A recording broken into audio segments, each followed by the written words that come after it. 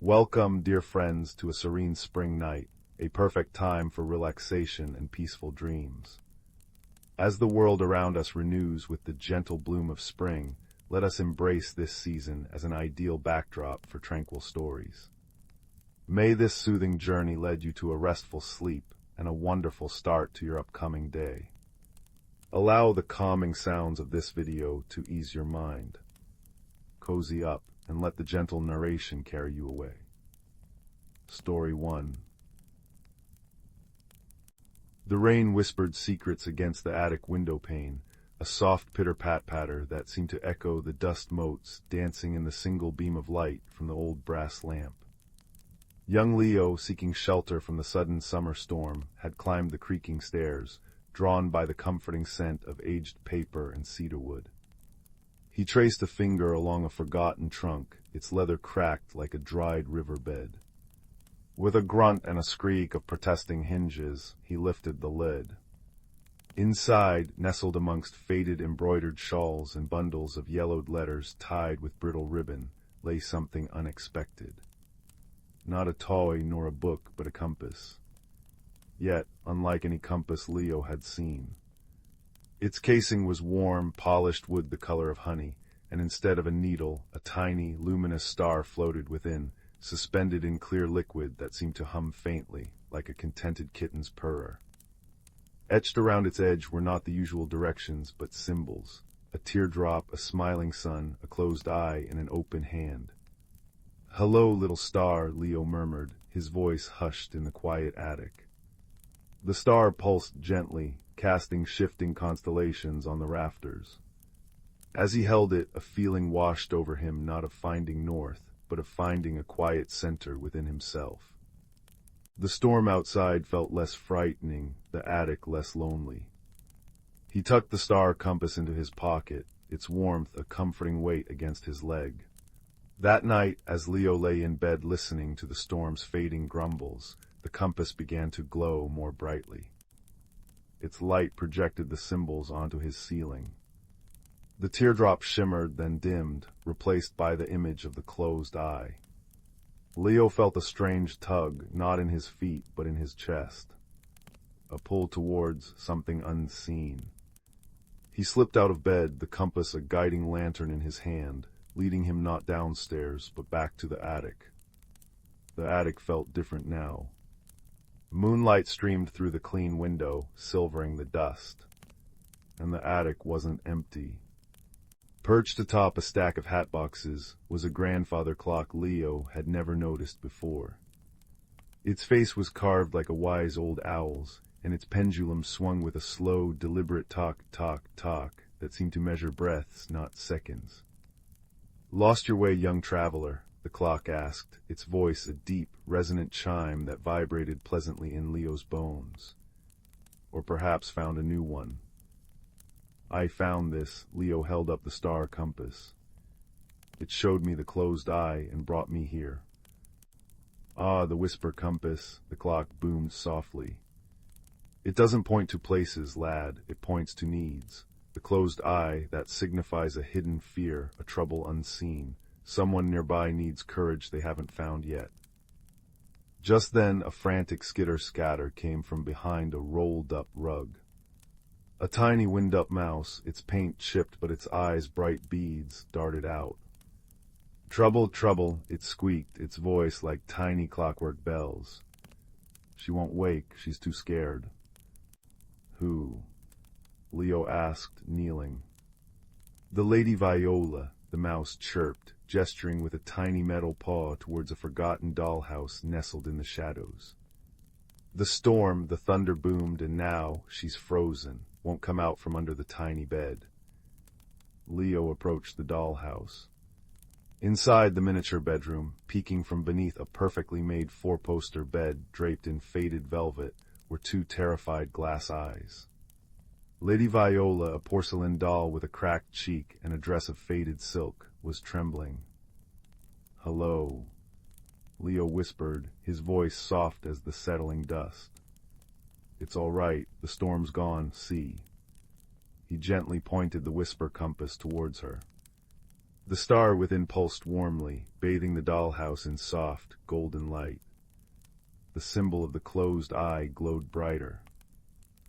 Shadows. Lady Viola's voice was barely a whisper, like rustling tissue paper. Big shadows after the bangs, they moved on the walls. Leo understood. The lightning had cast monstrous, shifting shapes across the attic walls, terrifying the tiny doll. Her courage had fled, leaving her frozen. The challenge wasn't battling a dragon, it was soothing a frightened heart smaller than his thumb. Those shadows, Leo said gently, sitting cross-legged before the dollhouse, they were just the old coat rack and the rocking horse, dancing in the lightning. See. He carefully angled the lamp. The coat rack's shadow stretched long and thin, the rocking horses curved like a gentle hill. No monsters, just friends playing dress-up in the light. The mouse scampered up Leo's arm. See, Viola, see, just Sela's the coat rack and Horace the horse, silly shadows. The whisper compass hummed, its light steady. Leo didn't rush. He talked softly about the cozy warmth of the attic, the smell of cedar, the soothing tock tock tock of the wise old clock. He described the raindrops sparkling like diamonds on the windowpane now that the storm had passed. The mouse, whose name turned out to be Pip, did little somersaults on the dollhouse roof, making tiny tink-tink sounds that made Viola's glass eyes widen slightly less in fear. Patience. Kindness. Leo offered not grand gestures, but quiet presence. He found a scrap of soft blue velvet, perhaps from one of the shawls, and gently pushed it under the tiny bed with the tip of his finger. Something soft for your feet, he murmured. Slowly, ever so slowly, a tiny porcelain hand reached out and touched the velvet. Then another. Lady Viola inched out, her silk dress rustling softly.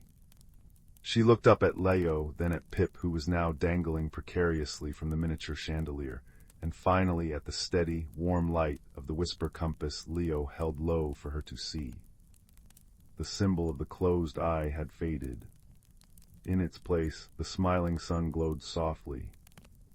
Thank you, Viola whispered, her voice stronger now. The light, it's warm, like sunshine after rain. She smoothed her dress, a small, brave gesture. Pip cheered, doing a backflip off the chandelier with a triumphant sprawling. Hooray for Leo, hooray for the whisper light. The grandfather clock chimed softly, a single, mellow bong that resonated through the quiet attic. Well navigated, young traveler, it rumbled.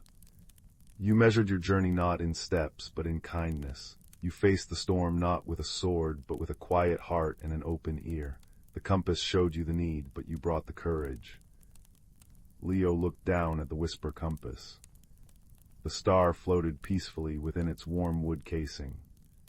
The symbols glowed softly, the teardrop for sadness, the sun for joy, the eye for hidden fear, the hand for offering help.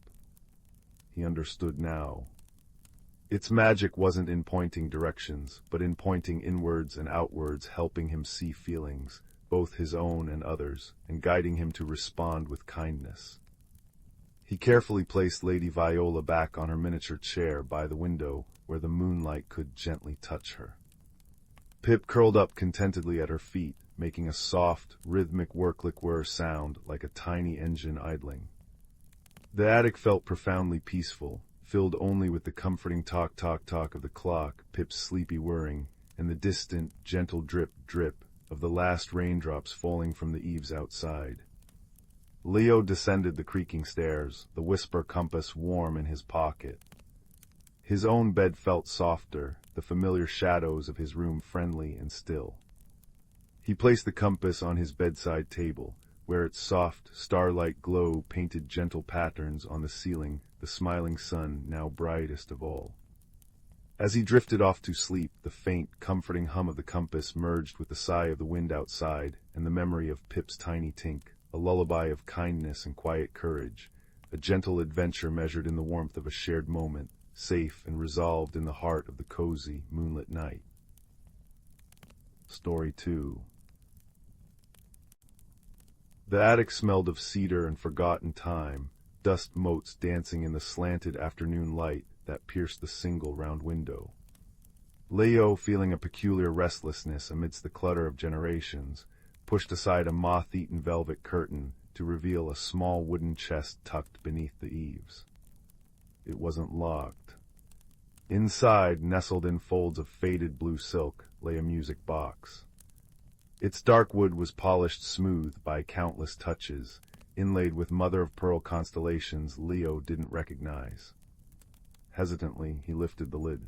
A melody unfurled, sweet and ancient, like water trickling over smooth stones. It was the lullaby his grandmother used to hum, the one she'd called the root and the bloom. Roots run deep where memories sleep, and kindness blooms in every room. As the tune played, the dust motes seemed to shimmer brighter, coalescing into the faint, translucent figure of a woman sitting beside him. She wore a simple dress of homespun linen, her hair braided with dried wildflowers. Her eyes, kind and knowing, held the same deep brown as Leo's own. "Hello, Leo," she whispered, her voice like wind through dry grass. "I am Leora, your thrice great-grandmother. You found the Star Weaver's box." Her hand, though insubstantial, gestured towards the constellations on the lid. "Long ago, before maps could be bought in shops, our family were stargazers. We didn't just read the stars, we wove their light into stories, guiding travelers lost in the dark woods with tales spun from the heavens. This box held our most precious map, not drawn on paper, but sung into being." As the music box's melody wove around them, Leora began to speak, and Leo wasn't just listening, he was there. He stood on a hilltop under a velvet sky ablaze with stars. Leora, young and solid now, sat beside an older man with eyes like chips of obsidian, her grandfather, Elias. A lost child, sniffling and scared, huddled near their small fire. "Tell the story, grandfather," Leora urged. Elias smiled, his voice a low rumble that harmonized with the night insects. "Long ago," Elias began, "when the world was younger and the stars closer, there lived a weaver named Anya, our many times grandmother. She didn't weave cloth, but starlight. Every clear night she'd sit on this very hill, her hands moving like this." Elias mimed a gentle, intricate motion. Catching the silver threads falling from the sky, she wove them into a tapestry so vast it mirrored the heavens above. Within Elias's telling, Leo glimpsed Anya herself, her face serene, fingers deftly plucking shimmering strands from the air. Elias continued, "One bitter winter, a great blizzard buried the village. People were cold and afraid, the paths lost under deep snow. Anya knew the star tapestry held the memory of every path, every landmark, but reading it needed more than eyes. It needed the heart song passed down, the same tune now playing in your box, Leo. Roots run deep where memories sleep." Elias sang the line softly. Anya, in the vision within the vision, hummed it too as her fingers traced the glowing tapestry. Guided by the melody and the woven starlight, she led villagers through the blinding snow to a sheltered cave, saving them. But Elias sighed, the firelight flickering on his weathered face. Anya's son, Cale, thought the tapestry itself was the magic. He guarded it fiercely, forgetting the song, forgetting the telling of the stories. He hid it away, thinking the object alone held the power. The guiding stopped. The village lost its way in more than just storms. Leora's voice pulled Leo back to the attic. The ghostly woman looked sad.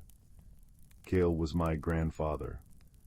He grew bitter, believing the family's purpose was lost when the tapestry finally frayed beyond repair. He locked the song away in this box, a beautiful cage for a living thing. He thought heritage was the thing you held, not the act you performed. He regretted it deeply before he passed, but the silence had stretched too long between him and his children. She touched the music box lid gently. He asked that the box be found when someone needed to remember not just what we were, but how we were. The melody swelled slightly, repeating the hypnotic refrain. Roots run deep where memories sleep, and kindness blooms in every room. Leo looked from Leora's translucent form to the music box. It wasn't just a map, it was an invitation. "The guiding, the storytelling, that's the real heirloom, isn't it?" he breathed. not the box or the lost tapestry, it's the doing. Leora smiled, her form growing fainter, merging with the dust motes dancing in the sunbeam. Yes, Leo, the roots are the stories, the remembrance, the bloom is the kindness you weave with them. Cale's regret was that he kept the song silent. Don't lock it away, sing it, share it, guide with it in your own way. That night, Leo couldn't sleep. The melody echoed in his mind. He crept downstairs where his younger sister, Maya, was awake, frightened by a thunderstorm rattling the windows. He sat beside her, the music box in his lap. He opened it, letting the familiar tune fill the room. Roots run deep where memories sleep, he sang softly, his voice joining the chime of the box. Maya's trembling eased. What's that, Leo? It's an old song, he said, pulling her close. A story song. Long ago, on a hill just like the one behind our house, there was a weaver named Anya. He began. He told her of Anya weaving starlight, of Elias guiding the lost child with stories, even of Cale's regret, his voice gentle, weaving the tale like Anya wove the stars. He didn't have a tapestry, but he had the melody, the rhythm of the words, the warmth of Maya leaning against him. He saw Anya's patience in his own calm tone, Elias's reassurance in the way he described the safe cave, and felt Cale's regret dissolve as he chose to speak, to share, to connect. As he finished, the storm outside had gentled to a soft rain. Maya slept peacefully. Leo hummed the lullaby, watching her. Roots run deep where memories sleep, and kindness blooms in every room. He realized the truth Leora had shown him. The heritage wasn't just in the box, the story, or even the blood. It lived in this moment in the comfort he offered, the story he shared, the quiet act of guiding his sister through her fear, just as Anya guided through snow, Elias through darkness, and Leora through remembrance. The music box was a vessel, beautiful and precious, but the real magic, the true inheritance, was the kindness blooming right here, in this room, sung softly into the peaceful dark. The roots of the past fed the living bloom of the present, and in that connection, deep beneath the weight of years, old regrets gently turned to fertile soil for new beginnings. The melody played on, a soft heartbeat in the quiet house, a promise woven into the very air. Story 3. The embers glowed like sleepy fireflies in the hearth, casting dancing shadows on the walls as the wind sighed softly through the ancient pines outside. Tonight our story drifts to Willow Creek Hollow, a village where cobblestones glistened after rain, where every garden gate squeaked a unique tune, and where the river didn't just flow, it sang. A gentle, tinkling melody, like water playing crystal glasses, had been its constant companion for generations. Until one misty Tuesday, it fell silent. Bramble, the village baker, whose hands were always dusted with flour like fresh snow, noticed first. While kneading dough before dawn, the usual comforting song was absent, replaced only by the rhythmic tock tock tock of the old clock tower in the square and the restless sighing of the wind chimes hanging outside Mrs. Nettle's tea shop. It felt hollow, empty, like the village had lost its voice. By midday, whispers fluttered like fallen leaves. Old Man Hemlock swore the stars above his cottage garden blinked out one by one last night, only to reappear moments later. Young Pip, delivering bundles of lavender, found a patch of forget-me-nots shimmering from blue to violet and back again near the old stone bridge. And Mrs. Nettle herself, while polishing her collection of singing teacups, they hummed when filled with hot chamomile, found a constellation map etched onto a dusty pantry shelf she'd never noticed before. It depicted familiar stars, the shepherd's crook, the wishing well, but with tiny, unfamiliar symbols nestled between them. Bramble, wiping floury hands on her apron, felt a quiet determination stir. The silence of the river song felt like a friend gone missing. She wasn't a warrior or a wizard, but Bramble had a gift. She noticed things. The way the light caught dew on a spiderweb, the subtle shift in whiskers, the badgers sniffing when truffles were near, the exact shade of brown on a perfectly baked loaf. And she listened, truly listened. Her first stop was the bridge where Pip saw the color-changing flowers. Kneeling, Bramble traced the cool petals. They shimmered faintly under her touch. Nearby, half hidden in moss, lay a smooth, gray pebble etched with a tiny symbol, a spiral with a dot in the center. It matched one of the strange symbols on Mrs. Nettle's pantry map. Pocketing the pebble, Bramble hummed an old nursery rhyme her grandmother used to sing. When the river forgets its tune, seek the stones beneath the moon. Follow the path the starlight weaves, past the chime of whispering leaves. But mind the tick that tells a lie, or the true song might pass you by. The rhyme felt like a key turning in a lock. Stones beneath the moon, the riverbed. Whispering leaves, perhaps the enormous, ancient oak heart tree in the village green, whose leaves rustled secrets even on still days. And the tick that tells a lie. That sounded suspiciously like the Clocktower, known affectionately as Old Ticker, whose chimes had been slightly off a beat too slow or fast ever since Mr. Thimblewick, the reclusive clockmaker, had tinkered with it last week. Here lay the first delightful red herring. Bramble, clutching the constellation map Mrs. Nettle had generously loaned her, marched towards the square. The rhythmic tock tock tock of Old Ticker seemed louder now, almost accusatory. Surely Mr. Thimblewick's meddling was connected. He lived alone in a crooked cottage crammed with gears and pendulums, rarely seen except for his hunched figure winding the tower clock. Approaching his cottage, Bramble heard not the expected clatter of tools, but a softer sound, the gentle plink-plink of tiny hammers on metal, and a low, tuneful humming. Peeking through a window dusted with cobwebs, she saw Mr. Thimblewick not fixing a clock, but carefully assembling a miniature carousel. Tiny, beautifully painted wooden animals spun silently on his workbench. He looked up startled, his eyes wide behind thick spectacles. "Oh, Bramble, didn't hear you," he stammered. "Just mending Pip's toy horse." Leg came loose. He gestured shyly to the carousel. "Practice, you see, for the midsummer fair. Wanted it to be a surprise." He explained Old Ticker's odd chime was due to a stubborn gear he was still trying to source. He'd been distracted by his secret project. The tick that tells a lie wasn't malice, just the clockmaker's temporary struggle and a heart full of hidden kindness. Bramble left with a warm feeling and a small, beautifully carved wooden star from the unfinished carousel, a token of unexpected delight, but not the answer to the river's silence. Next, guided by the rhyme and the map, Bramble went to Oakheart. The massive tree stood sentinel, its leaves whispering incessantly. She unfolded the map, comparing the unfamiliar symbols to the stars above.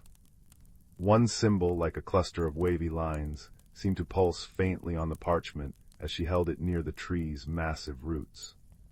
Kneeling, Bramble brushed away damp leaves and found another smooth stone, this one cool and dark blue, etched with the wavy line symbol. As she touched it, a fragment of the nursery rhyme echoed in her mind, "Follow the path the starlight weaves." Looking up through Oakheart's branches, she saw the constellation known as the Weaver's Shuttle directly overhead. Tracing its pattern on the map, a line seemed to connect it to another symbol, the spiral with the dot she'd found earlier pointing downstream, towards the Whispering Falls where the river song was usually loudest.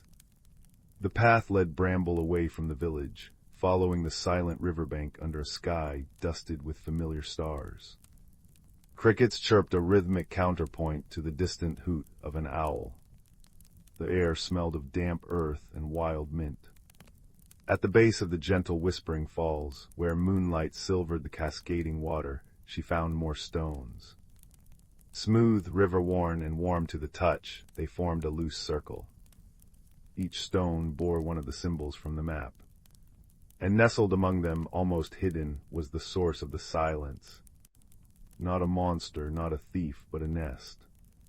A large, intricate nest woven from luminous strands of silver moss and glowing, blue-green reeds, pulsing softly like captured moonlight. Inside, nestled on a bed of impossibly soft down, were three small, sleeping creatures. They looked like a cross between dormice and dragonflies, with shimmering, iridescent wings folded tightly against their furry bodies and long tails curled around them. Tiny puffs of mist rose from their noses with each breath. Bramble gasped softly. River sprites, creatures of legend, whispered about but rarely seen. Their nest was built directly over the cluster of special moon-kissed stones where the river's song originated. The dense glowing moss was muffling the stone's vibrations, silencing the song. But why here? Why now? Bramble remembered the other peculiar happenings. Old Man Hemlock's disappearing stars, perhaps not disappearing, but dimming as the sprites gathered starlight for their luminous nest. Pip's color-changing flowers, maybe reacting to the sprites' magic as they flew past. The constellation map suddenly made sense. It wasn't a map of the sky, but a map of the sprites' path, showing where they gathered different kinds of magic. Starlight at Hemlock's garden, color from the forget-me-nots, song from the river stones. The sprites weren't causing trouble, they were building a safe nursery. The river's silence was an accident. Bramble's heart swelled with empathy. She couldn't destroy their nest, but perhaps she could move it. Gently, ever so gently, using the wooden star mister. Thimblewick had given her and a large, sturdy dock leaf as tools. Bramble carefully lifted the entire nest. It felt light and warm, humming with quiet energy. The sleeping sprites nestled deeper, undisturbed. Following the map symbols downstream a little further, she found a perfect spot. A sheltered nook beneath the roots of a willow tree, bathed in soft moonlight, close to the water but not directly on the singing stones. Here the river's song would be a gentle lullaby, not silenced. She placed the nest securely, tucking it in with extra downy thistledown she found nearby. As dawn painted the sky peach and lavender, Bramble stepped back. A faint, tentative tinkle sounded, then another, like a child finding its voice. Then clear and sweet, the river's song swelled back to life, weaving through the morning air, mingling with the cheerful ding-dong of old Ticker finally chiming true the hour, and the soft sigh of the wind chimes. The village awoke to music. By noon, the whole of Willow Creek Hollow had gathered by the riverbank, drawn by the restored song and Bramble's tale. Old Man Hemlock pointed out the sprite's nest, now visible as a soft glow under the willow, a wondrous secret shared. Pip brought armfuls of shimmering forget-me-nots to plant nearby. Mrs. Nettle served chamomile tea from her humming cups, and Mr. Thimblewick, beaming, revealed his nearly finished carousel, its tiny horses seeming to prance in the sparkling river light. He promised rides for everyone at midsummer.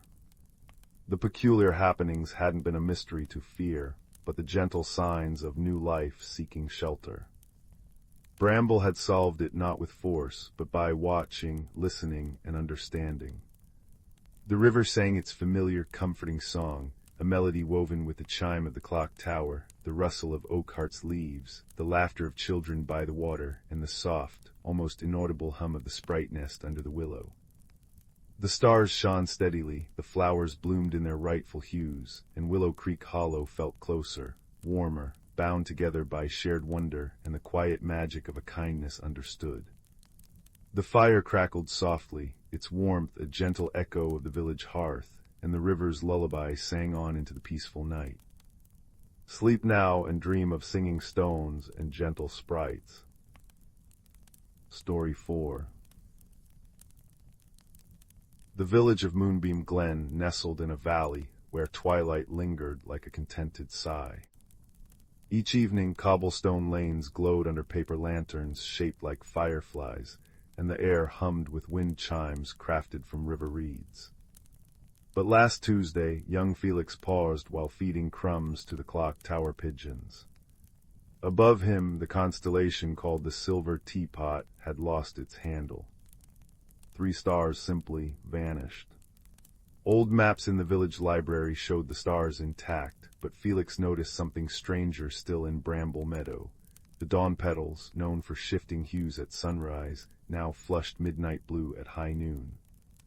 "Like they're holding moonlight," murmured Marigold the gardener, her apron pockets spilling sunflower seeds. And listen. A hush fell. The 12-toned chime of the clock tower played backwards, ding-dong-ding becoming dong-ding-dong, as raindrops hovered midair before rising back into the clouds. Felix, whose quiet eyes missed little, found the first clue in a nursery rhyme sung by children skipping rope near the mill pond. When stars play hide-and-seek in the deep, follow the snail who backwards creep. Find the key where fireflies sleep. In the cradle the moon does keep. He traced the skipping stones to a mossy grove where iridescent snails left silver trails, flowing uphill. The trails led to hollow oak, where fireflies nested inside acorn caps. There Felix discovered an antique key wrapped in birch bark. "A wild goose chase," chuckled old Hemlock, polishing his spectacles by the hearth. "That unlocks Mayor Thistle's cider cellar. Nothing but fizzy apricot brew inside." Yet within the cellar, Felix noticed the cider barrels stacked atop a worn mosaic, celestial patterns matching the missing stars. One tile, a sapphire chip, glowed faintly. Meanwhile, whispers spread. Pip the blacksmith's apprentice swore he saw stars reflected in the mill pond at dawn, only for them to dissolve like sugar. "Ghost stars," he declared, until Felix dipped a net and pulled up handfuls of luminous, star-shaped algae, a natural marvel mistaken for magic.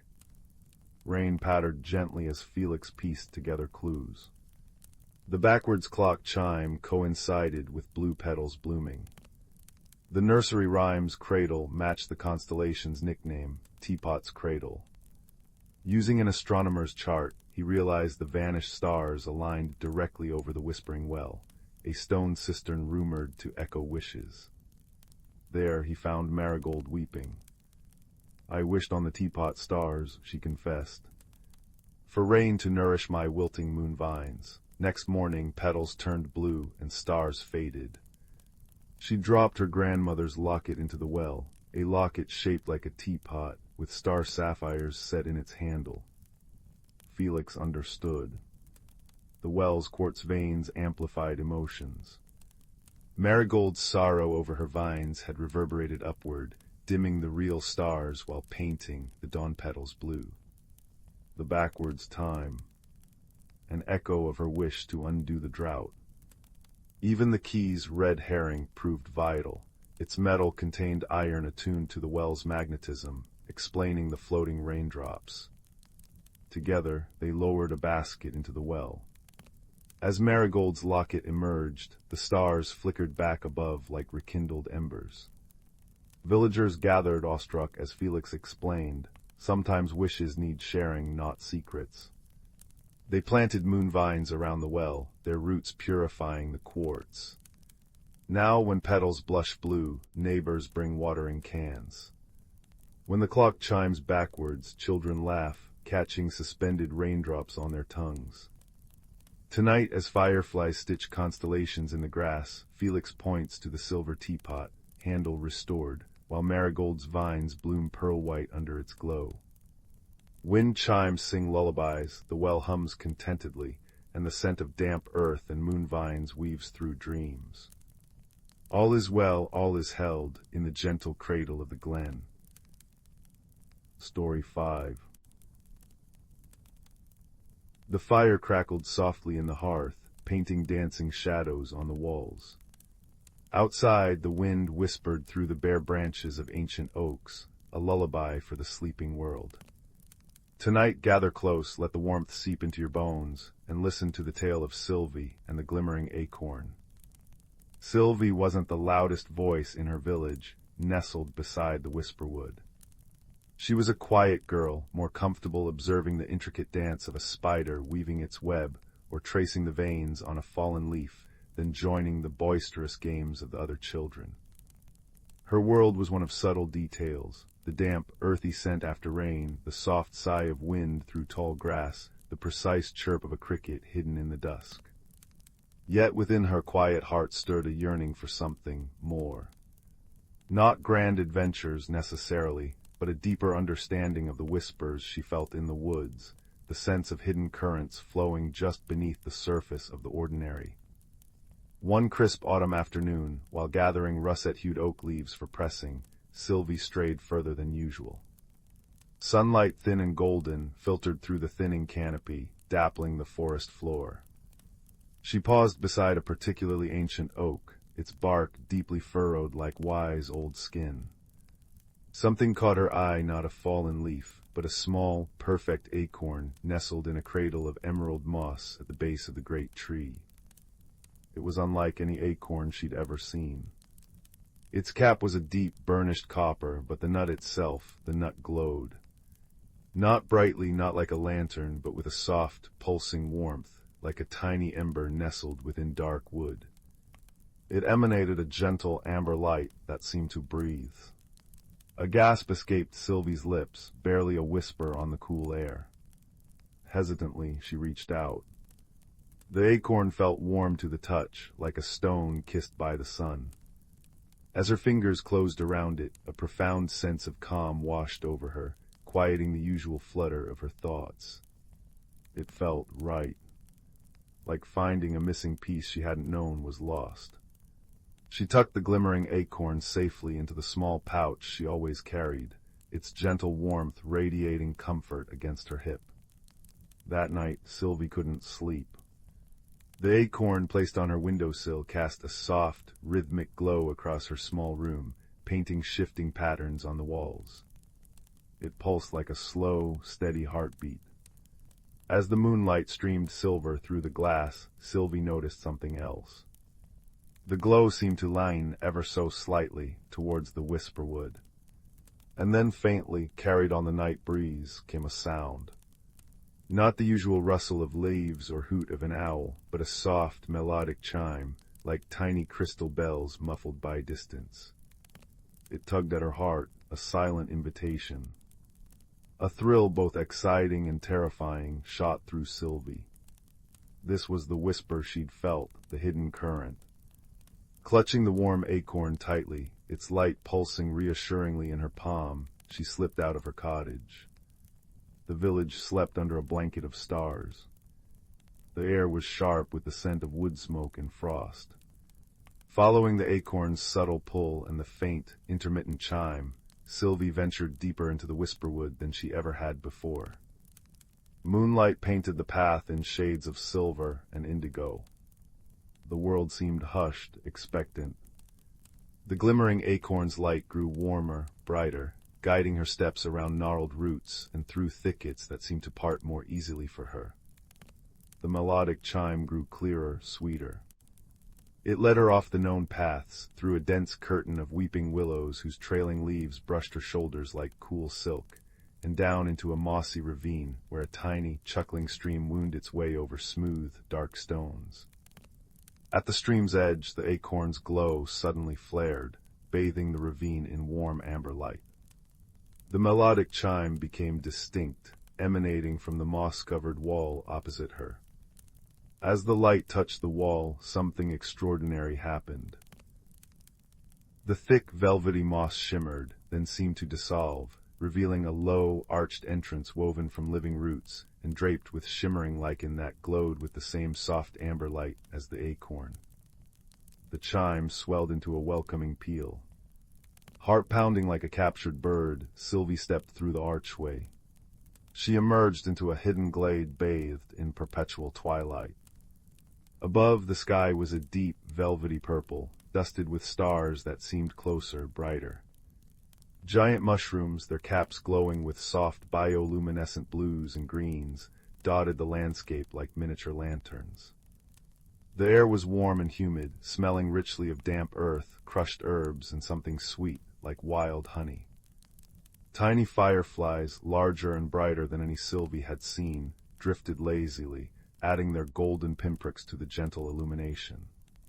Nestled amongst towering, luminous toadstools and beneath giant, softly rustling ferns were dwellings. Not houses of wood or stone, but intricate structures woven from living vines, padded with impossibly soft moss, and lit from within by glowing crystals or clusters of the same luminous fungi. This was Mossglow Hollow, and it was silent, eerily so. The melodic chime had stopped. The usual hum of a hidden community was absent. The glowing mushrooms seemed dimmer than they should, their light flickering weakly. A sense of profound melancholy hung heavy in the warm air. Who goes there?" a small, tremulous voice piped up. Sylvie jumped. Peering from behind a giant, glowing toadstool cap was a creature about the size of a large squirrel, but infinitely more delicate. It had large, luminous eyes the color of moonlit moss, huge ears that twitched nervously, and fur the soft gray of wood smoke. Its tiny paws clutched a smooth river stone that glowed with a faint, fading blue light. "Hello," Sylvie whispered, holding out her hand slowly, palm up, showing the glimmering acorn. Its warm light pulsed reassuringly. "My name is Sylvie. I followed the light and the chime." The creature's large eyes widened impossibly further, reflecting the acorn's amber glow. "The beacon," it breathed, its voice like dry leaves rustling. "You carry the beacon oak's heart, but it's been silent for so long, dimming." Its large ears drooped. "I am Pip, guardian of the threshold, or I was. The light fades, the chime has stopped. Mossglow is slipping away." Pip gestured sadly around the quiet, dim glade. "The heart lights grow weak." Sylvie knelt, bringing herself closer to Pip's level. The glimmering acorn felt warm and alive in her hand. "What are the heart lights? What happened?" Pip explained in a voice tinged with sorrow. Mossglow Hollow was sustained by the heart lights special, resonant stones found deep in the Whisperwood's heart, each attuned to the life force of the forest. They were placed in the dwellings and amongst the glowing flora, drawing subtle energy and reflecting it as light and gentle warmth. The melodic chime Sylvie heard was the collective hum of these stones, a song of harmony and connection. The beacon oak, the ancient tree where Sylvie found the acorn, was the anchor, its deep roots drawing the forest's energy and broadcasting it through the beacon, the acorn, which resonated with the heart lights. "But the beacon went silent months ago," Pip sighed, his small shoulders slumped.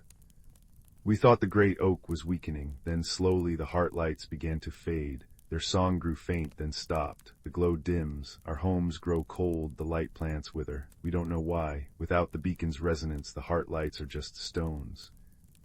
He held up his own faintly glowing stone. "Even the guardian's light fades." Sylvie looked at the glimmering acorn in her hand, then at Pip's sad, hopeful face. The acorn hadn't been silent for her.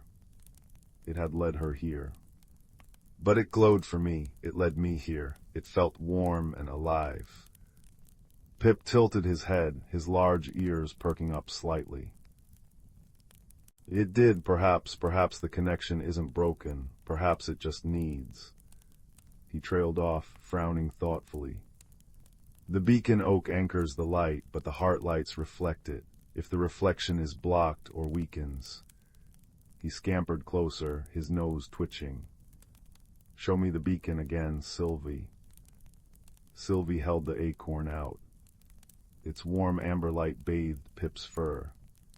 As the light touched the small blue heart-light stone in Pip's paws, something miraculous happened. The stone flickered, then pulsed with renewed vigor, its blue light brightening, swirling with threads of amber from the acorn. A single pure clear chime rang out, sweet and resonant in the silent glade. Pip gasped, his eyes shining with reflected light. "It works, the beacon still sings, but why doesn't it reach the others?" He looked desperately towards the silent, dim dwellings. Sylvie's quiet mind, used to noticing small things, began to work. She thought of the beacon oak, standing tall and seemingly healthy. she thought of the acorn, warm and pulsing in her hand. She thought of Pip's stone responding immediately to its light. The connection wasn't broken at the source. The problem must lie with the heart lights themselves, or the path between them.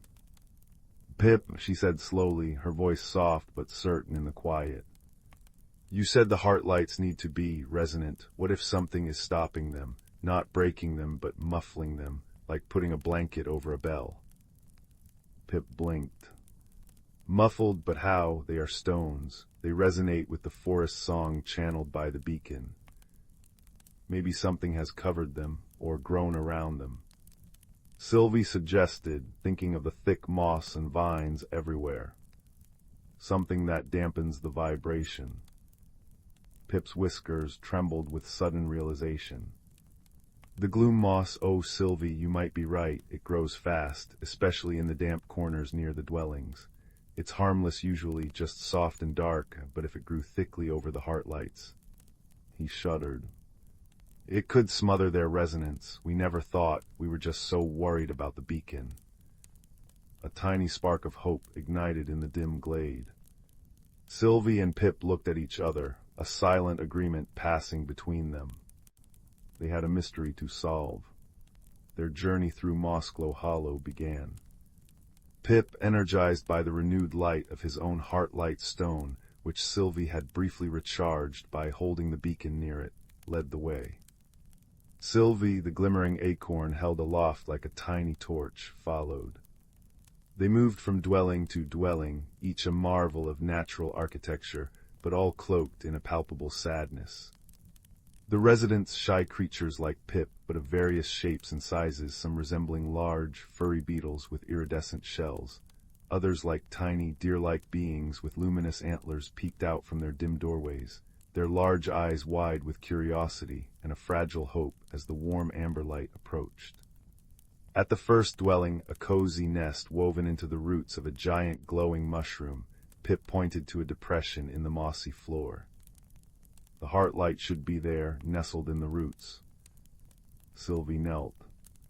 The spot was covered by a thick, velvety layer of unusually dark moss, almost black, that felt cold and slightly slimy to the touch. Gently, carefully, Sylvie brushed it aside. Beneath it, embedded in the roots, was a smooth, egg-shaped stone of pale rose quartz. It was utterly dark and silent. Holding the glimmering acorn close, Sylvie touched the stone. Nothing happened immediately.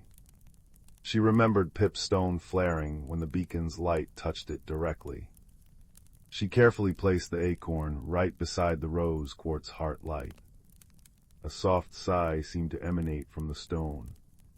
Then slowly, like an ember coaxed back to life, a warm, rosy light began to glow within it. It started faint, then grew stronger, pulsing in time with the beacon's amber rhythm. A single sweet chime, like a tiny glass bell, rang out, clear and pure. From within the dwelling, a soft gasp echoed, followed by a rustle and a tiny, joyful chirp.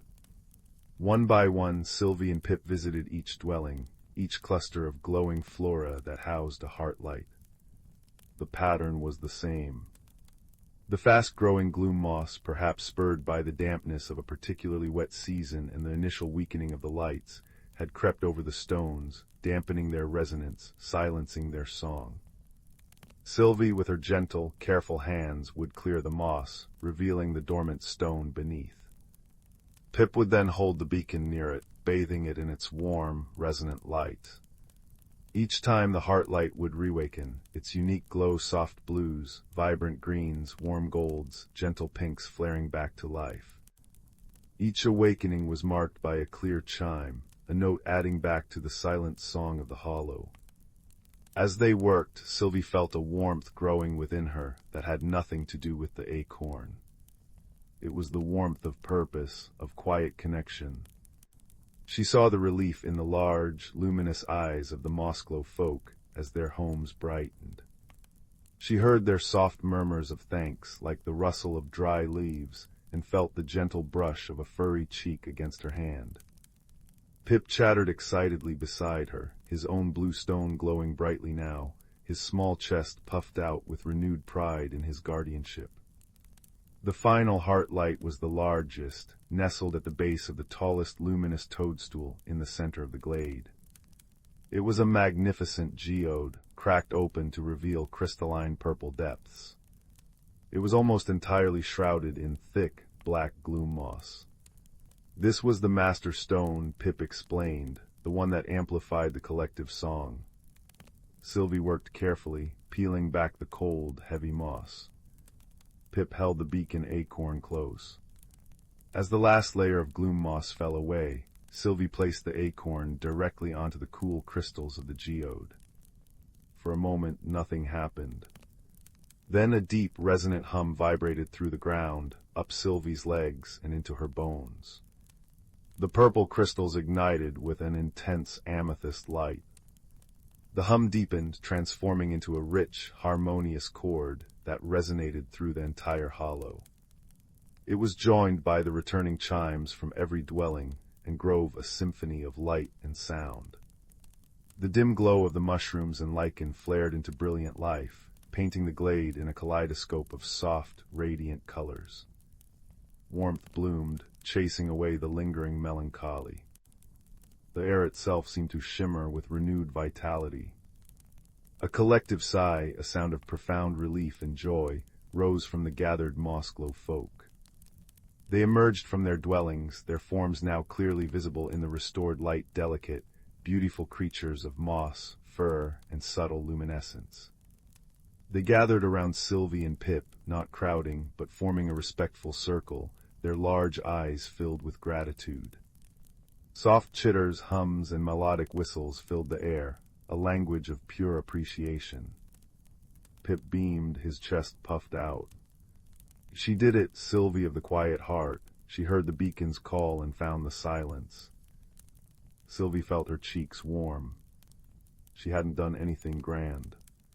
She just listened, noticed, and helped clear away what was blocking the light.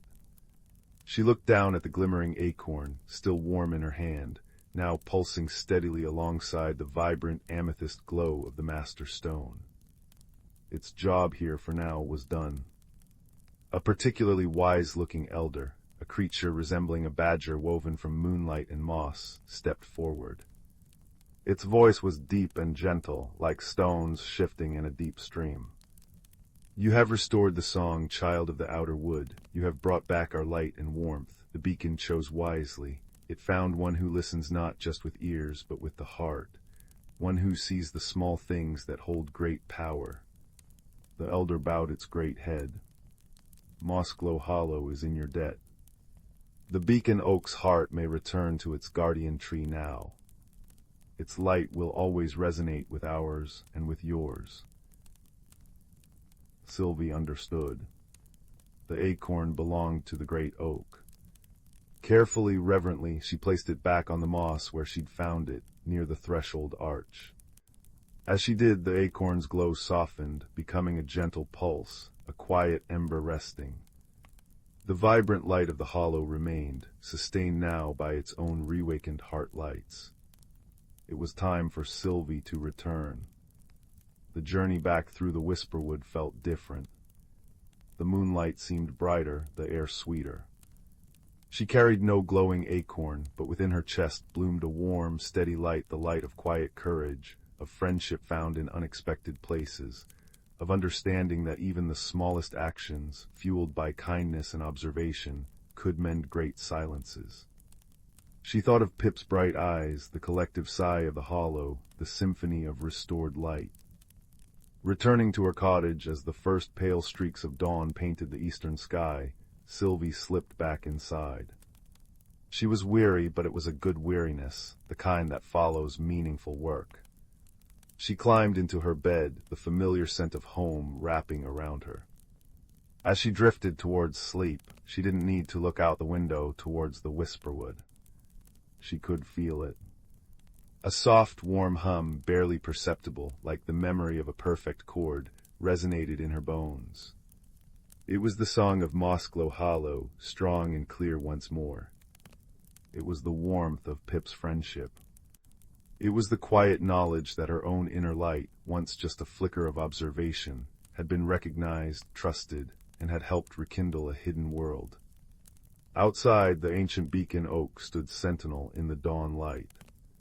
At its base, nestled in the emerald moss, the glimmering acorn pulsed softly, a tiny, warm ember in the gathering day.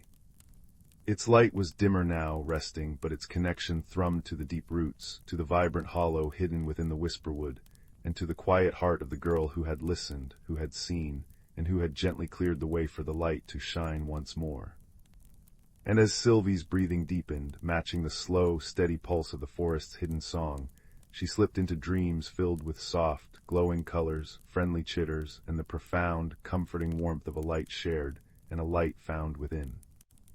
The fire in the hearth had burned low, its embers glowing with the same peaceful warmth as Sylvie's heart and the distant, resonant song of the forest, a gentle lullaby carrying her, and all who listened, into restful sleep. Story 6. Deep within the whisperwood, where moonbeams dripped like liquid silver through ancient boughs, lived a young hedgehog named Bramble.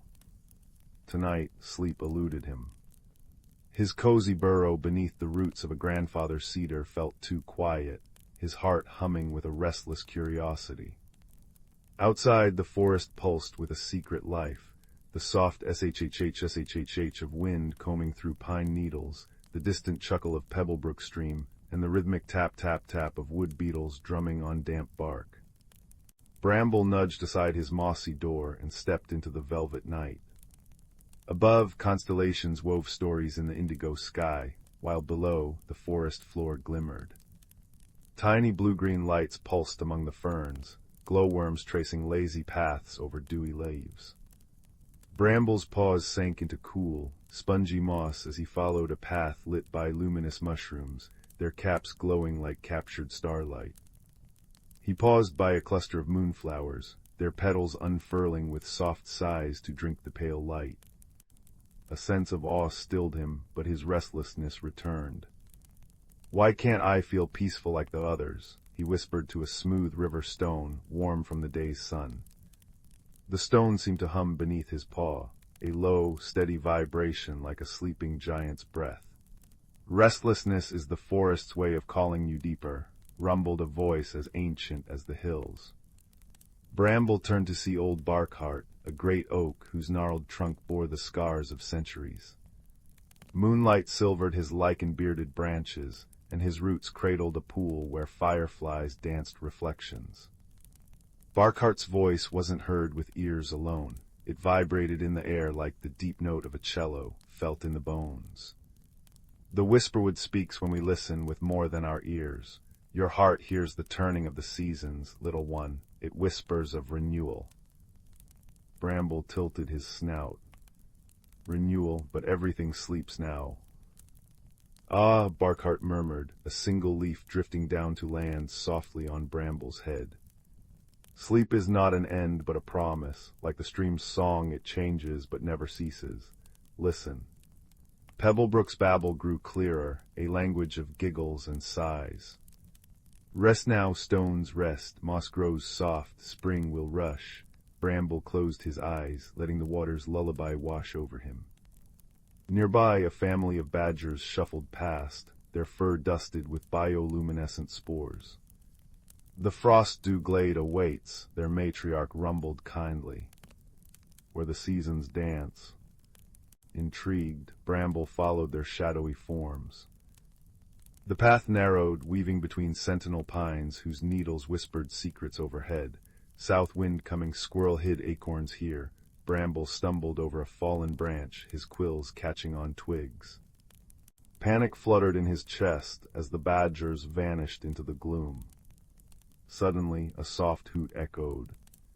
A tawny owl named Luna glided down, her feathers silent as snowfall. "Lost your way, moonchild?" she asked, her golden eyes gentle. "The forest's language can be overwhelming at first. Breathe with the wind." Luna guided him, her wings stirring the air into a soothing whoosh-whoosh that matched Bramble's breaths. They emerged into the frost-dew glade, a cathedral of starlight. Here, the air shimmered with magic. Bioluminescent moths traced spirals above a carpet of frost flowers that glowed like crushed diamonds. At the glade's heart stood a circle of standing stones, humming with low, harmonic tones. "This is where the seasons rest," Luna explained. "Watch." As Bramble gazed, the glade transformed. Autumn leaves, crimson, gold, and amber, swirled down in a silent rain, piling into fragrant drifts. Then a hush fell as delicate snowflakes began to spiral, dusting the stones in white.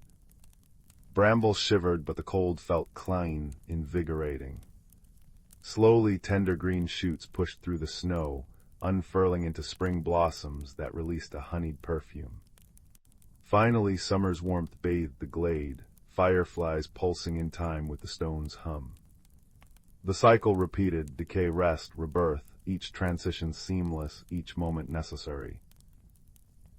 "The forest knows," murmured Barkheart, who had appeared beside them, his roots sunk deep into the glade's edge. "Strength comes not from endless doing, but from trusting the rhythm. Even stones dream of becoming sand, then stone again." A gentle rain began, pattering on leaves like 1,000 tiny drums. Plink plink on mushrooms, drip drip from Barkheart's branches. Bramble curled beneath a glowing toadstool, the rain's rhythm syncing with his heartbeat. He watched a ladybug shelter under a fern, her shell gleaming like a drop of sunset. "I thought rest meant emptiness," he confessed to Luna. "But it's full of whispers and waiting." "Exactly," Luna hooted softly. "In rest, the forest gathers its stories. In renewal, it shares them." She nudged a dewdrop from a blade of grass. It fell, plink, joining Pebblebrook's song. As dawn's first blush tinged the horizon, Bramble felt a deep calm settle over him. The restless hum had softened into a contented purr. He bid farewell to Luna and touched Barkheart's mossy trunk. "Thank you," he whispered. The oak's bark warmed beneath his paw, pulsing once, a forest's heartbeat. Walking home, Bramble noticed new details: the way moonflower petals closed with soft snaps as daylight approached, the creak groan of ancient trees stretching in the morning breeze. At his burrow he paused. Instead of rushing inside, he sat on a sun-warmed stone, watching mist rise from the stream like phantom dancers. He understood now rest wasn't stillness, but a different kind of motion, like the stream's endless journey or the star's slow wheel. That night, when Bramble curled into his nest of dried ferns, he listened. The wind sang lullabies through the cedar, the stream murmured promises of spring, and the stones hummed tales of eternity. Outside, the frost-dew glade cycled through seasons unseen, a hidden heart beating in the dark. Bramble smiled, his breaths deepening. He wasn't just resting, he was part of the forest's great, whispering dream, a small, cherished note in the symphony of renewal. And as the last firefly winked out, the whisperwood settled into a contented sigh, wrapped in moonlight and magic. Story 7. The velvet fog parted like curtains as the little girl, bundled in a soft, patchwork cloak the color of twilight, stepped onto the path woven from moonbeams and cobweb silk. It stretched upwards, vanishing into a sky where constellations weren't stars, but swirling, cinnamon-sugar dust motes caught in an eternal breeze. She clutched a small, slightly crumbly cinnamon bun wrapped in wax paper, her grandmother's recipe, the scent of nutmeg and warm dough a tiny anchor in this shifting, luminous world. She'd come to the sky-stitched city, seeking the Library of Whispers, a place said to hold stories spun from starlight and understanding. Her reason. A quiet ache inside, a feeling of being slightly lost in her own world, hoping that understanding other stories might help her find her own melody. Below her, islands of spun cloud drifted, dotted with buildings carved from solidified rainbows and chimneys, puffing sweet-smelling smoke that tasted faintly of caramel on the air. The path beneath her bare feet felt cool and resilient, like walking on solidified mist. She breathed in deeply. The air carried the crisp scent of ozone after a storm, mingled with the distant perfume of night-blooming jasmine from a floating garden. A gentle chime, like tiny silver bells, echoed nearby. Peering over the path's edge, she saw them, creatures like liquid moonlight, sleek and sinuous with fur that shimmered like spun pearl. Lumina otters. They swam through the air currents below, their bodies leaving faint trails of shimmering light. One, larger than the others with eyes like deep amethysts, looked up. It didn't speak with words, but a ripple of light pulsed across its fur, a gentle inquiry that resonated in her chest like a soft, questioning note on a flute. She felt a warmth, a sense of hello. "Hello," she whispered back, her voice swallowed by the vastness. She held up her cinnamon bun, the scent blooming stronger. The otter's light pulsed again, brighter, warmer welcome. It swam closer, its companions following, their combined light casting dancing patterns on the cloud path. They communicated in cascades of color and sound, complex emotions conveyed through shifting hues and melodic chimes. A sense of journey washed over her, tinged with curiosity. "Yes," she nodded. "The library of whispers." A chorus of understanding chimes tinkled. The amethyst-eyed otter nudged gently against her leg, its fur cool and impossibly smooth, like polished river stone. Then they swam ahead, their light trails converging like a glowing arrow pointing towards a specific cloud island. Upon it stood the Pillar of Echoes. It wasn't stone, but solidified music layers of harmonic resonance visible as swirling bands of color, humming with a deep, soothing vibration she felt in her bones. As she approached, the pillar seemed to sense her presence. The bands shifted, the hum deepening into a richer tone that resonated with the warmth of her cinnamon bun scent. It wasn't just a waypoint, it was a landmark that felt her intention, affirming her path with a comforting thrum that settled her slight unease. Following the otter's luminous path, she traversed bridges woven from spider silk rainbows, their surfaces cool and slightly sticky beneath her feet, smelling faintly of green leaves. They led her downwards, away from the cloud cities, through a rent in the sky fabric that shimmered like a soap bubble. Inside, the air changed. It was warmer, thicker, and carried the rich, earthy scent of damp moss and ancient paper. They descended into the Aurora Caverns. Here, the walls weren't rock, but solidified auroras. Ribbons of emerald, sapphire, and rose light pulsed and flowed like liquid gemstones, casting shifting colors that danced across the smooth, cool floor. The light itself seemed to hum, a low, constant thrumming that vibrated pleasantly in her chest. The otter's own light blended seamlessly, guiding her deeper. She reached out, brushing her fingers against an emerald flow. It felt cool and smooth, like polished glass, but with a faint, electric tingle. The scent was ozone again, but deeper, mingled with the mineral tang of deep earth. Deep within the caverns, bathed in the soft, ever-shifting glow, stood the Library of Whispers. It wasn't built, it grew. Towers spiraled upwards, formed from ancient, petrified roots intertwined with crystallized light. Books weren't on shelves, they floated gently in the air, their pages glowing softly, whispering secrets only to those who listened with their hearts. The air buzzed not with noise, but with the soft rustle of 1,000 turning pages and the gentle chime of knowledge settling. The scent was overwhelming now, old parchment, vanilla, ozone, and a comforting hint of wood smoke. The little girl hesitated at the threshold, the vast, quiet intelligence of the place pressing gently against her. The ache inside felt sharper here, amplified by the profound silence. Why was she here? Was it just curiosity? The lumina otters circled her, their lights dimming to a soft, comforting glow. The amethyst-eyed one nudged her hand, holding the cinnamon bun. Remember. She unwrapped it. The familiar, heartwarming scent of cinnamon, nutmeg, and baked dough bloomed, cutting through the library's ancient aromas. She took a small bite. The texture was soft, yielding, sweet with sugar and the memory of her grandmother's warm kitchen, the sound of laughter, the feeling of being utterly safe and known. Tears pricked her eyes. She wasn't just seeking understanding. She was seeking the feeling this little bun represented: belonging, comfort, home. She felt small adrift. The otters seemed to understand.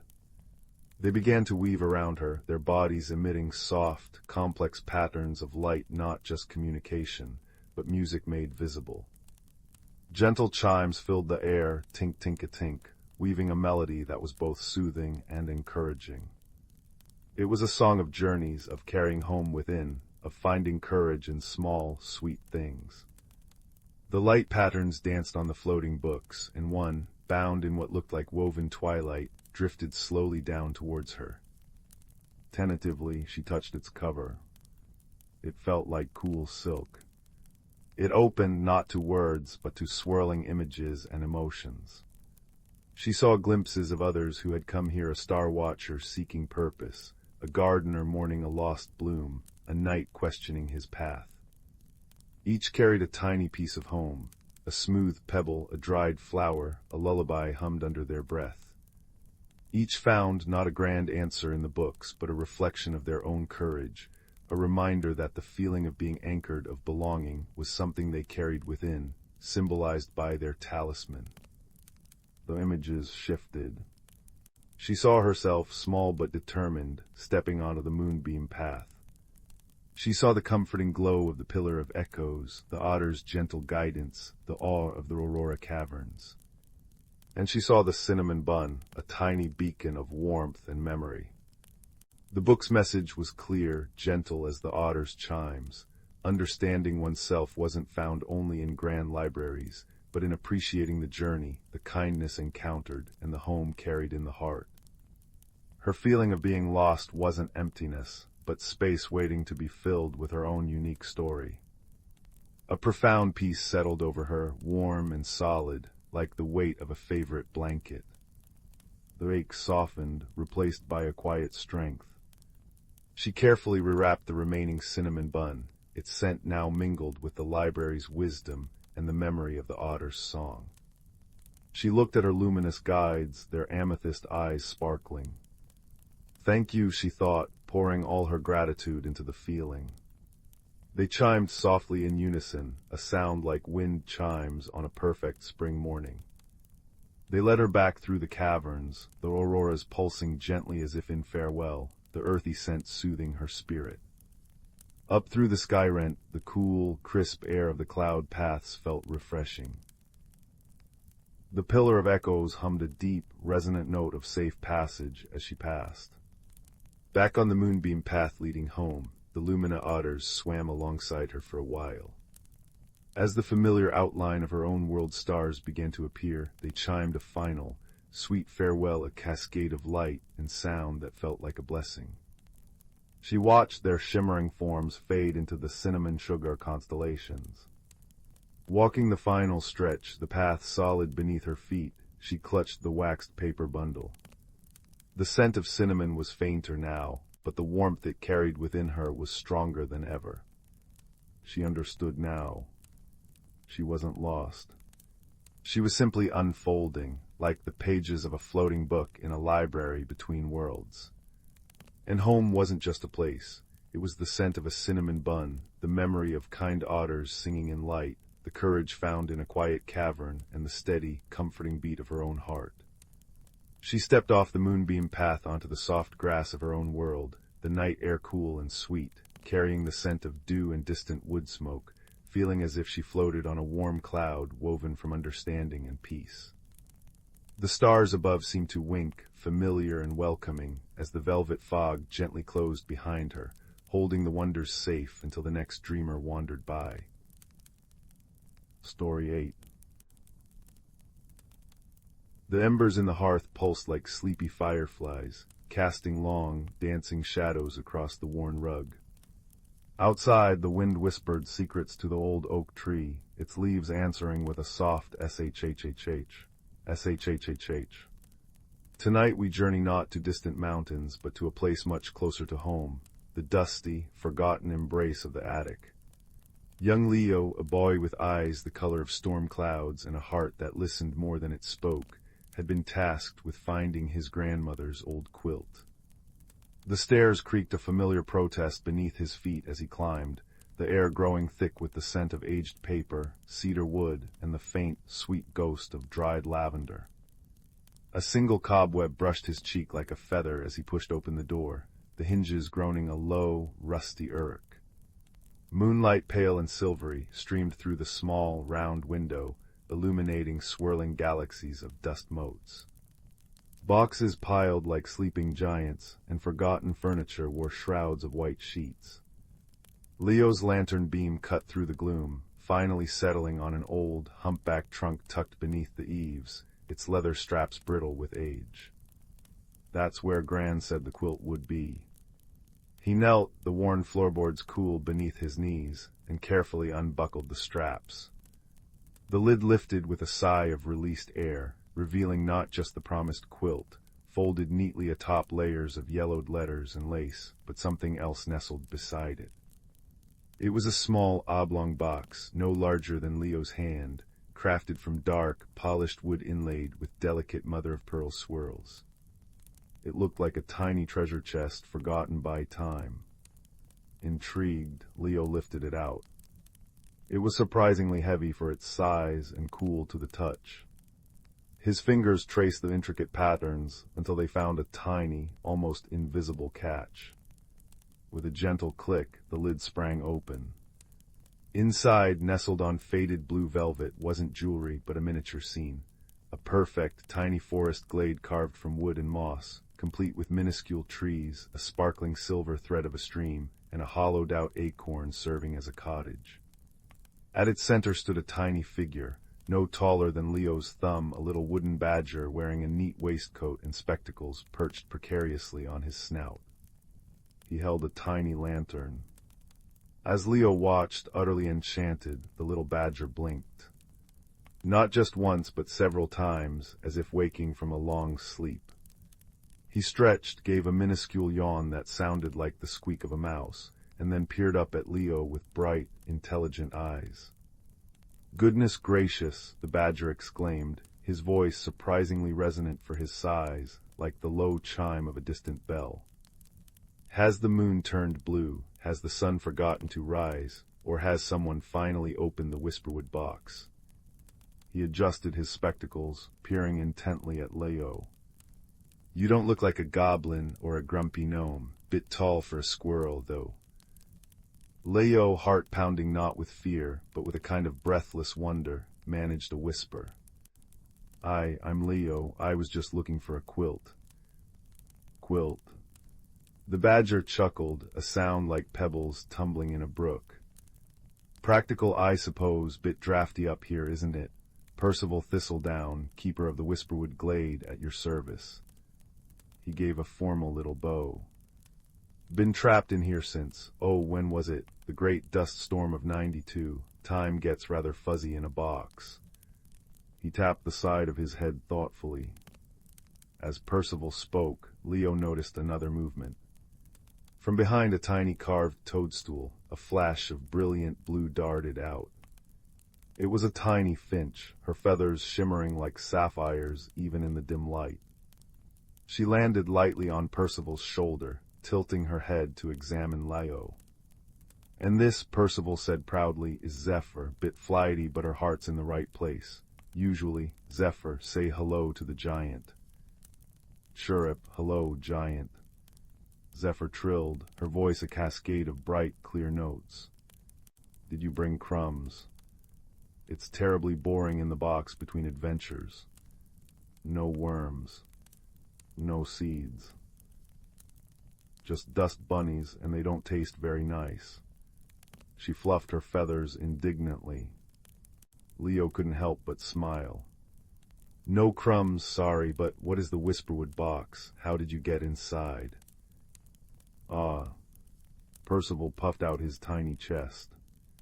"It's a convergence point, lad, a tiny pocket of the Whisperwood that's the most peaceful, secret forest there ever was. mind you anchored in this here box by old magic. My job is to tend the glade, keep the pathways clear, and ensure the Whisperwood's song flows freely.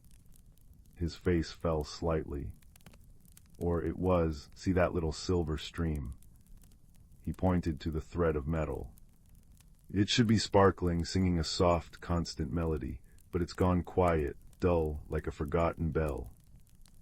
Leo leaned closer. The silver thread was dull, lifeless. Why? Blockage. Zephyr chirped urgently, hopping from foot to foot on Percival's shoulder. Upstream, a grumpy old rock fell over after the last big shake. That's when the trunk got moved, I expect, and now the songwater can't flow. The glade is getting sleepy. Sad. She drooped her head melodramatically. Percival nodded gravely. Indeed, the song sustains the Whisperwood's magic, even here in the box. Without it, well, the glade fades, we fade, just whispers on the wind. He looked up at Leo, his spectacles gleaming in the lantern light. But you open the box, that means something. The Whisperwood chooses who finds it, usually someone with quiet courage and a listening heart. Leo felt a flutter in his stomach. Courage. He wasn't brave like the heroes in storybooks. He got nervous talking to new people. What needs to be done? The blockage needs clearing, Percival explained. It's just upstream around that bend in the miniature riverbank, but the path is narrow and the rock is heavy, too heavy for me and Zephyr alone. We need, well, a giant. He looked meaningfully at Leo. The journey wasn't measured in miles, but in heartbeats. To help, Leo needed to enter the Whisperwood glade within the box. Percival instructed him to hold the box close his eyes, and breathe in the scent of old wood and lavender, listening for the almost sound of the block stream. Think small thoughts, Percival advised. Think of dandelion seeds and dewdrops. Leo did as he was told. He breathed deeply, the familiar attic scents filling his senses. He focused on the cool wood of the box against his palms, the faint, musty scent of the velvet lining. He listened beyond the rustle of the attic dust, beyond the distant tick-tock of a grandfather clock downstairs. He listened for the silence within the silence. And then he felt it. A gentle tugging sensation, like a moth drawn to a candle. He felt himself, not shrinking, but the world within the box expanding around him. When he opened his eyes, he was kneeling not on attic floorboards, but on soft, vibrant green moss. Towering over him were the miniature trees, now majestic firs and whispering willows. The silver stream, now a proper brook, gurgled sadly nearby, its waters sluggish and gray. The air hummed with a faint, melancholic energy and smelled richly of damp earth and pine needles. High above, Zephyr darted like a blue spark against the twilight sky of the miniature world. Remarkable. Percival declared, now standing beside Leo's knee, looking perfectly in scale with his surroundings. You've a knack for it, lad, right? The blockage is just beyond those ferns. He pointed with a tiny claw. The path was indeed narrow, winding alongside the brook. Leo moved slowly, carefully placing his feet to avoid crushing delicate clusters of glowing mushrooms or tiny star-shaped flowers. He could hear the distant purr of what sounded like a very contented, very small cat, though he saw nothing. The air felt safe, wrapped in the quiet magic of the place, even though the task ahead felt daunting. Around the bend, they found the problem. A smooth, gray stone, about the size of Leo's fist in this scaled-down world, had tumbled squarely into the narrowest part of the stream's channel. Water pooled uselessly behind it, stagnant and silent. See. Zephyr landed on the stone. Big grumpy lump. Leo knelt beside the brook. He tried to push the stone. It didn't budge. He tried again, grunting with effort. Still nothing. It was wedged firmly. Frustration prickled at him. He wasn't strong enough. He looked at Percival, who was stroking his chin thoughtfully. Brute force isn't always the Whisperwood way, lad, the badger mused. This stone, it didn't mean to fall, it was just resting when the big shake happened, probably a bit embarrassed and stuck. He peered closely at the rock. Look here, see that little crevice underneath? If we could just give it a nudge there, towards the bank, rather than trying to lift it straight up. Understanding dawned. Cleverness, not muscle. Kindness, seeing the stone not as an enemy, but as something that needed help too. Leo scanned the mossy bank. He spotted a sturdy-looking twig, smooth and strong. Carefully, he picked it up. It was the perfect length. Okay, Leo whispered, more to himself than anyone. He knelt again, not pushing the stone, but gently inserting the end of the twig into the crevice Percival had pointed out. He braced the other end against a solid root on the bank. It was a lever. Zephyr, Leo said softly. Could you fly down and give the top of the stone a little push, just as I press down on this stick? Chirrup, can do, giant. Zephyr zipped into position. Ready. Leo took a deep breath. He pushed down on the lever with steady, patient pressure. It creaked slightly. Zephyr fluttered her wings furiously against the top of the stone, adding her tiny strength. Percival braced his small back against the stick, pushing with all his might, letting out a determined little huff. For a moment, nothing happened. Leo kept the pressure steady, not jerking, just patiently leaning. Then, with a soft, wet slurp, the stone shifted. It rolled smoothly, almost gratefully, out of the channel and onto the mossy bank with a gentle thump. Immediately, the pooled water surged forward with a happy gurgle. It rushed over the pebbles, sparkling like liquid diamonds as it caught the ethereal light of the glade. As it flowed, a sound emerged not loud but profound. A deep, resonant hum, like the lowest note of a cello played very softly, intertwined with the bright tinkle-tinkle of water over stones. It was the Whisperwood's song, flowing freely once more. The effect was instant. The grayness lifted from the water, it ran clear and bright. The moss beneath Leo's knees seemed to glow greener.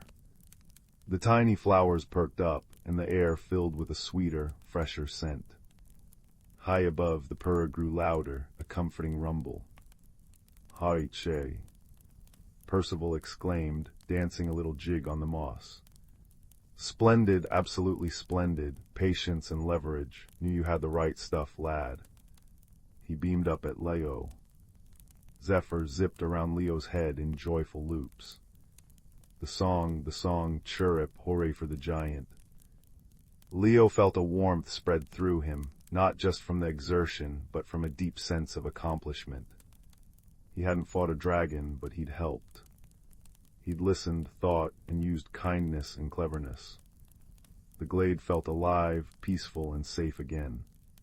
As the song strengthened, Leo felt the gentle tugging sensation return. The towering trees seemed to recede, the moss beneath him softening back into the feel of the attic rug. He blinked, finding himself back in the dusty attic, the Whisperwood box open on his lap. Inside, the miniature glade was vibrant. The silver stream sparkled, and tiny lights like fireflies danced among the trees. Percival waved cheerfully from beside his acorn cottage. Zephyr did a quick happy loop-de-loop above the glade. "Thank you, Leo," Percival's voice drifted up, faint but clear, like wind chimes on a breeze. "You've mended the song." The Whisperwood remembers its friends. Remember, courage often wears quiet shoes, and kindness can move mountains, or at least grumpy rocks. Visit any time. Just maybe bring a crumb or two next time. For Zephyr. "Chirrup, please," Zephyr added. Leo smiled, a wide, warm smile. He carefully closed the lid of the Whisperwood box, hearing the soft click of the latch. The comforting hum and tinkle of the song seemed to linger faintly in the air around him, mingling with the crackle pop of the fireplace downstairs and the wind's gentle shh outside. He found the quilt, its familiar patchwork patterns feeling extra cozy now. As he carried both quilt and box downstairs, the tiny, magical song echoed softly in his heart, a reminder that extraordinary secrets and quiet courage could be found in the most ordinary corners, like a dusty attic, if only one remembered to listen. The hearth fire glowed, wrapping the room in warmth and light, a perfect reflection of the peaceful resolution found in a little wooden box. The last embers settled with a soft hiss, a gentle lullaby for the night. Story 9. The nebula outside the observation dome shimmered like spilled watercolors, amethyst, cerulean, and the faintest blush of rose. Within the dome, nestled amidst hydroponic ferns that sighed with contentment and luminous moss that pulsed a soft, steady green, two beings shared the quiet hum of the harmony's rest, a small way station drifting at the edge of known space. One was Kalen, hailing from the crystalline forests of Lyra 7. His form resembled smooth, polished obsidian, shifting subtly like liquid shadow. Where emotions bloomed, intricate patterns of light ignited beneath his surface, starbursts of gold for joy, soft ripples of blue for calm, flickers of deep violet for contemplation. He communicated not with words, but with these radiant symphonies of color. The other was Pip, a small, spindly being from the methane seas of Glaza. Covered in iridescent, feathery filaments that constantly shifted hues, Pip perceived the universe through intricate harmonies. Every movement, every thought, every shift in light produced a unique resonance only Pip could fully appreciate. Pip expressed feelings through delicate vibrations that shimmered in the air, like the sound of wind chimes dipped in honey. Their meeting had been accidental. Kalen's scout pod, damaged in a micrometeoroid shower, had limped into the Harmony's rest for repairs. Pip, a solitary gardener tending the station's forgotten botanical dome, had found the injured traveler. Fear initially painted Kalen in jagged streaks of crimson. Pip, startled, emitted a discordant, high-pitched trill that made the ferns shiver. But Pip saw the distress in Kalen's flickering core light and offered a single, perfectly spherical, bioluminescent berry grown in the hydroponics. The gesture, a universal offering of peace, calmed the crimson streaks into softer pinks. The dome became their shared sanctuary. Kalen, fascinated by the living green, helped tend the plants. His cool touch seemed to soothe the more temperamental ferns, and his presence encouraged the moss to glow brighter. Pip, in turn, showed Kalen the hidden music of the station, the rhythmic thrum of the life support systems, the melodic drip of nutrient solution into the tanks, the complex symphony of the plants themselves breathing and growing. Kalen learned to hear Pip's emotions as subtle shifts in the ambient hum, while Pip began to see Kalen's feelings as beautiful, silent light shows. One day Pip, bubbling with excitement over a new hybrid blossom, attempted to share its joy. The tiny being vibrated intensely, sending out a cascade of rapid, high-frequency chimes. To Pip, it was a triumphant fanfare. To Kalen, however, the vibrations resonated painfully within his crystalline structure, causing sharp, jagged lines of white light to flare across his surface, a clear signal of distress. Pip froze, filaments drooping into muted grays. Kalen, seeing Pip's sudden dejection, pulsed a slow, reassuring wave of deep blue. They floated together in the zero-gravity center of the dome, bathed in nebula light. Kalen gently pulsed the sequence, a soft yellow question mark. Pip responded with a low, questioning hum. Kalen projected an image, Pip's rapid vibrations, overlaid with the painful white flashes he experienced. Pip projected back, the vibrant, joyful meaning behind the rapid chimes, a burst of sunshine yellow and spring green in Kalen's own light language. Understanding dawned. Pip's next expression of joy was a slower, warmer vibration, like a deep cello note. Kalen responded with gentle, golden spirals. They didn't need words. The misunderstanding dissolved into shared, silent laughter, Kalen's light shimmering with amusement, Pip's filaments rustling with a soft, chuckling hum. They began building something new in their sanctuary, a quiet corner dedicated to shared appreciation. Pip strung delicate filaments between glowing fungi, creating a harp that resonated with the station's natural sounds. Kalen arranged polished river stones from his homeworld, each imbued with a faint, calming inner light to reflect the nebula's colors onto the walls. It became their listening grove, a place for gentle communion. Their favorite ritual was stargazing. They would drift near the dome's clear apex, the vastness of space stretching before them. Pip would point a slender limb towards a distant, pulsing star and emit a complex chord, the song of that star, as Pip perceived its light and energy signature. Kalen would respond by projecting swirling patterns of light onto the dome, mimicking the star's color and imagined movement. They shared memories this way, Kalen painting the swirling auroras of Lyra 7 with shimmering ribbons of green and silver light, while Pip hummed the deep, resonant song of Gleese's churning ocean currents. In the profound quiet, punctuated only by the station's gentle breath and their own non-verbal exchanges, they found a deep, wordless peace. The infinite distance between their worlds shrunk to the space between them in the listening grove, bridged by the shared wonder of the cosmos. One quiet cycle, a minor crisis, arose. A power fluctuation caused the temperature regulators in the dome to falter. The ferns began to wilt, their vibrant green fading. The luminous moss dimmed.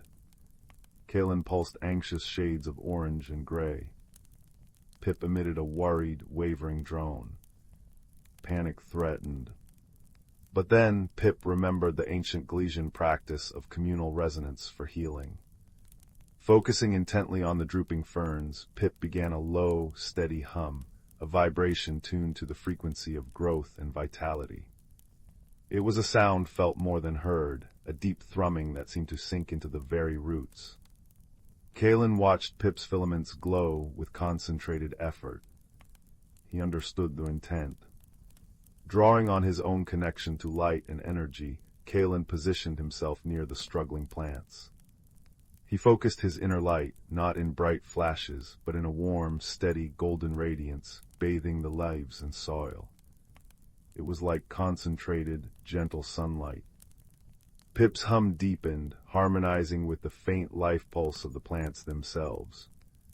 Kalen's light pulsed in time with the vibration. Slowly, miraculously, the ferns perked up. Their leaves regained their sheen.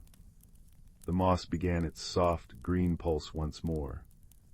Relief washed over them. Kalen shimmered with pure, bright gold gratitude. Pip vibrated with a warm, contented purr. They hadn't fixed the regulator yet, that required a maintenance bot, but together, through their unique forms of care, sound, and light, they had nurtured their sanctuary back to health. The shared effort, the combination of their alien gifts, created a bond stronger than any translation matrix. The nebula outside shifted, the rose hue deepening as a nearby star ignited its evening glow. Kalen drifted towards the listening grove, projecting a soft invitation, an image of the two of them beneath the star-painted dome. Pip followed, settling onto a cushion of soft moss. Kalen began to project slow, swirling patterns onto the stones, not depicting a specific memory, but an abstract feeling, deep contentment, profound friendship, the quiet awe of the universe. It was a tapestry of deep blues, gentle golds, and shimmering silvers. Pip responded not with a complex chord, but with the simplest, purest sound, a single, sustained, clear note. It was the note of peace, the note of home found. It resonated softly through the grove, mingling with Kalen's light dance, filling the space with a palpable warmth. As the harmonies drifted silently through the painted cosmos, its small botanical dome glowed like a beacon. Within it, two beings from unimaginably different worlds, speaking no common tongue, shared a universe of understanding. They had built a shelter not just of glass and steel, but of kindness, patience, and the shared language of a starlit heart. The gap between stars, between species, between ways of being, seemed insignificant beside the simple, resonant truth humming in the listening grove. That connection, born of gentle curiosity and unwavering kindness, was the most universal language of all. And in that shared silence, bathed in nebula light and the soft pulse of their sanctuary, they watched the distant stars bloom together. Story 10. Deep within the whispering woods, where moonlight dripped like liquid silver through ancient branches, lived a young hedgehog named Thistle. On this particular autumn night, Thistle felt a restless stirring in his tiny paws. The air hummed with the scent of damp earth and decaying leaves, a perfume of change. Outside his moss-lined burrow, the world glowed. Bioluminescent fungi dotted the forest floor like fallen stars, casting soft halos on velvet moss, while moonbeams transformed spiderwebs into lace spun from dreams. Thistle ventured out, his quills catching the light. Around him, the forest breathed. A gentle breeze sighed through the canopy, rustling amber and crimson leaves in a susurrus that sounded like secrets shared between old friends. Sh-sh-sh-sh, sighed the oaks. Sweet, murmured the maples. Thistle knew the trees spoke, not with words but with creaks and groans, with the way their roots hummed against the sleeping stones below. Tonight their song felt urgent, a low thrum beneath his paws.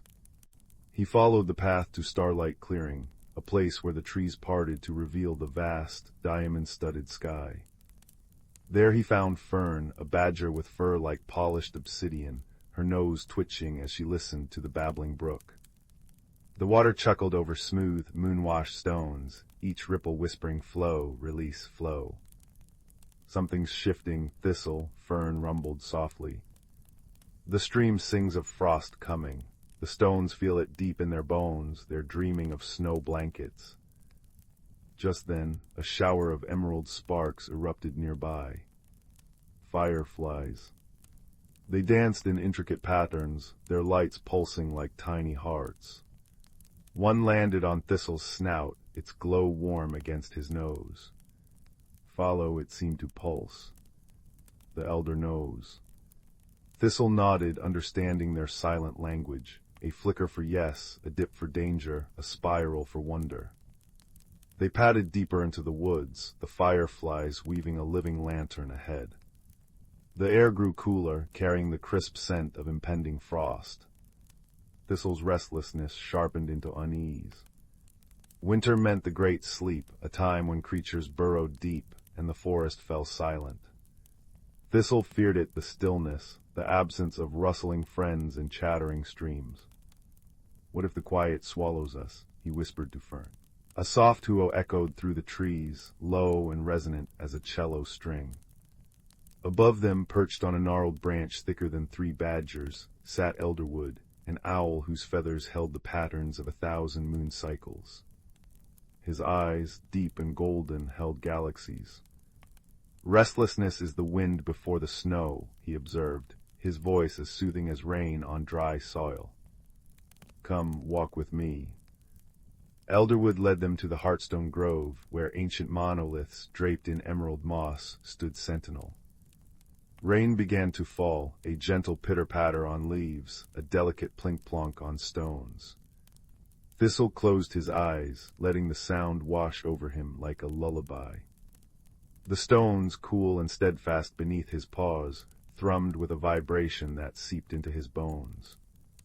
Patience, they seemed to say. Root deep. Watch, Elderwood murmured. He lifted a wing toward a cluster of ghost mushrooms. As the raindrops touched their caps, they ignited with ethereal blue light, brighter than before. Even rain nourishes the glow, and see. He nodded at a maple sapling, its last scarlet leaf trembling in the breeze. It pirouetted down, landing softly on the forest floor. It does not die, little one, it becomes the blanket that keeps the seeds warm. Winter is not an end, but a breath held. As if summoned by his words, the wind picked up, whistling through the stones in a haunting melody. L-O-O-O-O-C, ho-o-old, it sang. Fern pressed close to Thistle, her warmth a comfort. The fireflies dimmed their lights, clustering like a constellation around them. Thistle trembled. But the silence, it feels so vast. Elderwood's gaze softened. Ah, but silence is never empty. Listen deeper. He closed his eyes, and Thistle did the same. Beneath the wind and rain, he heard it, the slow pulse of roots drinking deep, the scratch of a beetle in bark, the distant drip drip drip of sap slowing in sycamores. It was a symphony of slumber, tender and profound. The forest dreams, Elderwood whispered. In dreams it gathers strength. Without rest, the spring bloom would be a whisper, not a shout. A sudden snap echoed, a branch cracking under Frost's first kiss. Thistle jumped, but Elderwood merely ruffled his feathers. Even in stillness there is purpose. Watch the stones. Moonlight spilled over the largest monolith, revealing veins of quartz that glittered like captured starlight. As Thistle stared, the quartz began to shimmer, casting prismatic rays onto the moss. We remember, the light seemed to say. We hold the sun's warmth until it returns. Thistle's fear melted like frost at dawn. He thought of his burrow, the soft moss, the stored berries, the deep, safe dark. Winter wasn't an abyss, it was a cocoon. We're not disappearing, he realized aloud. We're becoming part of the dream. Fern nuzzled him. And dreams are where new stories begin. The fireflies pulsed in agreement, bathing them in a warm, greenish-gold light. Elderwood gave a slow blink, his approval a warm ember in the night. The seasons turn like pages in the earth's great book. Rest is the quiet between chapters, where wisdom settles and courage gathers. He spread his wings, stirring the rain-scented air. Go now, let the forest sing you home. Thistle and Fern retraced their steps, the fireflies floating alongside like benevolent stars. The brook's babble seemed gentler now, soft now, sleepy. The trees creaked a lullaby, dream deep, little root. Dream deep. Even the wind had softened to a sigh, carrying the scent of pine and promise. Back at his burrow, Thistle curled into his mossy nest. Outside, the rain whispered secrets to the stones, the stream hummed of underground journeys, and the last bioluminescent fungi glowed like nightlights. He closed his eyes, breathing in the peace. The great sleep wasn't an ending, it was a held breath before a joyful song. And as he drifted off, the forest's heartbeat surrounded him. The drip of rain, the sigh of wind, the deep, resonant pulse of the dreaming earth. Warmth spread through him, sweet and certain as spring waiting in the wings. All was well. All would be renewed. And in the gentle dark, Thistle smiled, carried into slumber on a river of starlight and stone song. Story 11. The village of Willowbrook nestled in a valley where twilight lingered like a contented sigh. Each evening chimney smoke curled into skies usually dusted with starlight, and the old clock tower's chime, a sound like silver spoons tapping crystal, marked the hours. But lately, peculiar things had unfolded. First, the stars above the village square vanished, leaving an ink-high void. Then the clock tower began chiming backwards, its melody starting at 12 and tumbling down to 1. And just yesterday, Mrs. Thistlebee's prize moon petals, which always bloomed pearl-white, flushed deep indigo overnight. Young Felix, who mended broken clocks and listened to the wind's whispers, noticed these changes. With kind eyes and a pocket watch that hummed softly, he set out to understand. His first clue came from the village children, skipping rope to an old rhyme. When stars take flight from velvet skies, seek the map where fireflies rise. Follow the rain that sings upstream. to wake the dreamer from their dream. Felix pondered this as he walked past cottages where wind chimes tinkled like frozen laughter. At the town library he found an ancient map drawn on birch bark, showing Willowbrook streams flowing toward the mountains, impossible since water only ran downhill. "A red herring," murmured the librarian, pushing up her spectacles. "But see these markings." She pointed to tiny constellations inked along the river banks. One pattern, shaped like a teardrop, matched the missing stars' arrangement. Curiosity led Felix to the color-changing moon petals. Mrs. Thistleby fretted. They turned blue after that odd rain shower, warm rain that fell upwards. Following the nursery rhyme's hint, Felix tracked the rain's path uphill, past murmuring pines and a brook where water now glimmered backwards over stones. There he discovered something wondrous, a hidden glen carpeted in flowers pulsing with bioluminescent light, their petals shifting from violet to gold. But no stars. As gentle rain began pattering, Felix noticed the flowers leaned not toward the sun, but toward a gnarled oak. Beneath its roots lay a cavern where a small, shimmering creature, a starling made of cosmic dust, lay curled, its light flickering weakly.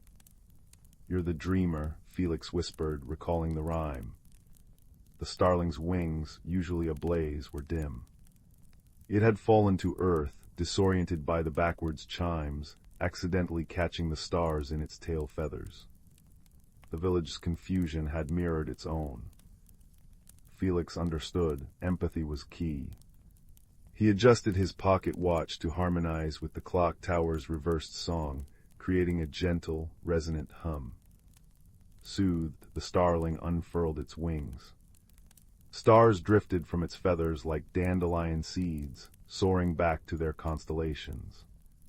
Outside, the moon petals softened to ivory as time righted itself with a sigh.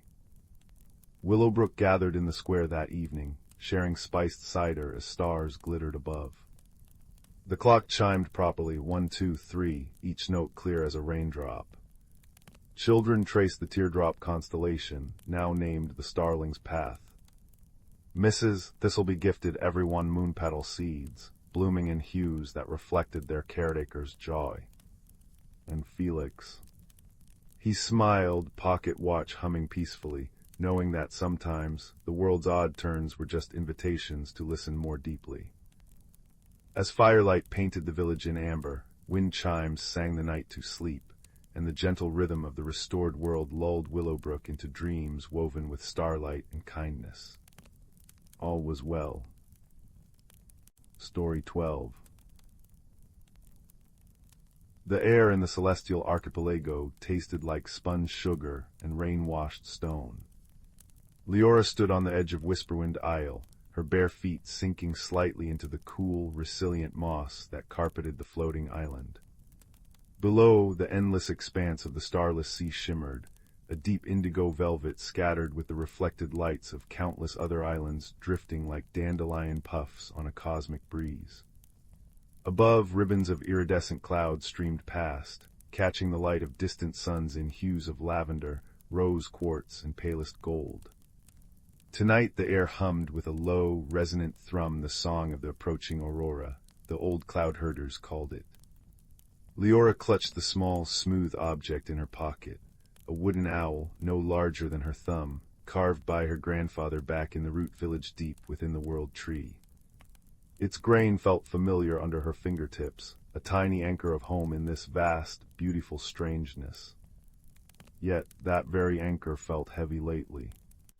Though she was a gatherer of starlight, weaving captured stardust into shimmering filaments for the cloud weavers, a quiet ache had settled in her chest, a persistent feeling of being slightly adrift. The breathtaking beauty around her felt distant, like looking at a magnificent tapestry through thick glass. Her reason for exploring tonight wasn't duty, but a whisper of understanding. Old Maya, the keeper of the echoing library, a repository not of books, but of memories held in solidified light, nestled within a cavern formed where 3 dimensions gently overlapped, had spoken of a place. The observatory of sighs, Maya had murmured, her voice like dry leaves rustling. Where constellations come to rest, weary from their long journeys across the sky. Some say it's a place where lost pieces of oneself can be found, reflected in the light of resting stars. Leora needed to find that reflection. She needed to understand the root of her quiet sorrow. As the first shimmering curtains of the Aurora began to paint the heavens, not just light, but a scent like ozone and frozen mint, and a feeling like cool silk brushing the skin, Leora stepped onto the sky bridge.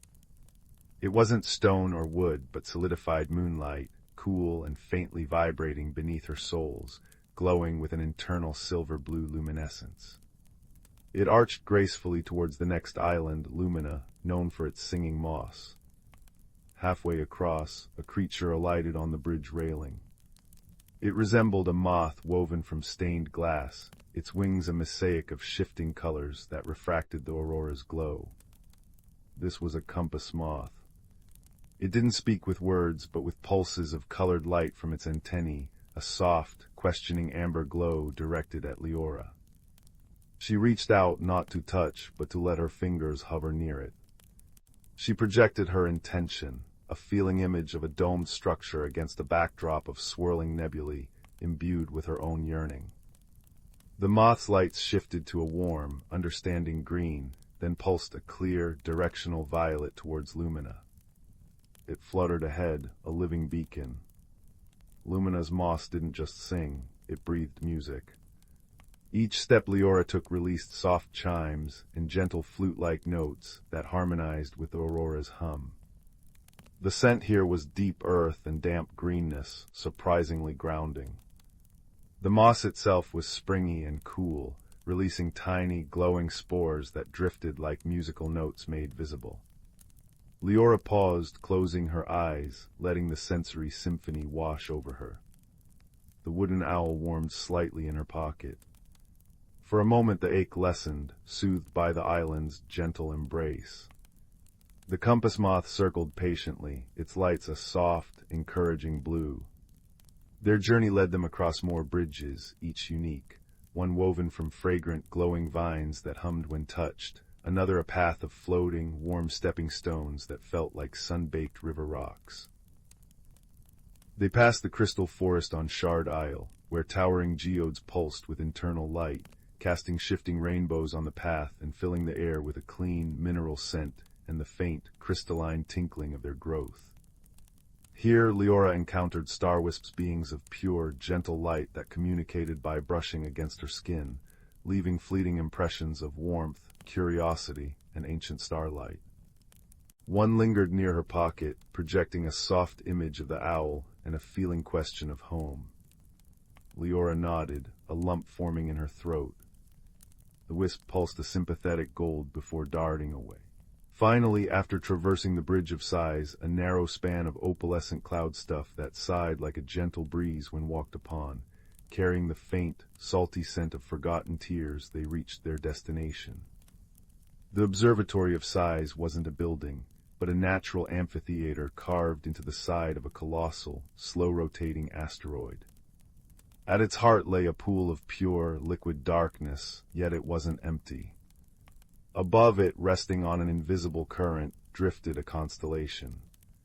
Not just stars, but a cohesive being of interconnected light, the form of a great, weary swan, its wings slightly drooping, its light flickering faintly. The air here was profoundly still and quiet, thick with the scent of cold space and something ancient, like old parchment and stardust. The only sound was the soft, rhythmic sighing that gave the place its name, a sound that resonated deep in Leora's bones. The compass moth settled on her shoulder, its lights dimming to a respectful twilight purple. Leora approached the edge of the dark pool. The swan constellation didn't speak, but its light shifted, dimming further, projecting a profound sense of exhaustion and loss. Not of stars, but of purpose. The grand sweep of its journey felt meaningless without connection, without the wonder it once inspired in those who gazed upon it. Leora understood that hollow ache. It mirrored her own. Remembering her gatherer's pouch, Leora carefully drew out a vial of pure, captured starlight filaments of shimmering silver and gold. It was her work, her offering to the beauty of the cosmos. Without hesitation, she uncorked it and gently poured the shimmering strands towards the resting constellation.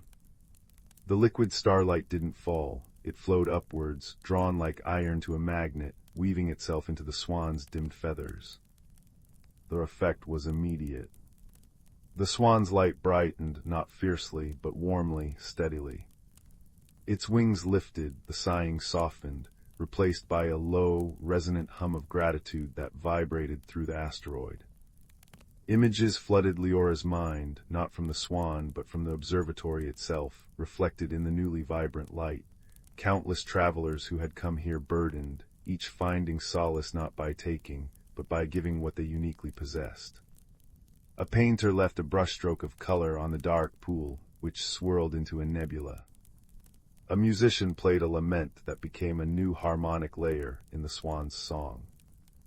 A gardener planted a seed from their homeland, which sprouted into a tiny, glowing vine on the asteroid's edge.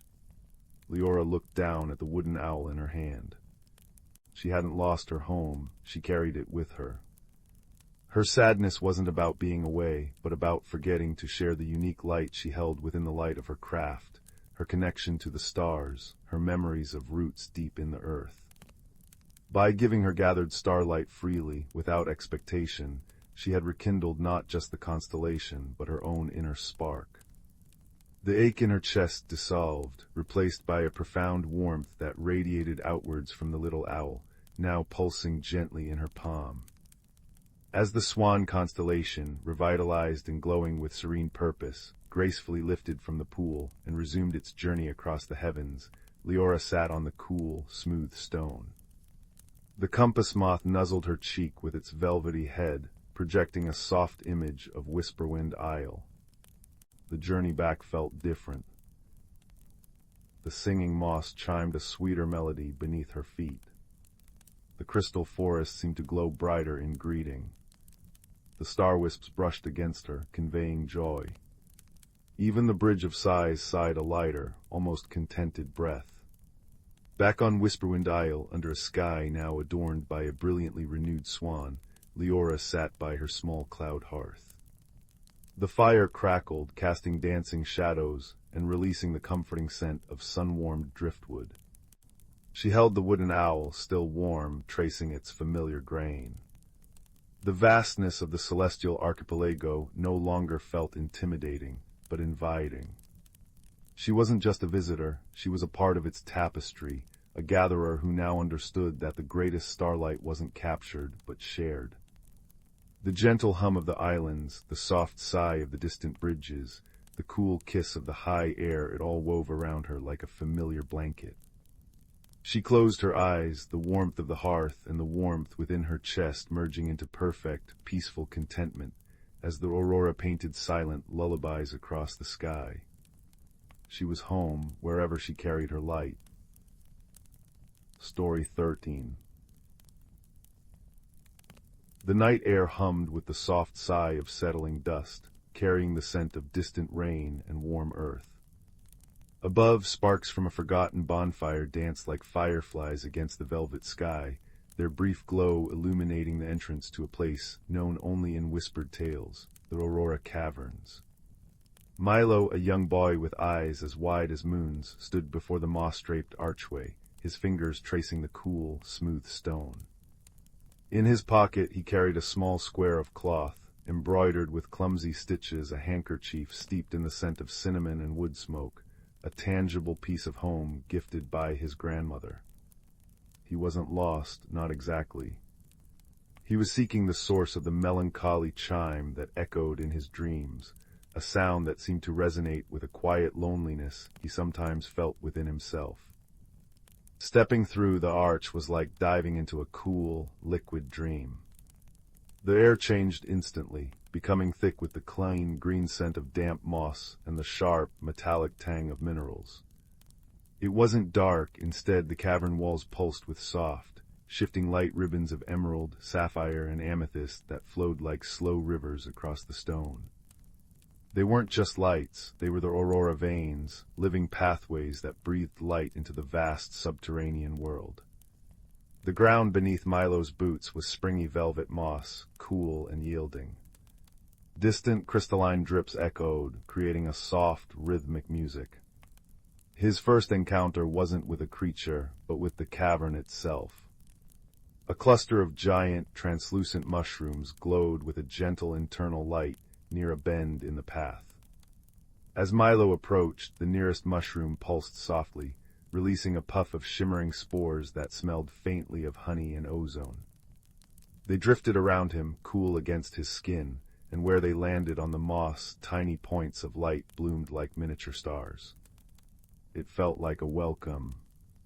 Further in, Milo heard it again, the soft, pure chime from his dreams, now accompanied by a fluttering, bell-like chorus. Rounding a colossal stalagmite shaped like a sleeping bear, he found the source. A grove of luminous willow trees stood beside a pool of water so still and clear it mirrored the shimmering ceiling perfectly. Their branches weren't leaves, but cascades of delicate, glowing filaments that chimed softly with every subtle air current. Beneath them, small creatures flitted. They resembled moths woven from moonlight and shadow, their wings shedding trails of iridescent dust that smelled like crushed violets. These were the Lumini. They didn't speak with words, but with patterns of light that danced across their wings and bodies, swirls of gold for curiosity, soft pulses of blue for calm, quick flickers of silver for alarm. One Lumini, smaller than the others and glowing a faint, troubled gray, hovered near the base of a tree, its chime discordant and weak. The others fluttered around it, their light patterns frantic and worried. Milo understood without being told. This little one was lost, its inner light dimmed. The reason for his own journey suddenly felt clear, to help. He crouched slowly, making himself small and unthreatening. He remembered the comfort of his grandmother's scarf and pulled the cinnamon-scented handkerchief from his pocket, holding it gently in his open palm. The scent, warm and familiar, seemed to ripple through the air. The troubled Lumini paused its frantic fluttering, drawn to the unexpected warmth. It drifted closer, landing featherlight on the cloth. Milo felt the faintest vibration, like a tiny heartbeat, against his skin. A soft pulse of amber light emanated from the creature, brushing against his cheek, a tentative touch filled with fragile hope. The other Lumini chimed in harmony, their lights swirling into a complex pattern that pointed deeper into the caverns. They needed to reach the Heartspring, a legendary landmark Milo had heard tales of a pool said to restore lost light and harmony. The journey continued, guided now by his tiny, luminous companions. They led him past the Whisperstone Falls, where water cascaded down a cliff face of pure white quartz, not with a roar, but with a sound like countless voices murmuring secrets.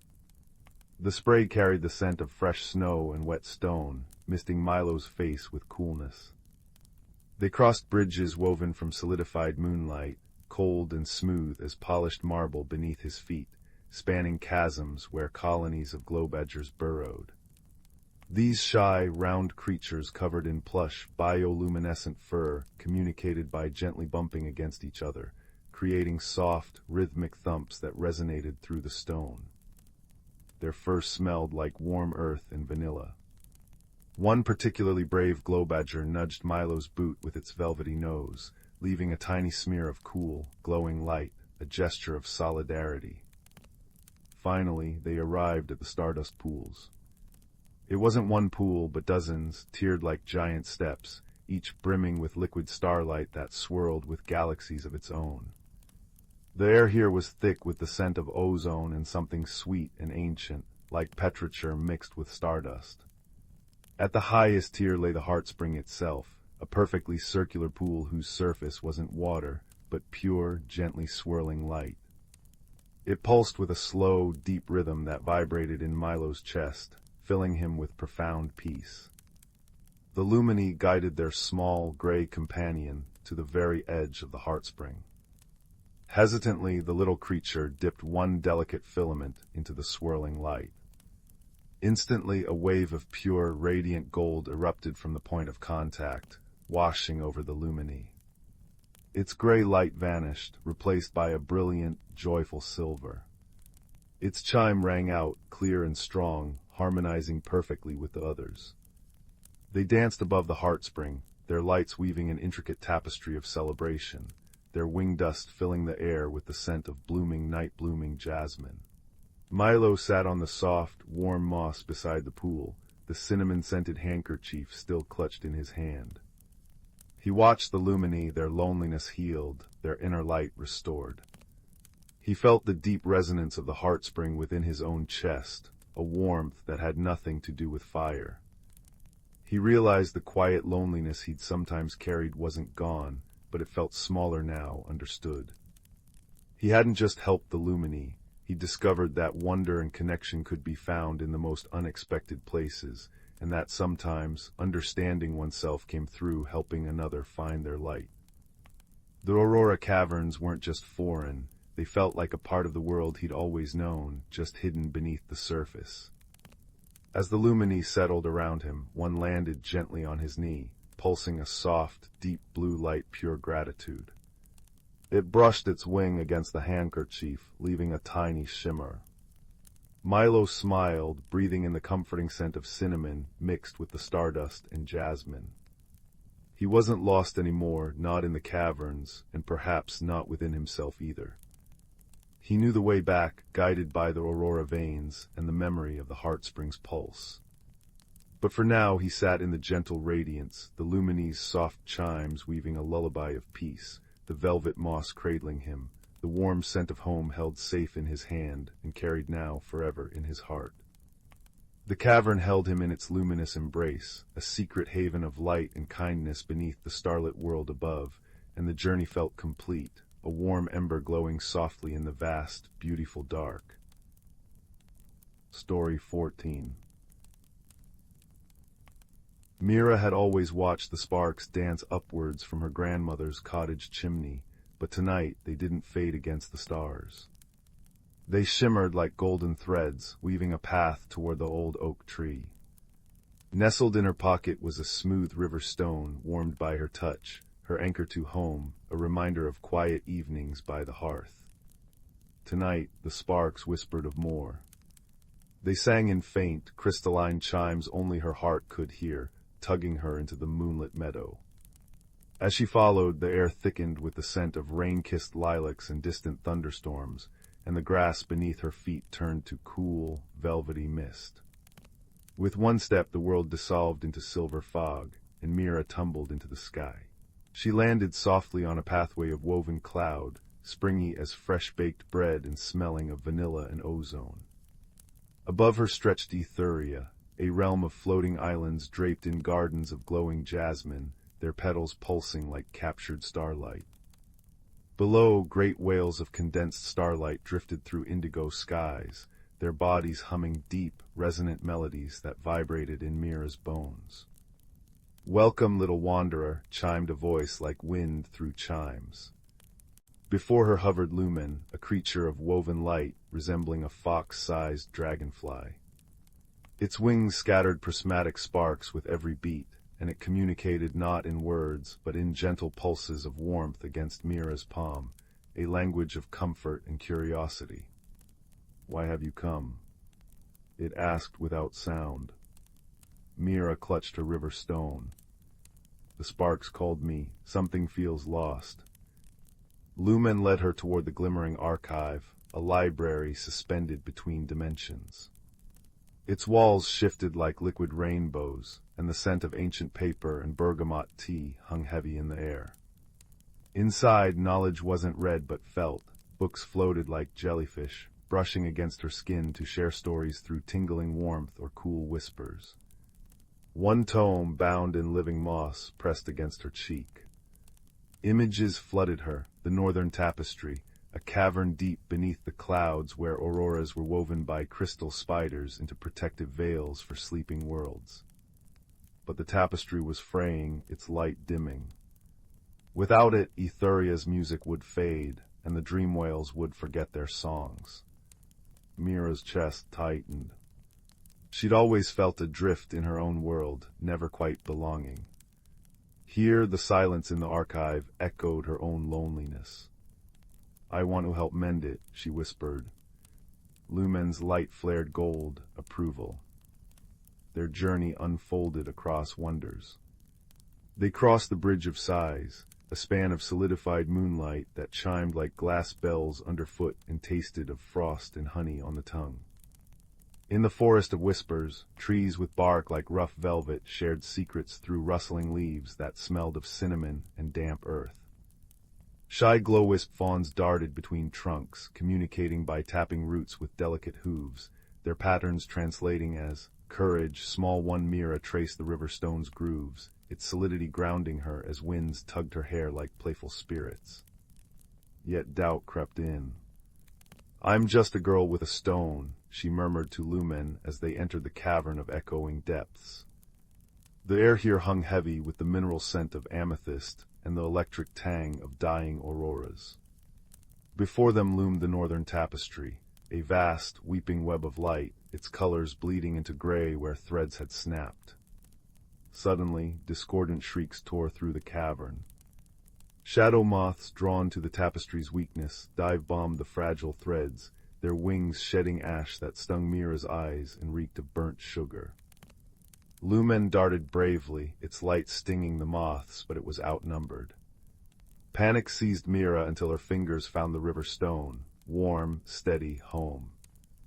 Her grandmother's voice echoed in memory. "Kindness is a compass, Mira. Trust it." She closed her eyes, breathing in courage. Instead of fear, she hummed the lullaby her grandmother sang by the fire, a soft, familiar melody. The glow-wisp fawns, drawn by the sound, emerged from crevices. They tapped a rhythmic counterpoint to her song on the cavern walls. The vibration startled the moths, scattering them. Lumen flashed triumphantly, nudging Mira toward the broken threads. The final challenge lay in repair. The tapestry needed new light, but the source crystals were shattered.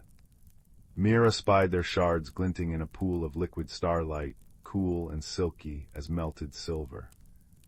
As she waded in, the stones in her pocket grew heavy.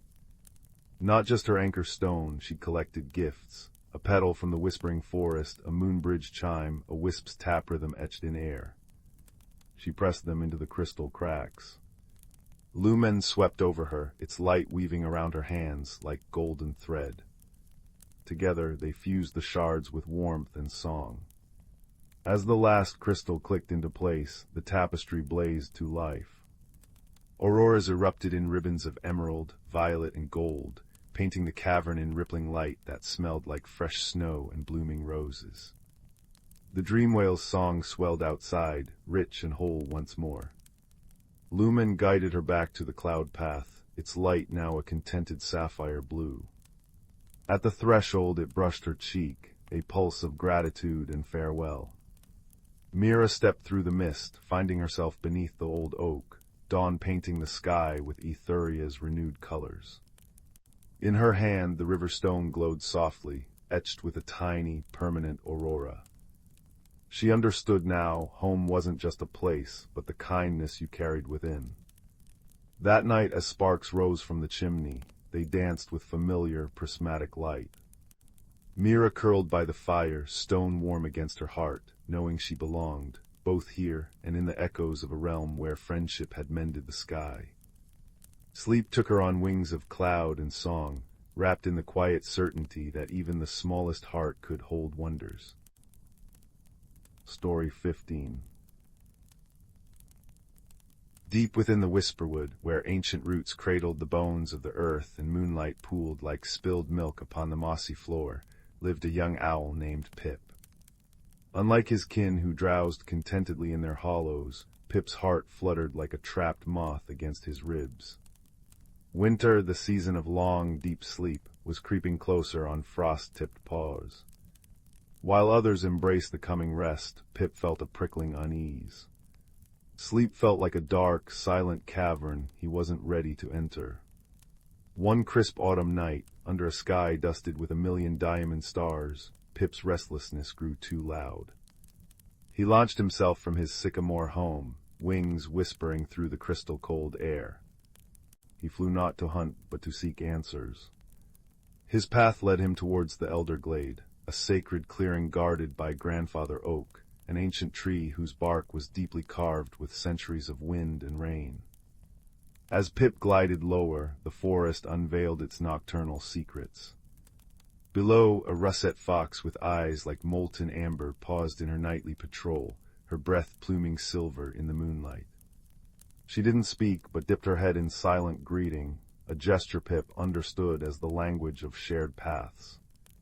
Fireflies, tiny living constellations, drifted lazily, their green-gold light painting fleeting patterns on the velvet darkness.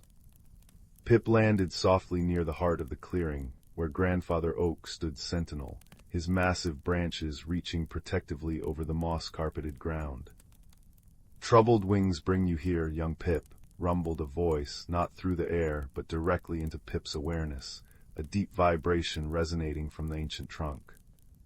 It was the voice of the earth itself, slow and patient. The season turns, the forest prepares to dream. Pip shuffled his feathers. "Grandfather Oak, forgive me, but how can I welcome sleep when the world feels so full? The moon whispers secrets on the breeze, the stars sing songs too faint to hear, and the darkness, it holds so much unseen." He gestured towards the fireflies. "Even they glow, sleep feels like missing everything." A soft chuckle, like pebbles tumbling in a gentle stream, echoed in Pip's mind. "Ah, Pip, you listen, but do you truly hear? Come, sit beneath my boughs. Listen not just with your ears, but with your heart." Pip nestled into the thick moss at the base of the great tree. It was impossibly soft, smelling of damp earth, and decaying leaves a comforting scent. He closed his eyes. At first, there was only the sigh of the wind high above. Then slowly other sounds emerged, weaving a tapestry of sound. Nearby, a small brook, silver thread, chuckled over smooth, water-worn stones. Its song wasn't words, but a feeling of cool, sparkling joy. "Rest, renew, flow," it seemed to murmur. Pip felt the vibration in his own small bones. The stones beneath the water, ancient and dark, hummed a deeper note, a grounding resonance. "Be still, be strong, endure." He opened his eyes. Grandfather Oak's leaves rustled softly, a sound like dry parchment pages turning. "We are all connected, Pip, the waking and the dreaming, the growing and the resting. Look." As if summoned by the tree's thought, a soft breeze stirred. It danced through the clearing, rustling the ferns and carrying the scent of distant rain. High above, clouds, thin and wispy like cobwebs, drifted across the moon, casting shifting silver patterns on the ground. Then, near the edge of the glade, Pip saw something wondrous. From the damp earth beneath a cluster of luminous mushrooms, pale blue lights began to rise.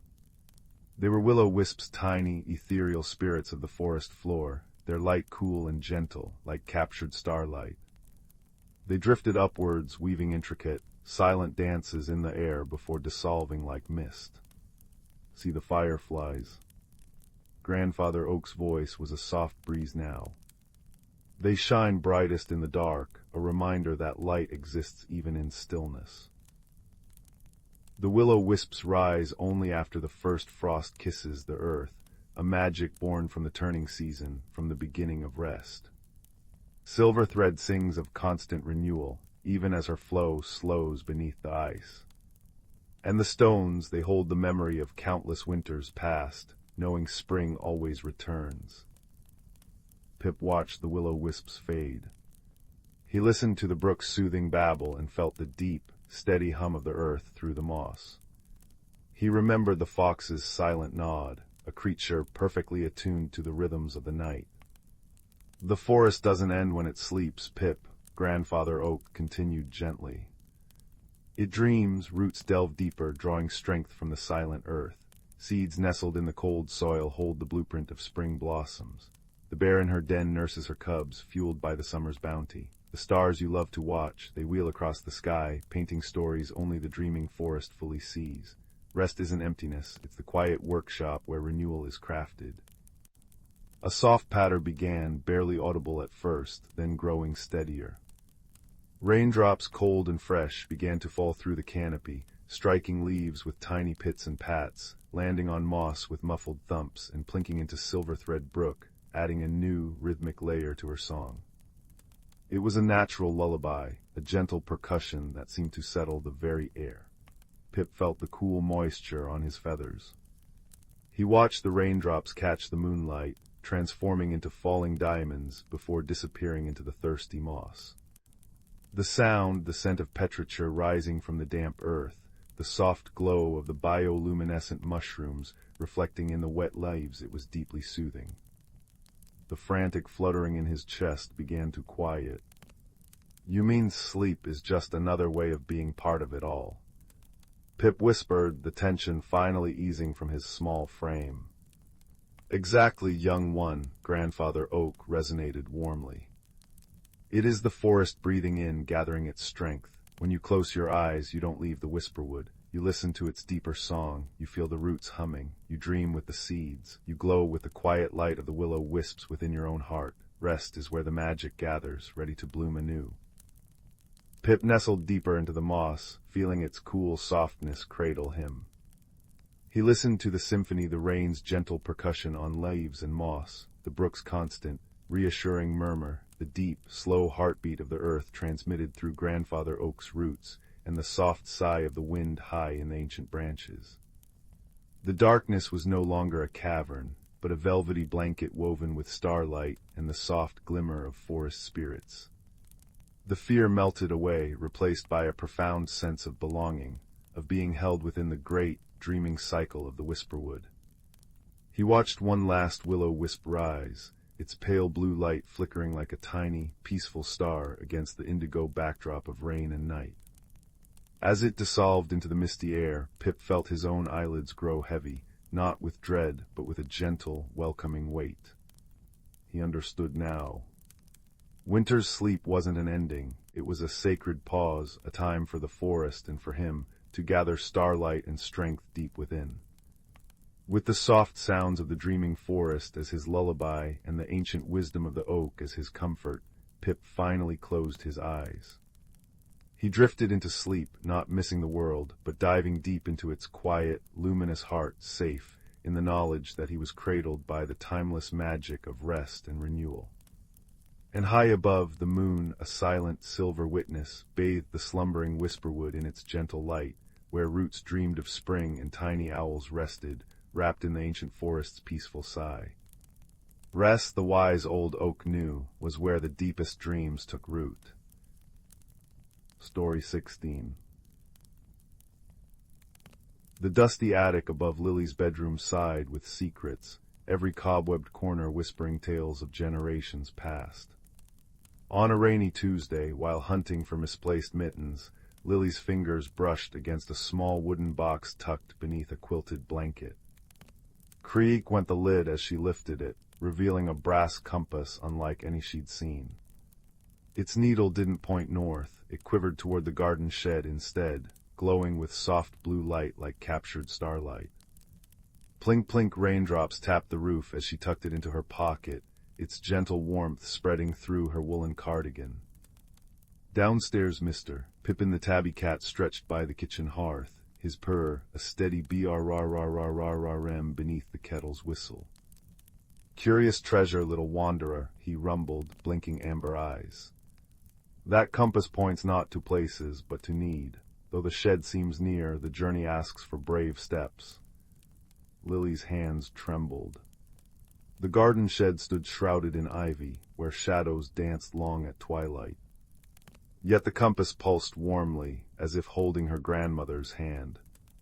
Outside, wind chimes sang ting-ailing in the drizzle. Beneath the rose bushes, a small mouse named Tumble nibbled a thistle seed, his spectacles perched crookedly on his nose. "Oh dear, a questing compass," he squeaked, adjusting his tiny glasses. The ivy near the shed whispers thorny secrets, but patience untangles knots sharper than brambles. Together they cross the garden, Lily's breath misting in the cool air, Pippin padding silently beside her, Tumble riding on the cat's shoulders like a fuzzy knight. At the shed, tangled ivy choked the door, its leaves rattling like dry bones.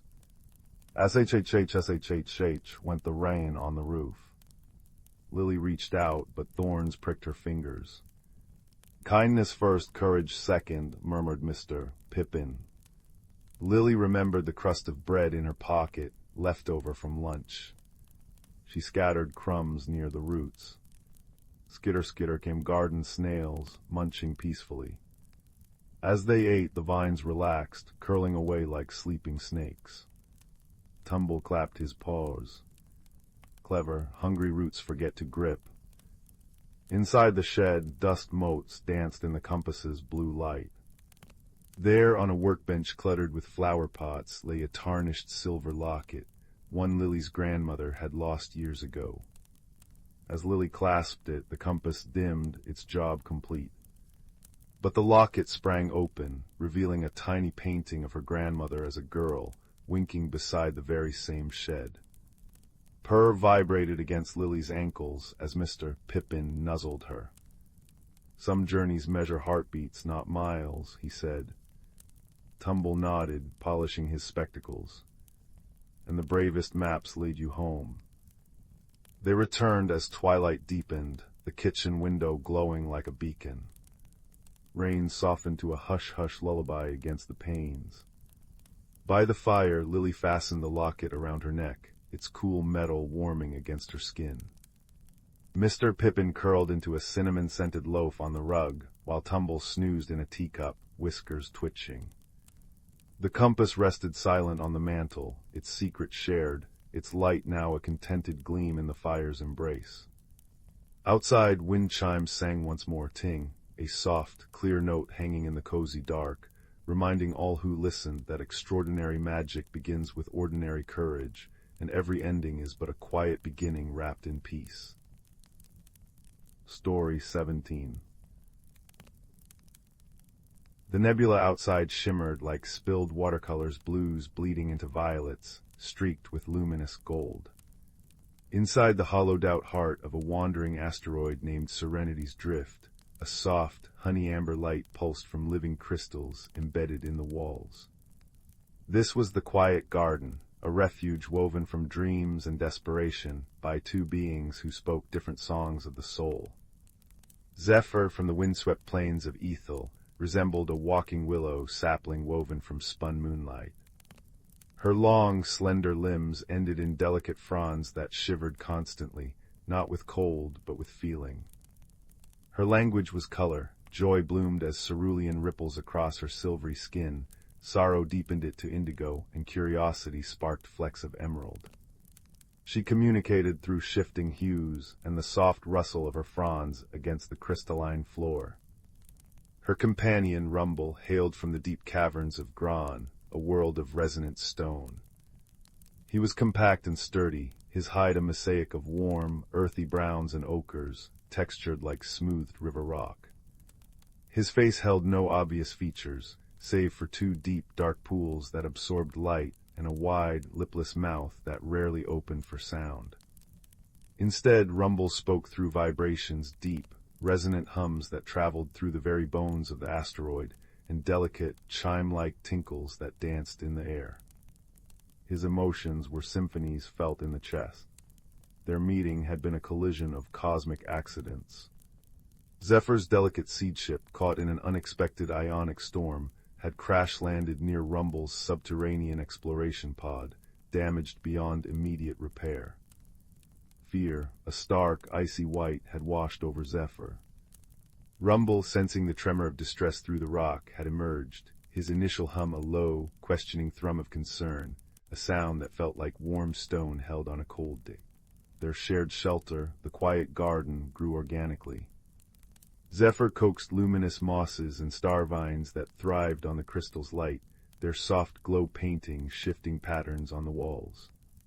Rumble shaped the space, his resonant hums encouraging the living crystals to grow into archways and smooth benches, creating alcoves filled with the gentle hum of the asteroid's core. He cultivated clusters of sonic shrooms that released soft, harmonic puffs of air when touched, filling the space with ambient music. Their safe haven was a tapestry of light and sound, a testament to silent collaboration. Of course, misunderstandings bloomed like unexpected nebulas. One evening, Zephyr discovered a cluster of Rumble's prized sonic shrooms glowing with an unusually vibrant crimson light. Delighted, believing it to be a celebration, she danced, her fronds shimmering brilliant gold and sending cascades of happy rustles through the air. Rumble, however, felt a deep tremor of alarm vibrate through him. That crimson glow wasn't celebration, it was a distress signal from the shrooms, indicating a subtle shift in the asteroid's internal harmonics that threatened their delicate structure. He rushed over, emitting a sharp, discordant chime that sliced through Zephyr's golden joy. Zephyr froze, her colors dimming to confused lavender. The sharp sound felt like a physical scratch.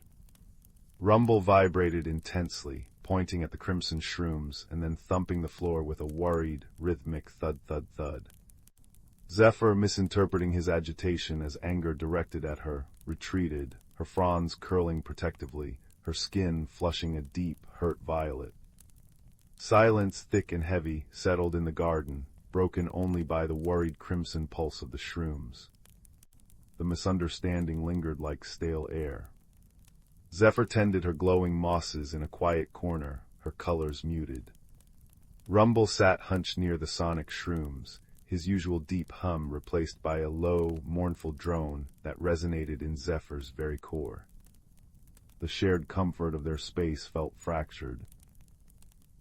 Later, drawn by the innate pull of the cosmos they both loved, they found themselves near the largest crystal window, gazing out at the swirling nebula.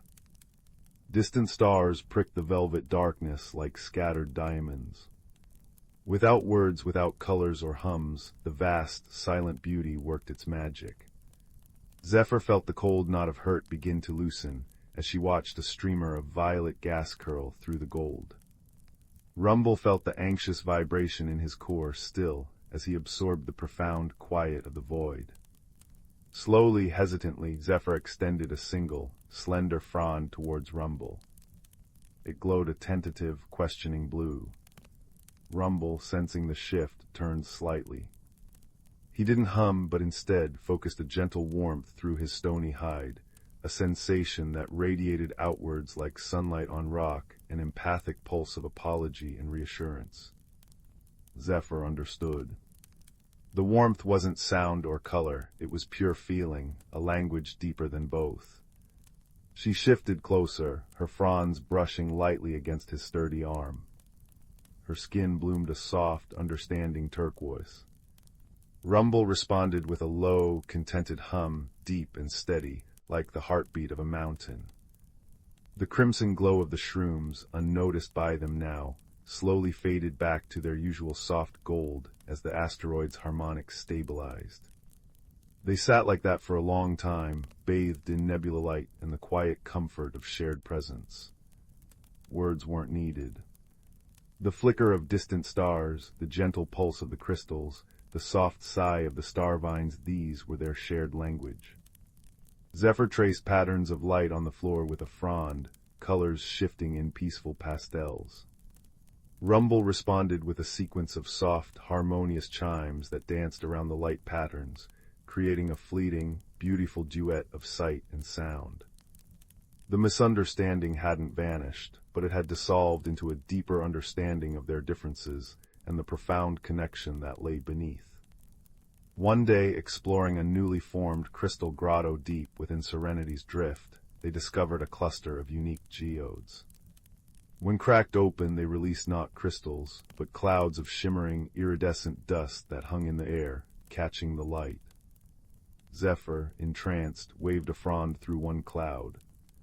The dust swirled, reacting to her movement, and her emotional hue turning the cloud a swirling sapphire blue. Rumble, intrigued, hummed a specific, resonant note. The dust cloud vibrated, the color shifting and deepening, pulsing in time with his sound. They looked at each other, a spark of shared wonder igniting. Slowly, carefully, they began to experiment.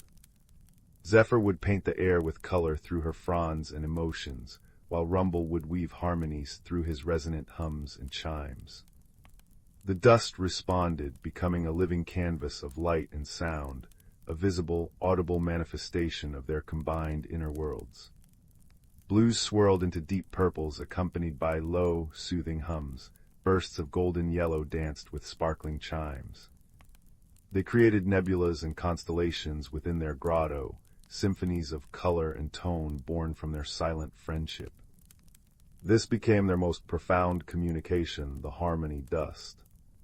It was laughter shared when Zephyr painted a ridiculous, polka-dotted pattern and Rumble set it to a comically off-key tune. It was comfort offered when Rumble hummed a grounding, deep brown resonance as Zephyr's colors flickered with anxiety during a minor asteroid tremor. It was shared awe when they recreated the swirling majesty of the nebula outside, their combined effort painting the grotto with silent, radiant wonder. The quiet garden thrived, a sanctuary woven from light, sound, and the universal language of kindness. Technology was the soft pulse of the living crystals, the ambient song of the sonic shrooms, the responsive shimmer of the harmony dust, all dreamlike, all serving connection over function. Zephyr and Rumble, the will-o-wisp and the stone singer, learned that friendship wasn't about erasing differences, but about finding the resonance between them. Their shelter wasn't just a place. It was the shared breath between heartbeats, the silent understanding beneath the nebula's glow, the warm hum in the velvet darkness, a testament that across the vast, star-strewn gulf, kindness could build a home brighter than any sun. And as the nebula outside continued its slow, eternal dance within the heart of the wandering rock, two souls from different stars wove their own quiet, enduring constellation of light and sound, forever safe, forever understood. Story 18. The nebula outside shimmered like spilled watercolors, violets, bleeding into deep indigos and streaks of luminous turquoise. Inside the Stardust Haven, a small, lovingly assembled observatory nestled within a hollowed asteroid, the air hummed with a gentle, almost imperceptible warmth. This was the shared sanctuary of Kalen and Grum. Kalen hailed from the windswept plains of Lyra 7. Tall and slender, their skin shimmered with patterns that shifted like constellations, reacting to their emotions, swirls of soft gold for contentment, ripples of cool blue for thoughtfulness. They communicated not with words, but with intricate sequences of light dancing across their limbs and face, accompanied by soft, flute-like hums that resonated in the bones. Their greatest quirk was an absolute aversion to loud noises. Sudden sounds caused their luminous patterns to flicker erratically, like a startled firefly. Grum, on the other hand, was a compact, sturdy being from the mineral-rich caves of Burroughs Prime. Rough-hewn like polished basalt, they had deep-set eyes that glowed with a warm, amber light. Grum communicated through low, harmonic rumbles that vibrated through the floor plates, a language felt more than heard. They also emitted subtle, shifting heat signatures, a warm pulse for greeting, a cooler wave for curiosity. Grum's quirk was a deep, abiding love for collecting soft things, a concept entirely alien on their rocky homeworld. The Stardust Haven was dotted with Grum's treasures, fluffy nebula moss, woven metallic fibers as fine as spider silk, and cushions filled with buoyant gas seeds. They had found each other drifting near the Serpent's Tail Nebula, both seeking refuge from cosmic storms. Kalen, drawn by the steady, calming vibrations emanating from Grum's small salvage pod, had approached with cautious light patterns. Grum, intrigued by the gentle, dancing lights, had responded with a low, welcoming rumble. Communication was a slow, patient dance at first, filled with hilarious misunderstandings. One early day, Grum proudly presented Kalen with a new soft thing, a large, cushiony puff of vibrant pink nebula moss they'd harvested. To Grum, its yielding texture was the epitome of softness. To Kalen, the moss emitted a faint, high-pitched whine only they could perceive. Kalen's lights flashed a frantic, startled white, and they instinctively fluted a sharp, discordant note of alarm. Grum, misinterpreting the white flashes and sharp sound as excitement, rumbled happily and dropped the puff right onto Kalen's head. The sudden weight and the piercing whine sent Kalen skittering backwards, patterns flickering wildly like a malfunctioning sign. Grum froze, their amber eyes dimming with confusion and worry, a distinct cool wave of uncertainty radiating from them. Kalen, recovering, saw the concern in Grum's posture and the shift in their heat signature. Slowly, deliberately, Kalen pulsed a sequence of calming, deep gold light down their arms, interspersed with soft, descending hums. They gently nudged the offending moss puff away with a foot, then projected an image light of the moss with jagged, uncomfortable lines radiating from it, followed by an image of their own head with swirling, chaotic patterns. Understanding dawned on Grum like a sunrise.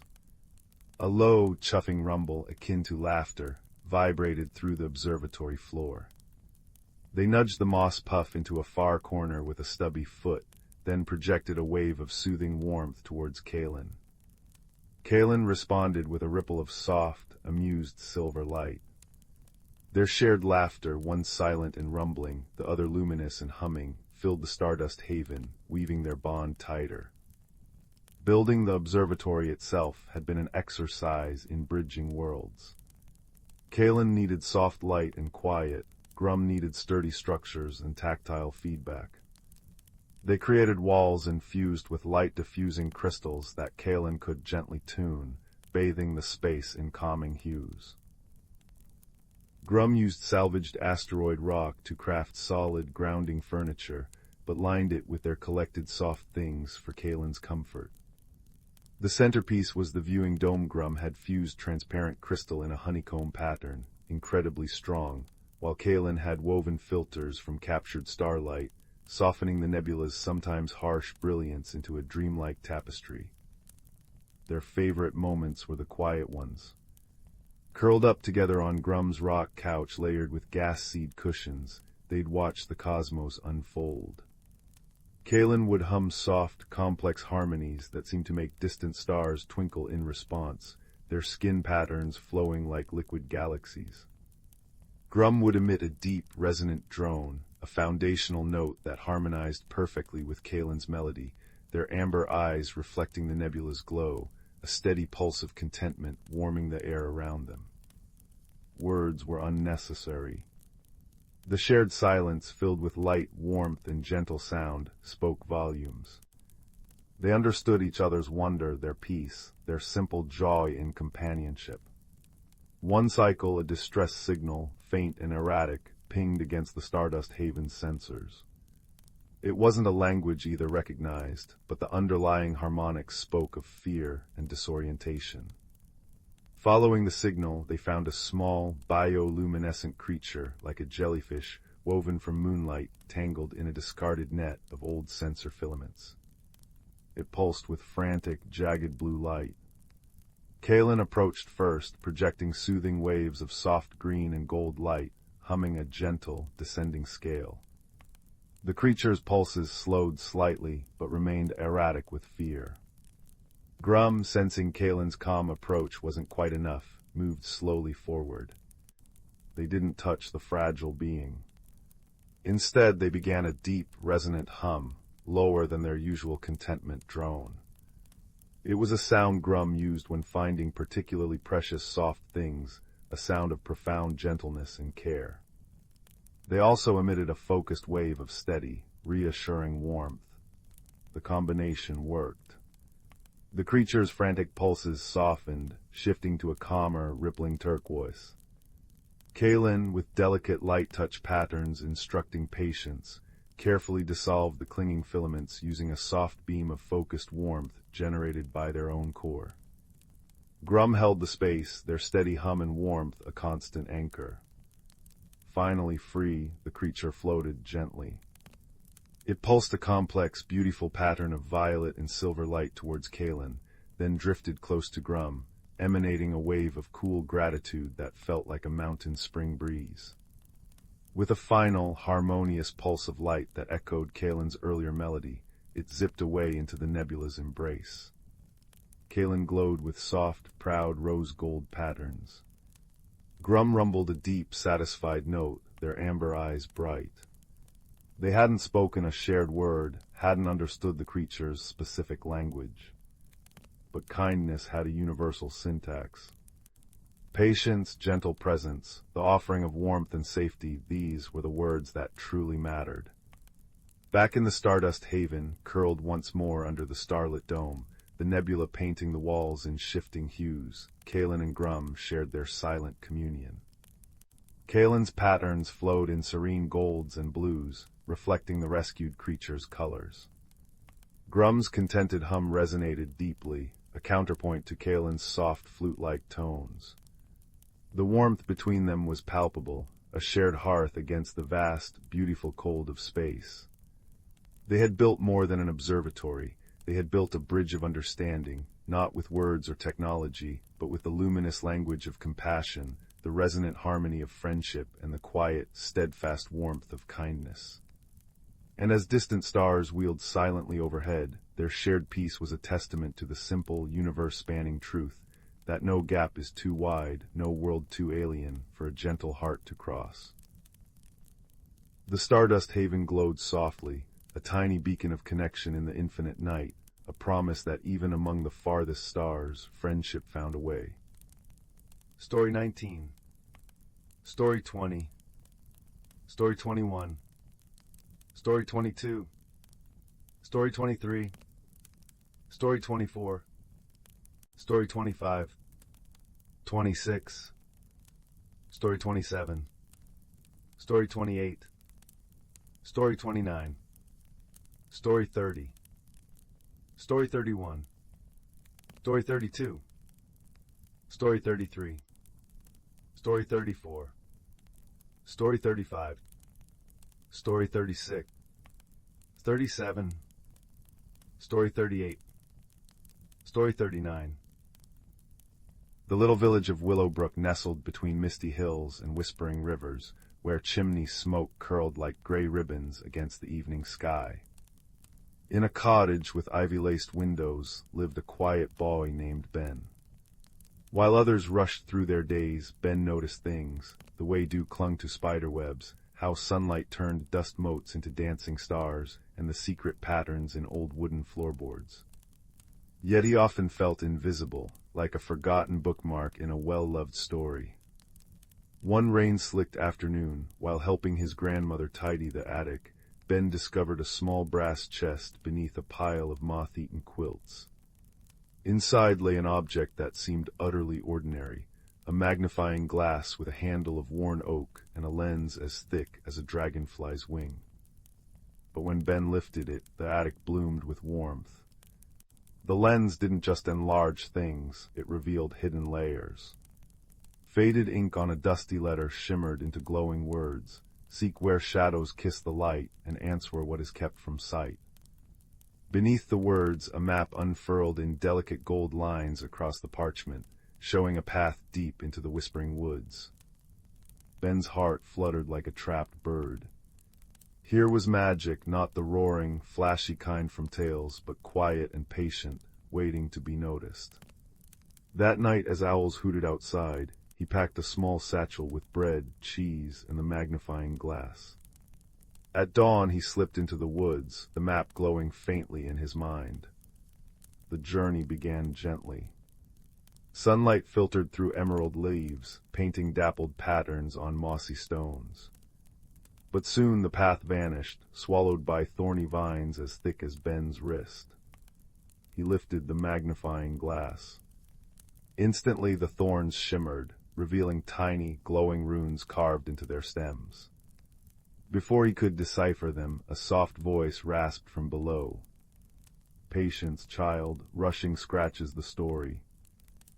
Beneath a toadstool sat a tortoise with a shell patterned like aged parchment. His name was Thorn, and he moved with the slowness of melting honey. "Those runes," he wheezed, "ask a question. What grows without rain, shines without flame, and heals without touch. Answer wrong, and the thorns tighten. Ben frowned. He traced the runes with the magnifying glass, watching them shift like living ink. Kindness, he guessed. The thorns remained. Starlight. Still no change. Then he remembered his grandmother's voice, humming lullabies when he was ill. A smile, he whispered. The vines sighed and unraveled like loosened thread. Thorn blinked his milky eyes. Wisdom blooms in stillness. Walk with me. For days, Thorn guided Ben, teaching him to read the language of lichen and the songs of streams. The woods deepened, shadows stretching long and cool. One evening, as dusk painted the sky lavender, a tiny light zipped past Ben's ear, a firefly named Pip, whose glow pulsed like a cheerful heartbeat. Lost your way. Pip chimed, her voice a tinkle of bell-like notes. I know every hidden glade, follow my light. With Pip darting ahead, casting pools of gold in the gathering dark, and Thorn offering slow, steady counsel, Ben felt less alone. The magnifying glass revealed wonders, flowers that hummed melodies only visible as swirling colors in the lens, stones etched with stories of ancient rains, and a brook whose current spelled out riddles in liquid silver. But the map led them to the cavern of echoing stone, where the air grew cold and still. Inside, the challenge wasn't a monster. It was a towering door of obsidian, seamless and silent. Carved into it was a single, enormous rune. When Ben raised the magnifying glass, the rune fractured into 1,000 shimmering fragments, each a different question. Why do stars fall? Where do forgotten dreams go? How do you mend a broken trust? Overwhelmed, Ben sank to the floor. Pip landed on his shoulder, her glow dimming. So many questions, but no answers fit, she fretted. Thorn nudged Ben's hand with his nose. The door isn't locked by knowledge alone. Look deeper. Ben closed his eyes, breathing in the scent of damp stone and earth. He thought of Willowbrook, the baker sharing warm rolls with the hungry, his grandmother stitching quilts for newborns, neighbors tending each other's gardens after storms. He lifted the magnifying glass not to the rune, but to his own heart. The lens warmed, projecting a soft, golden light onto the door. It wasn't an answer that flowed out, but a feeling, a tapestry of gratitude, hope, and the quiet courage of small daily kindnesses. The obsidian dissolved like mist, revealing not treasure, but a garden. Moonflowers glowed within her light, their petals etched with constellations. At its center stood a figure made of woven shadows and starlight, the guardian who had slept for centuries, waiting. You woke me not with force, it murmured, its voice like wind through reeds, but by showing that wonder lives in gentle hearts. My task is done. The guardian faded, leaving behind a simple clay pot filled with seeds that shimmered like captured twilight. Plant these where shadows kiss the light, whispered the fading voice. The journey back was a blur of joy. Pip lit their path with exuberant loops, Thorn shared tales of stars, and Ben carried the pot like a promise. In Willowbrook he planted the seeds in the village square, where the old oak's shadow met the setting sun. Overnight a garden sprang forth, flowers that sang soft lullabies at dusk, herbs that healed with a touch, and vines bearing fruit sweeter than honey. Ben wasn't invisible anymore. Villagers sought his quiet wisdom, his knack for seeing what others missed. But the greatest change was inside him, a deep, humming certainty that magic wasn't in distant mountains or flashing spells, but in noticing, in kindness, and in the extraordinary secrets hidden in ordinary things. Now, as fireflies dance outside your window and the moon climbs high, remember Ben's magnifying glass. Hold it in your heart tonight. Look closely at the world around you, the fold of your blanket, the shape of shadows on the wall, the rhythm of your breath. Wonder is waiting, patient and bright, in the quiet spaces between dreams. Sleep softly, little one. Tomorrow's ordinary moments hold their own gentle magic. Story 40. Story 41. Story 42. Story 43. Story 44. Story 45. Story 46. Story 47. Story 48. Story 49. Story 50. Story 51.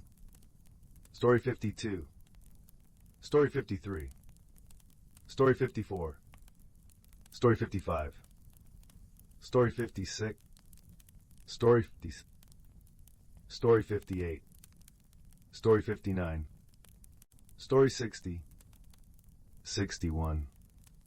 Story 62. Story 63. Story 64. Story 65. Story 66. Story 67. Story 68. Story 69. Story 70. Story 71. Story 72. Story 73. Story 74. Story 75. Story 76. Story 77. Story 78. Story 79. Story 80. Story 81. Story 82. Story 83. Story 84. Story 85. Story 86. Story 87. Story 88. Story 89. Story 90. Story 91. Story 92. Story 93. Story 94. Story 95. Story 96. Story 97. Story 98. Story 99. The first frost of the season had just begun painting silver lace across the window pane when young Cora discovered the acorn. Not an ordinary acorn, mind you, but one that glowed with a soft, buttery light from within its polished shell, nestled among fallen leaves in the crook of Grandmother Rowan's garden wall. When Cora cupped it in her mittened hands, warmth spread through her fingers like sipping hot cider, and a faint melody hummed against her palms, a song of rustling ferns and distant waterfalls. Forest's heartbeat, Grandmother had murmured that evening, stirring honey into chamomile tea while firelight danced in her wise, crinkled eyes. Lost long ago when shadows grew jealous, the woods grow thin without it. Cora knew the stories, how the whispering woods bordering their village once shimmered with shared dreams between trees and townsfolk, how children used to follow foxfire lanterns to dance with mushroom-ring sprites. Now the forest stood silent and watchful, paths twisting into gloom. That night, as wind sighed through eaves like a lonely breath, the acorn pulsed against Cora's pillow. Not a demand, but an invitation. By dawn, with the acorn secured in a velvet drawstring pouch round her neck and Grandmother's knitted scarf smelling of rosemary and courage, Cora slipped through the garden gate. Winter's breath hung crisp in the air, turning each footstep on frosted grass into a tiny crunching symphony. The deeper she wandered, the stranger the woods became, not menacing but deeply alive. Birch trunks gleamed like polished bone in slanting sunlight, while ice-encased spiderwebs glittered like chandeliers. Yet an ache lingered beneath the beauty, brittle branches, two silent clearings where no birds sang, and a scent like forgotten rain. After hours of following the acorn's gentle tug, a compass in her chest, Cora stumbled into a clearing veiled by weeping willow tendrils. There, grumbling fiercely as he wrestled a thorny vine ensnaring his burrow entrance, was a badger. Blasted brambles, he huffed, his charcoal-striped fur fluffed in indignation. Grew overnight, thick as thief's lies. His name, he grumpily admitted when Cora offered help with her little pruning shears, was Thorn. And no, I don't need a human clattering about, especially one wearing a... He froze, black nose twitching toward her glowing pouch. Is that? It can't be.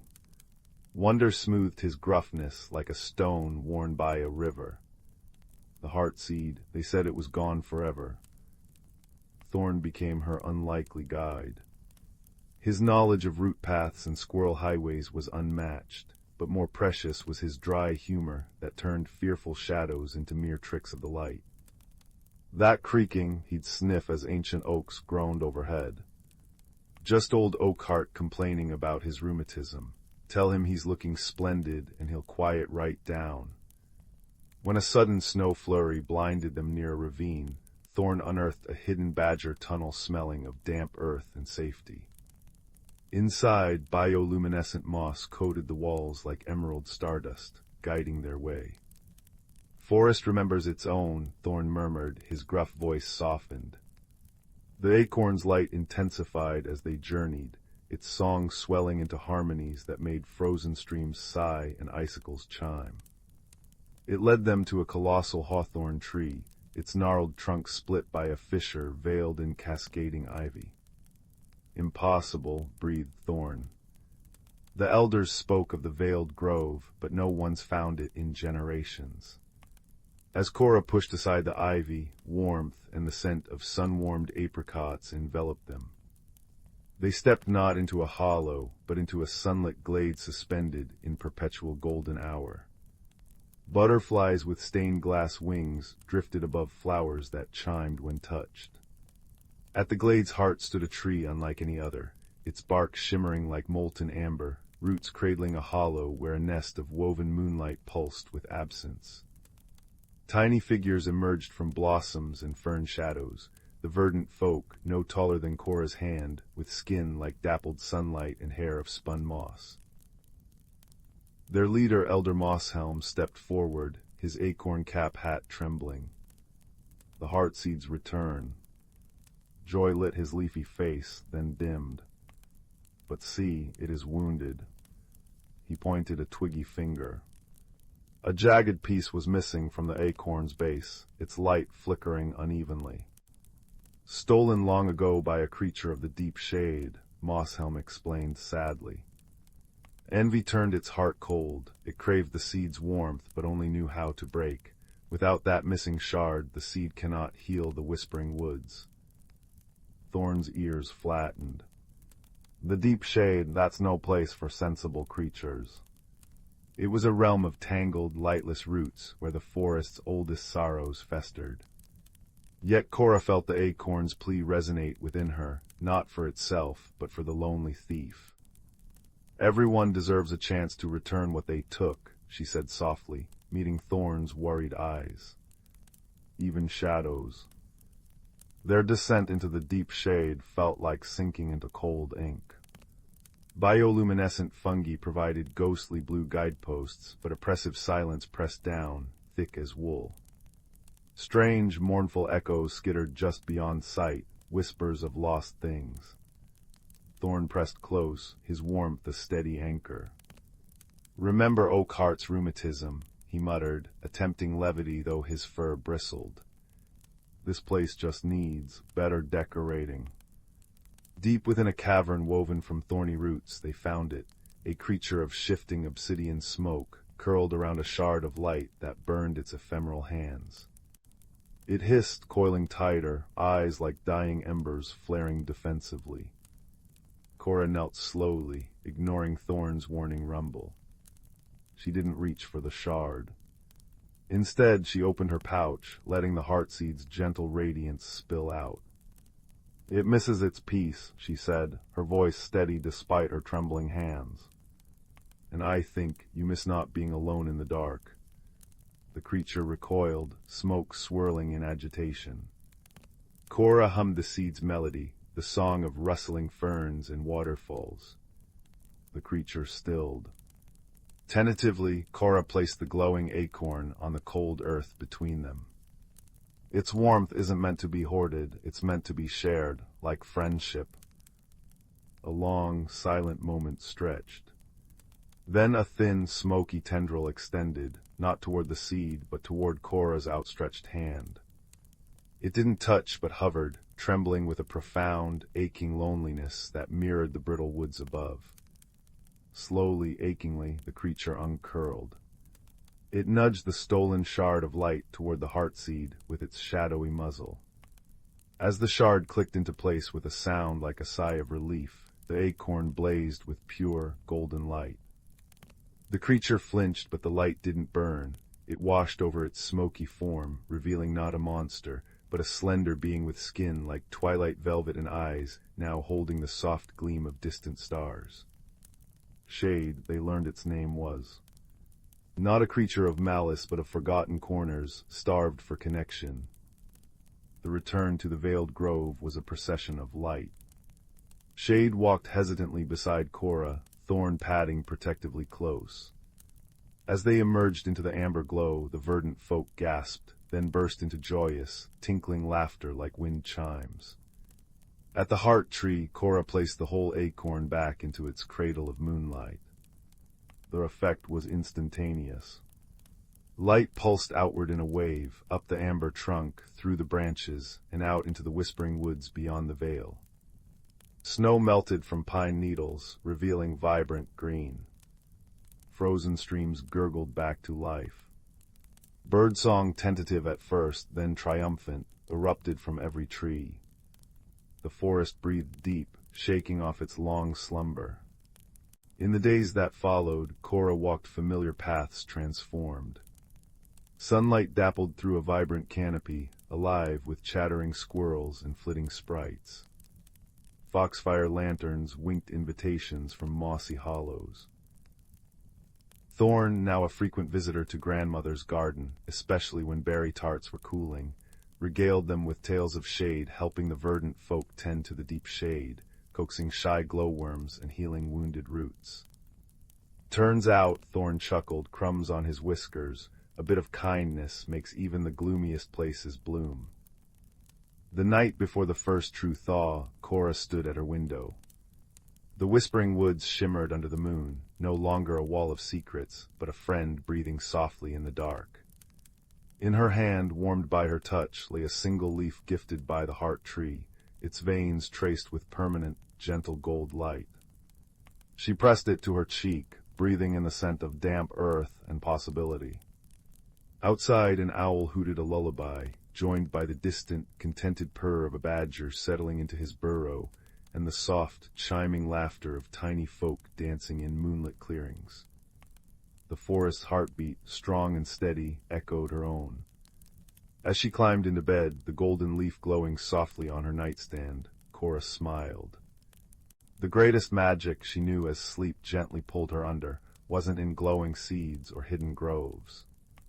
It was in the courage to offer warmth to shadows, the wisdom to listen to forgotten songs, and the boundless, quiet strength found in an unexpected friend's steadfast presence beside you on the path home.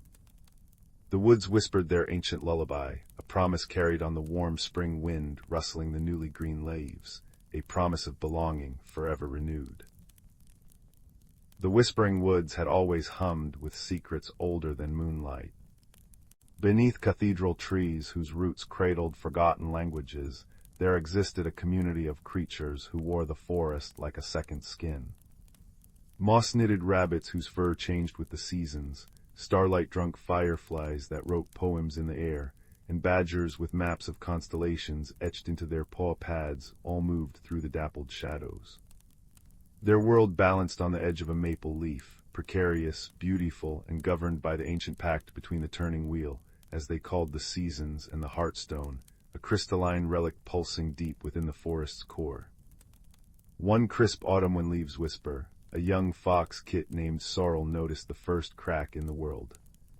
It appeared as she practiced painting frost patterns with her breath against the spider's web, a skill her grandmother had taught her when the last winter's snow still clung to the earth.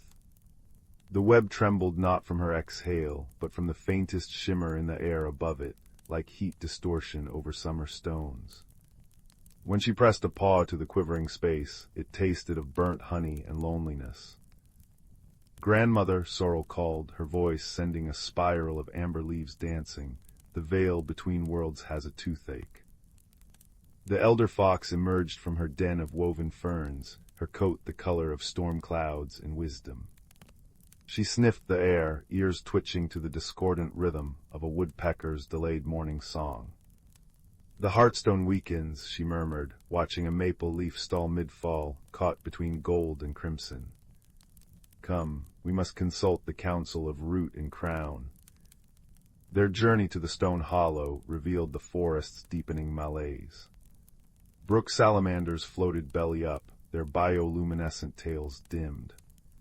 Oak guardians, ancient trees with faces in their bark, groaned as their lower branches petrified into cold stone. Worst of all were the silence pockets, clearings where sound died as if smothered by invisible moss.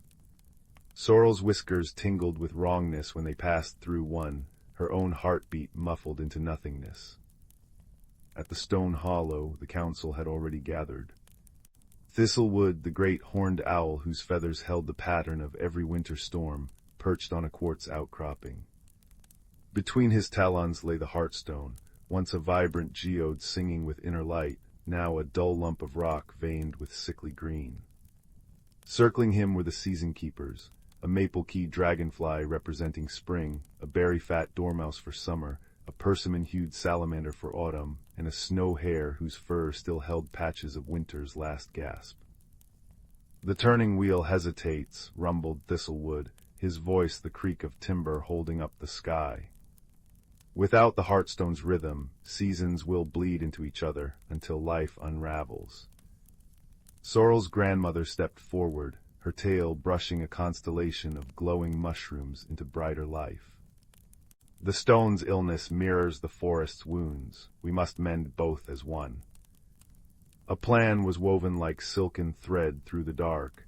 They would collect the 4 essences tied to each season's zenith and use them to cleanse the heartstone. Sorrel, chosen for her keen nose and quicker paws, would lead the gathering. Her first quest took her east to the spring vale, where the air itself blossomed. The journey sang in her blood. She bounded past fiddleheads uncurling like sleep-warmed paws, through meadows where dandelion clocks chimed the hour with drifting seeds. At the vale, a waterfall where liquid sunlight cascaded over emerald rocks, she met the season keeper, a silver-throated deer whose antlers sprouted living cherry blossoms. Prove your heart matches the spring's renewal, the deer spoke in water-song tones. Before them, the waterfall parted to reveal a sapling choked by thorny vines, its leaves trembling in earth's memory of winter. Sorrel approached not with teeth or claws, but with the lullaby her grandmother sang when frost bit too deep. As she hummed, the thorns softened into wild roses. The sapling stretched upward, buds bursting into flowers that rained peach-scented gratitude. The deer bowed, a single blossom floating into Sorrel's satchel, the essence of awakening. Summer's trial burned brighter. In the south, where heat shimmered like a living thing, Sorrel found the season keeper, a jewel-eyed tree frog enthroned on a lily pad the size of a thundercloud. The air throbbed with the heartbeat of 1,000 cicadas. Bring order to the chaos, croaked the frog, indicating a sun-scorched meadow where plants grew in wild, suffocating tangles. Drought crackled in every yellowed blade. Remembering the badger's lessons on balance, Sorrel didn't rip through the overgrowth. Instead, she dug irrigation channels mimicking the constellations on her grandmother's paws, redirecting a sluggish stream to kiss parched roots. She pruned judiciously, thinning enough for sunlight to nourish, not scorch. When the first melon vine curled gratefully around her leg, the frog gifted her the essence of abundance, a drop of liquid amber that hummed with bee song.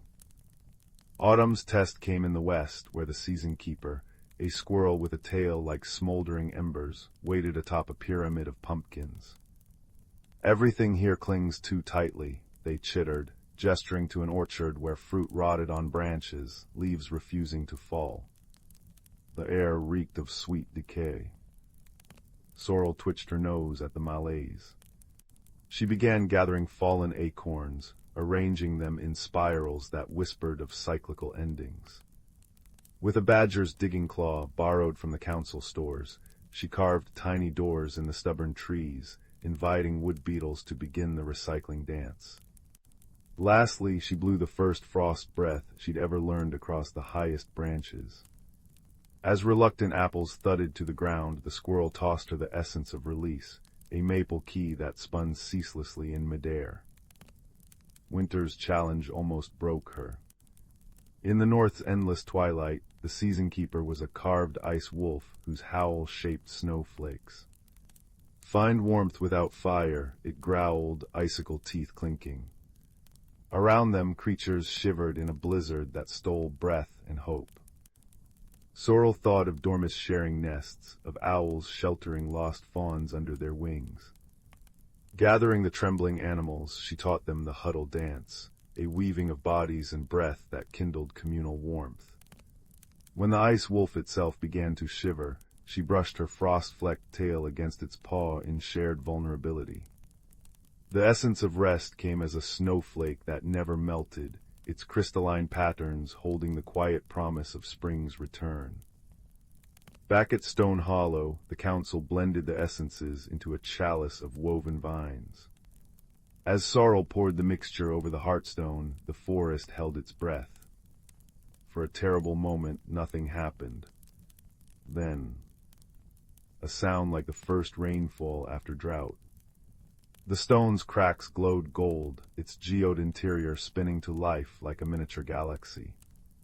Through the bond all forest creatures shared, sorrel felt the changes ripple outward. Salamanders flipping right side up with indignant splashes, petrified branches sprouting new leaves, silence pockets filling with the symphony of a woodpecker's repentant rhythm. When the last tendril of green sickness vanished, Thistlewood lifted the restored heartstone high. Remember this day, he boomed as the essences swirled into the stone, creating a new vein of iridescent light. Harmony isn't a spell but a practice, 1,000 small choices to listen, adapt, and care. Years later, when Sorrel had cubs of her own with coats like dappled sunlight, she'd bring them to the stone hollow during the turning days. Together, they'd watch the season keepers perform their dance, the deer's blossoms melting into the frog's summer rains, the squirrel's falling leaves giving way to the wolf's gentle snows. And when curious noses twitched at the heartstone's glow, she'd tell them of cracked veils and communal warmth, her words weaving through the firefly-lit air like a promise. Nothing is ever truly broken when many paws work to mend it. The forest breathed its agreement in the scent of rain-soaked loam and applewood smoke, in the crunch of leaves under careful paws, in the silent understanding that flowed root to branch to star-dusted wing. Somewhere an elder fox smiled as her granddaughter's laughter tangled with the wind, another thread in the endless, beautiful tapestry of the Whispering Woods. In a quaint village nestled at the edge of the Whispering Woods, where the trees hummed soft lullabies and the air was sweet with the scent of blooming honeysuckle, there lived a young girl named Lila. Lila had chestnut curls that bounced as she walked, and eyes like polished amber, always alight with curiosity. Her home was a snug little cottage with a thatched roof, surrounded by a garden that danced with wildflowers. Every evening, as the sun dipped below the horizon and painted the sky with hues of lavender and rose, Lila would sit by the fire with her grandmother, a wise woman renowned throughout the village for her knowledge of herbs and lore.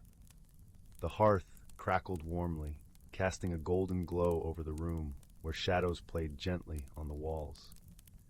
One particular evening, as Lila and her grandmother were preparing to settle down with steaming mugs of chamomile tea, a soft but persistent tapping echoed through the room. It seemed to be coming from the window, which overlooked the garden now blanketed in twilight's embrace. Curious, Lila padded over to the window and pulled back the lace curtain. To her astonishment, she found a small, peculiar creature perched on the windowsill. It was a moonbeam sprite, its delicate wings shimmering faintly in the dim light. The sprite's eyes were wide with worry, its tiny hands clasped together as if in prayer. "Oh, dear Lila," the sprite fluttered its wings, causing a gentle flutter of silvery dust to cascade around it. "Something strange is afoot in the Whispering Woods. The songbirds have fallen silent, and the fireflies are nowhere to be seen." Lila's grandmother joined her at the window, her expression thoughtful. "These are indeed curious happenings," she murmured, her voice as soft and comforting as a woolen shawl. "Perhaps it is time for a visit to the woods. They have secrets to share if one knows how to listen. The next morning, with the sun barely peeking over the horizon, Lila set off toward the whispering woods. The air was crisp and cool, carrying the earthy scent of dew-kissed leaves. As she entered the woods, the familiar rustle of leaves underfoot welcomed her, though the absence of birdsong was unmistakable. Lila walked deeper into the forest, her senses attuned to the subtle whispers of the trees. She soon came upon a clearing where the ancient oak known as Grandfather Tree stood proudly. Its gnarled branches stretched toward the heavens, and its bark was etched with the wisdom of centuries. "Welcome, young Leela," a voice rumbled softly, resonating from the heart of the oak. It was the tree guardian, an ethereal presence that watched over the woods. "I sense you seek answers." Leela nodded, her voice barely more than a whisper. "The forest feels different. Can you tell me what has happened?" The tree guardian seemed to sigh, a gentle breeze rustling through its leaves. "There is a disturbance in the balance. The nightshade, a mischievous creature, has been playing tricks, drawing the magic away from the woods." Lila listened carefully, her mind already turning with possibilities. "How might we restore the balance?" she asked. The tree guardian's response was a soft rustle. "The nightshade is drawn to its reflection. You must craft a mirror of moonlight to capture its attention and coax it back into harmony." Thanking the tree guardian, Lila set about gathering what she needed. She collected a handful of silvery dew from the petals of moonflowers and a shard of smooth, reflective riverstone. With these, she fashioned a small mirror, its surface gleaming with a pale luminescence. As twilight descended, painting the woods in shades of blue and silver, Lila returned to the clearing. There, she placed the mirror upon a bed of moss, right where the moon's light would touch it. Then she waited, her heart steady and calm. Before long, a shadow flitted across the clearing, a dark, wispy shape that darted about with an impish energy. It was the nightshade, drawn irresistibly to the mirror's glow. The creature paused, entranced by its own reflection. Its antics momentarily ceased. With gentle words woven of kindness and understanding, Lila spoke to the nightshade. She explained how its playful tricks had unbalanced the magic of the woods, and how harmony could be restored if it chose to return to its rightful place among the shadows. The nightshade listened, its form shimmering as if considering her words. Finally, with a playful wink, it vanished into the night, leaving behind a trail of sparkling dust. Almost immediately, the woods felt different. The air was lighter, and the soft chirping of crickets resumed its familiar melody.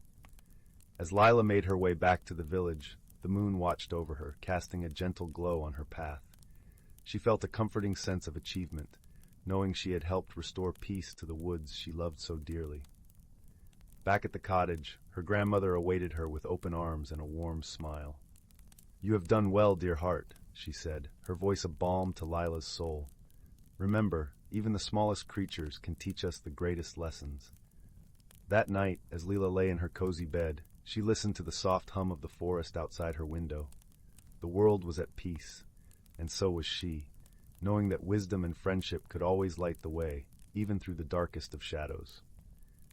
And with that comforting thought, she drifted into a gentle, restful sleep, cradled by the whispers of the woods. The rain whispered secrets against the window pane of old Mr. Thimbleby's clockwork shop. Inside, the air hummed with the steady tick-tock of 100 timepieces and smelled of oiled brass, polished wood, and the faintest hint of cinnamon from the tea mister Thimbleby always kept brewing. His apprentice, a quiet boy named Leo with ink-smudged fingers and a head full of cogs and springs, was sorting through a dusty box of forgotten parts.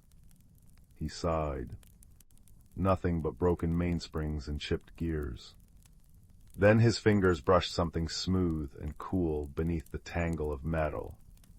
He pulled out a teacup. Not brass or porcelain, but something else entirely like polished moonlight held in a curve. It felt impossibly light, yet solid. Delicate swirls like captured smoke danced just beneath its surface. Leo held it up, utterly bewildered.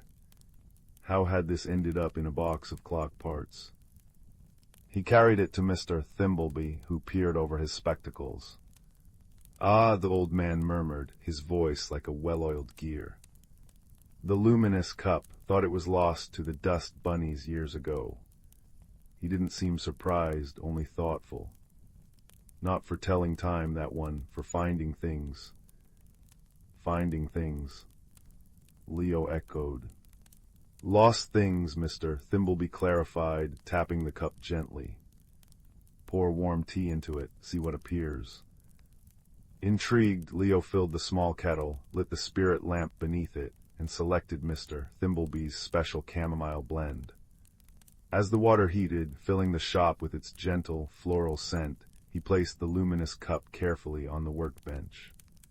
He poured the steaming tea. Instantly, the liquid inside the cup began to shimmer, not reflecting the lamplight, but glowing with its own soft, internal light. Wisps of steam curled upwards, forming shapes. Leo gasped. Within the steam, he saw a miniature image not of the shop, but of a sun-dappled forest path. And there, lying half-buried in fallen leaves beside a gnarled oak root, was the tiny, perfect image of his most treasured possession, his father's old brass compass, lost weeks ago during a walk in the whispering woods. His heart leapt. Mr. Thimbleby, it shows the compass, in the woods. Leo exclaimed. The old clockmaker smiled faintly. It shows what the heart seeks most when lost, but the cup only shows the where. Finding it, that's the journey, and journeys are best not taken alone, especially into the whispering woods near dusk. Be mindful, Leo. Wisdom sees clearer than haste. Leo understood. He filled a small thermos with the fragrant tea, carefully wrapped the luminous cup in soft cloth, and set out. The rain had softened to a mist that clung to the cobblestones as he left the cozy glow of the shop. The image in the cup led him towards the edge of town, where the neat houses gave way to the ancient, towering trees of the whispering woods. The air grew cooler, smelling of damp earth, pine resin, and secrets. His first helper appeared near the old stone bridge. Mrs. Nettle the baker was wrestling with a sack of flour that had tipped precariously from her cart.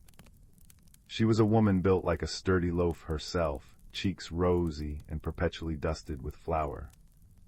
Blast this stubborn thing, she huffed. Can I help, Mrs. Nettle? Leo offered. She beamed. Bless you, lad, strong arms are welcome. Together they righted the sack.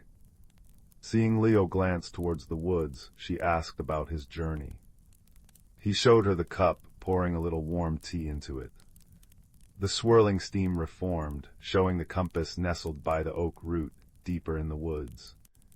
Mrs. Nettle's eyes widened. Lost things finding their way back, that's a bit of magic, that is. Here, she rummaged in her cart and handed him a small, warm parcel. Hazelnut shortbread for the path. And remember, lad, she added, her voice softening, sometimes the loudest problems crumble like pastry if you give him a gentle touch, not a shove. Her kindness was like the warmth from the thermos against his chest. Deeper into the woods, the mist thickened, and the light grew dimmer. The path became tangled and confusing. Doubt began to creep into Leo's heart. Had he taken a wrong turn? He poured a little more tea. The image flickered, the compass still waiting, but the path around it seemed obscured by shifting shadows. Suddenly, a soft, rhythmic clink-clink echoed nearby. Following the sound, Leo found Mr. Filbert, the lamplighter, perched precariously on a ladder, carefully cleaning one of the rare glass lanterns that marked the safe paths through the deeper woods. He was a thin, quiet man who moved with deliberate grace. He saw Leo's worried face and the glowing cup. Lost, young master. Mr. Filbert asked, his voice as soft as lamplight. Not lost, Leo said, showing him the cup's image. But the path seems hidden now.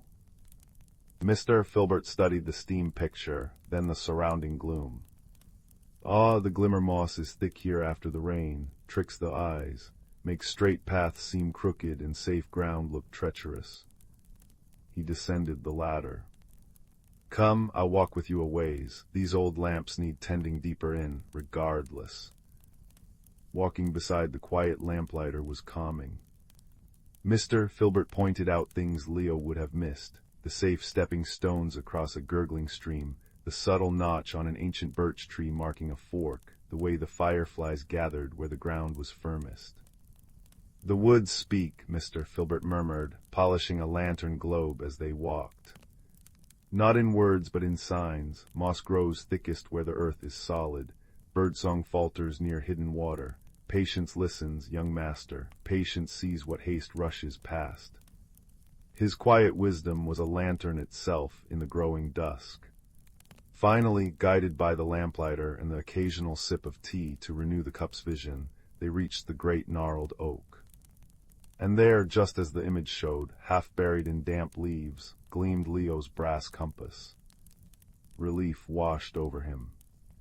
He knelt to retrieve it. But as his fingers brushed the cool metal, a low, rumbling growl echoed through the trees. A massive shadow detached itself from the deeper gloom beneath the oak. It was a guardian stag, its coat the deep brown of ancient bark, its antlers like tangled branches tipped with points of sharpened moonlight. Its eyes, intelligent and wary, fixed on Leo and the compass in his hand. It stood squarely over the path Leo needed to take back. Leo's heart hammered. He remembered Mrs. Nettle's words about gentle touches and Mr. Filbert's advice about patience. He remembered Mr. Thimbleby's warning: wisdom sees clearer than haste. Force wasn't an option against such a majestic creature. What did it want? Why was it guarding the path? He looked at the luminous cup, still warm in his hand. He had one last measure of tea in the thermos. An idea sparked. He poured the tea slowly into the luminous cup. The steam swirled, but instead of showing the compass, Leo focused his thoughts, his deepest wish: show me what the guardian needs. The steam shimmered, shifted, and reformed. This time it showed not an object, but a scene. The guardian stag limping slightly, its powerful flank marred by a deep, angry gash tangled with thorny vines.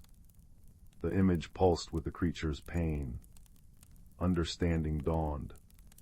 The stag wasn't guarding the path out of malice. It was protecting itself, wounded and vulnerable. "Mr. Filbert," Leo whispered urgently, "do you have anything sharp, but small?" The lamplighter, understanding instantly, pulled a tiny, precise folding knife from his pocket used for trimming wicks. Leo took it gratefully. He held up the luminous cup, showing the stag the image of its own wound. The great beast snorted, its eyes fixed on the glowing steam. Slowly, cautiously, Leo approached, not towards the path, but towards the stag's flank. He spoke softly, words he didn't fully understand, but that felt calm and reassuring, like the ticking of a well-made clock. The stag remained tense but didn't move away. With painstaking care, using the tiny knife, Leo gently began to cut and unwind the cruel thorns biting into the creature's hide. It took time. He moved slowly, deliberately, whispering apologies whenever the stag flinched. Mr. Filbert stood quietly nearby, his presence a steady anchor. Finally, the last thorn came free. Leo stepped back. The guardian stag shook its massive head, then lowered it. Not in threat, but in what looked remarkably like gratitude. It nudged Leo gently with its velvet nose, then turned and limped away, disappearing silently into the trees, leaving the path clear. Leo's hands trembled, but his heart felt light. He had his compass, cold and reassuring, in his palm. He looked at the luminous cup. The steam had faded, leaving only the dregs of chamomile tea. Its magic felt spent for now, but its lesson glowed warmly within him. The journey back through the whispering woods felt different. The mist still curled, but it seemed softer. The sounds, the rustle of leaves, the distant hoot of an owl felt like companions, not mysteries. Mr. Filbert walked beside him, his lanterns casting warm pools of light on the path, his quiet presence a comfort. They parted ways at the edge of the woods, the lamplighter heading back to his rounds with a nod and a soft, well-found young master. Back in Mr. Thimbleby's warm, ticking shop, the smell of cinnamon and brass was a welcome embrace. Leo placed the brass compass carefully on the workbench and set the now-cool, ordinary-looking luminous cup beside it. He told the old clockmaker everything: the finding, the woods, Mrs.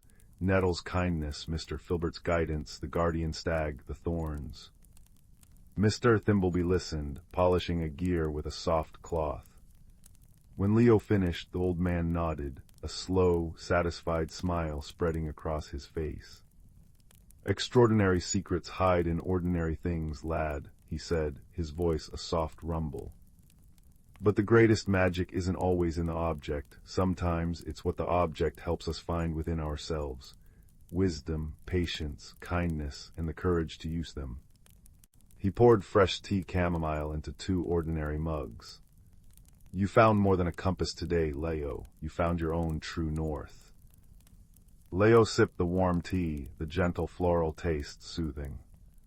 He looked at the luminous cup, now just a beautiful, silent vessel on the bench. It had shown him the way, but the journey, the helpers, the gentle wisdom to overcome the challenge, that had all been his own. The steady tick-tock of the clocks filled the cozy room, a comforting rhythm marking the peaceful end of an extraordinary day. Outside, the night was still and quiet, holding its secrets close, while inside, warmed by tea and accomplishment, Leo felt a deep sense of calm settle over him, as soft and sure as the moonlight finally breaking through the clouds outside the window. He had journeyed, he had discovered, and he had returned, not just with a lost treasure, but with a quiet understanding that would tick steadily within him, like the most reliable clock of all. Sleep, when it came, would be deep and dreamless, wrapped in the cozy certainty that even in a world of hidden wonders, kindness and wisdom were the truest magic. Leo had always been curious about the old oak tree at the very edge of his grandmother's garden. Its gnarled branches seemed to reach out like welcoming arms, and its leaves whispered secrets on even the stillest days. His grandmother called it the listening tree, but she always cautioned him against venturing too close to the hollow nestled within its massive trunk. "Some doors," she'd say with a twinkle in her eye, "are best opened when you're ready for the journey beyond." One crisp autumn afternoon, the scent of wood smoke and fallen apples heavy in the air, Leo felt ready. A gentle breeze, carrying the scent of damp earth and something else, something sweet and unfamiliar, tugged at him. He approached the hollow.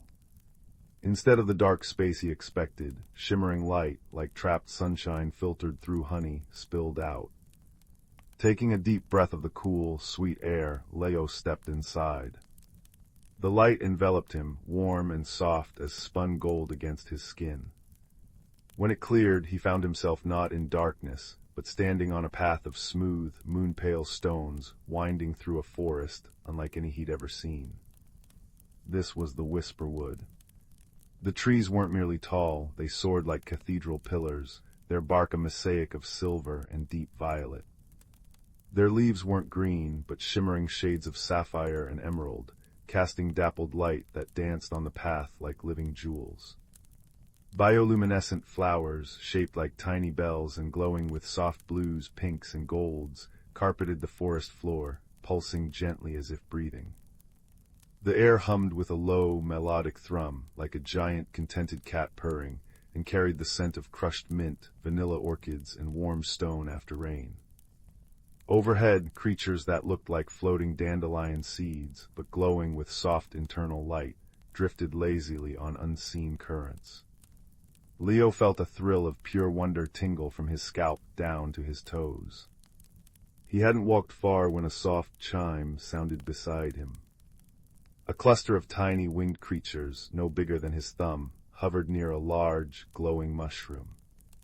They looked like they were spun from spun glass and starlight, with delicate, iridescent wings that hummed faintly. Their large, luminous eyes blinked at him with gentle curiosity. These were the glow sprites. One darted forward, leaving a trail of shimmering dust that smelled faintly of cinnamon, and chimed again, a sound like tiny crystal bells. It seemed to be pointing towards a fork in the path where a large, moss-covered stone partially blocked the way. Leo understood. "Thank you," he whispered, bowing slightly. The sprites chimed happily, swirling around his head for a moment in a shower of sparkling dust before flitting back to their mushroom. Approaching the mossy stone, Leo saw the problem. The path forked, but the right-hand way was almost completely obscured by thick, velvety moss cascading from the stone and hanging vines heavy with luminous purple berries. He needed to clear it gently. As he reached out to push aside the moss, it shifted. A pair of large, sleepy eyes blinked open from within the moss itself. A creature resembling a small, incredibly fluffy bear entirely covered in the softest, deepest green moss yawned, revealing a tiny pink tongue. It stretched, mossy limbs extending, and regarded Leo with calm, ancient eyes. This was a moss bear, Leo instinctively knew. He remembered his grandmother's advice about respecting the quiet places. Instead of pushing, he bowed again. "Excuse me, please," he said softly. "I don't mean to disturb your rest, but I'm trying to pass this way." The moss bear studied him for a long moment, then slowly, deliberately, shifted its bulk just enough to clear the path. It gave a soft, rumbling purr that vibrated through the ground and settled back down, its eyes closing peacefully. Leo carefully stepped past, brushing a gentle hand over the cool, soft moss on the creature's back. "Thank you," he murmured. The path led downwards now, towards the source of the melodic thrumming he'd heard earlier. It opened into a breathtaking clearing. A wide, shallow river flowed here, its water crystal clear and shimmering with every color imaginable like liquid rainbow catching the light. But the most astonishing sight was the riverbed itself. It was covered in smooth, polished stones, but these stones weren't inert. They glowed softly, each radiating its own unique hue: deep amethyst, fiery topaz, serene aquamarine. And they were singing. Not with voices, but with pure, resonant tones that vibrated through the air and water, creating the forest's harmonic hum. Leo knelt at the water's edge, dipping his fingers in. The water felt cool and silky, tingling slightly. The stones beneath shimmered brighter at his touch. He saw that the stones closest to the bank seemed dimmer, their songs fainter, almost sad. Gently, carefully, he began picking up the dimmer stones from the shallows and placing them back into the deeper, faster-flowing current in the center of the river. As each stone touched the stronger flow, it flared brightly, its song swelling back to full strength, joining the glorious chorus. He didn't know why they'd become displaced, perhaps by playful water creatures or gentle floods, but helping them felt right. As he worked, the entire clearing seemed to brighten, the hum becoming richer, sweeter, vibrating warmly in his chest. He felt a profound sense of peace and connection. Leaving the singing river behind, the path began to climb again, winding between enormous tree roots that formed natural arches. The light shifted, becoming softer, duskier. Ahead, nestled in the cradle of three colossal roots, stood a structure that took Leo's breath away. It was a cottage, but not made of wood or stone. It seemed woven from living vines heavy with night-blooming flowers that glowed with soft, white light. The roof was a canopy of enormous, luminous leaves. Warm, inviting light spilled from a round window. As Leo approached, the door, made of intertwined willow branches, creaked open silently. Inside, the air was warm and fragrant with the scent of baking bread and lavender. An old woman sat by a hearth where a fire of cool, blue and green flames crackled merrily, casting dancing shadows. Her hair was like spun moonlight, and her eyes held the depth and kindness of the forest itself. She wore a robe that seemed woven from shifting shadows and starlight. "Welcome, Leo," she said, her voice like wind through leaves and chimes on a breeze. "The whisperwood speaks of your gentle heart. She gestured to a plump cushion woven from glowing reeds. Rest your feet, the listening tree sent word you might find your way here today. Over cups of steaming, sweet-smelling tea that tasted of wild honey and summer berries, the weaver, for that was her name, she who tended the stories of the Whisperwood, listened as Leo shared his journey, the glow sprites, the moss bear, the singing stones. She smiled, the wrinkles around her eyes deepening like the rings of an ancient tree. You listened, she said softly. To the sprite's chime, to the moss bear's quiet, to the stone's fading song. You met the unknown not with fear, but with respect and kindness. That is true courage, young explorer. It is not the absence of fear, but the choice to act gently despite it.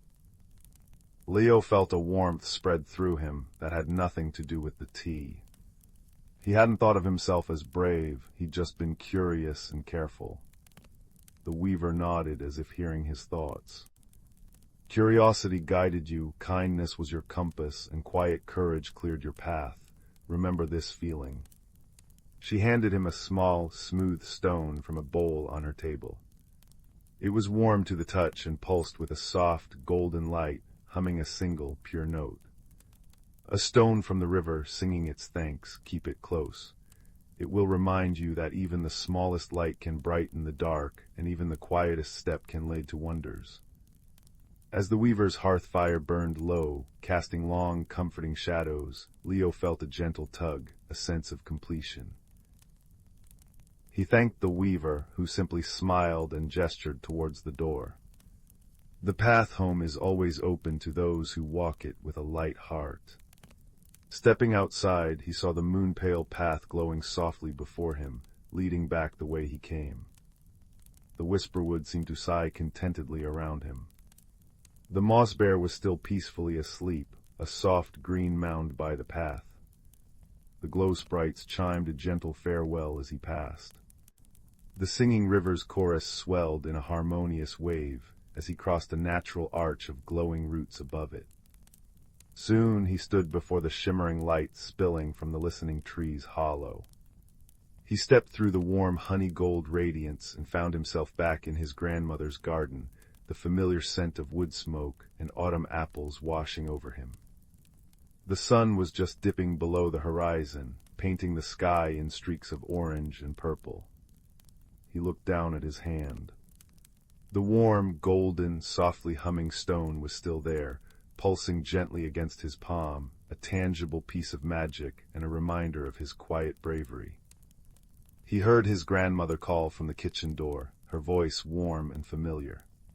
Leo ran to her, the stone safely tucked in his pocket, its gentle warmth a comforting secret against his leg.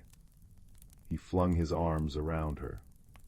"Grandmother," he whispered, his heart full of the Whisperwood's song, "I found a door, and I walked through it." She hugged him back tightly, her own eyes twinkling with understanding deeper than words. She smoothed his hair, breathing in the lingering scent of mint, vanilla, and starlight that clung to him. "Ah, my little explorer," she murmured, her voice thick with love. "I thought you might be ready. The best journeys always begin with a single step, taken with a brave and gentle heart. Come inside now. The fire's crackling, and there's warm milk with honey." She led him towards the cozy glow of the cottage windows, the stone in his pocket humming its soft, reassuring song, a lullaby of courage found, wonders witnessed, and the comforting certainty that the world held more magic than he could ever imagine, waiting patiently for those willing to listen and step gently into the unknown.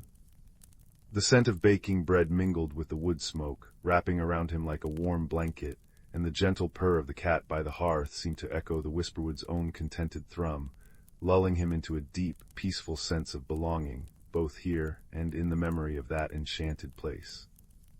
The adventure was over for now, but the warmth, the light, and the quiet courage it had kindled within him would remain, a glowing ember in his heart forever.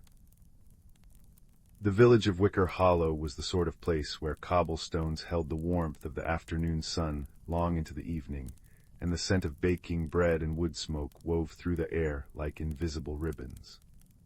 In a small cottage tucked beneath a willow tree's sighing branches lived a quiet boy named Silas. Silas noticed things others missed, the precise pattern of frost on a window pane, the different songs of the wind through the oak versus the pine, and the way Mrs. Thimble's cat, Marmalade, always blinked twice before pouncing. But mostly, Silas noticed the forgotten things, the chipped teacup at the back of the cupboard, the single button gleaming in the dust beneath the dresser, the worn-out boot left by the garden gate. One misty Tuesday, while searching for a lost marble near the old stone bridge, Silas noticed something truly forgotten. Half buried in the mossy bank, nestled amongst smooth river stones, lay a book. It wasn't grand or leather-bound.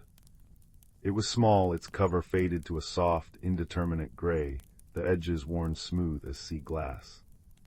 There was no title, no author. When Silas picked it up, it felt unexpectedly warm, like a stone left in the sun, and it hummed faintly against his palms, a vibration more felt than heard. Intrigued, Silas brushed off the damp moss and carried it home. That evening, curled in his favorite armchair beside the crackling hearth, the orange firelight dancing on the worn pages, he opened it. The first page was blank. So was the second. Disappointment prickled, but then, as he turned the third page, something shimmered.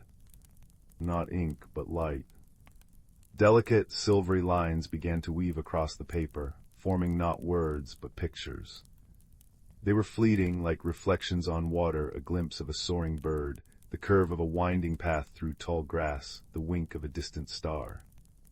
As Silas watched, mesmerized, the images shifted, responding to his quiet thoughts. When he thought of the river, the page showed minnows darting over pebbles. When he thought of the willow tree, its long leaves swayed in an unfelt breeze across the paper. The book, he realized with a gasp, didn't contain stories, it showed them. It reflected the world, but only the parts unseen, the hidden wonders, the secret heart of things. This discovery sparked a quiet yearning in Silas. The book showed him glimpses of places beyond Wicker Hollow, a forest glowing with bioluminescent mushrooms, mountains capped with clouds that looked like spun sugar, a meadow where flowers chimed like tiny bells.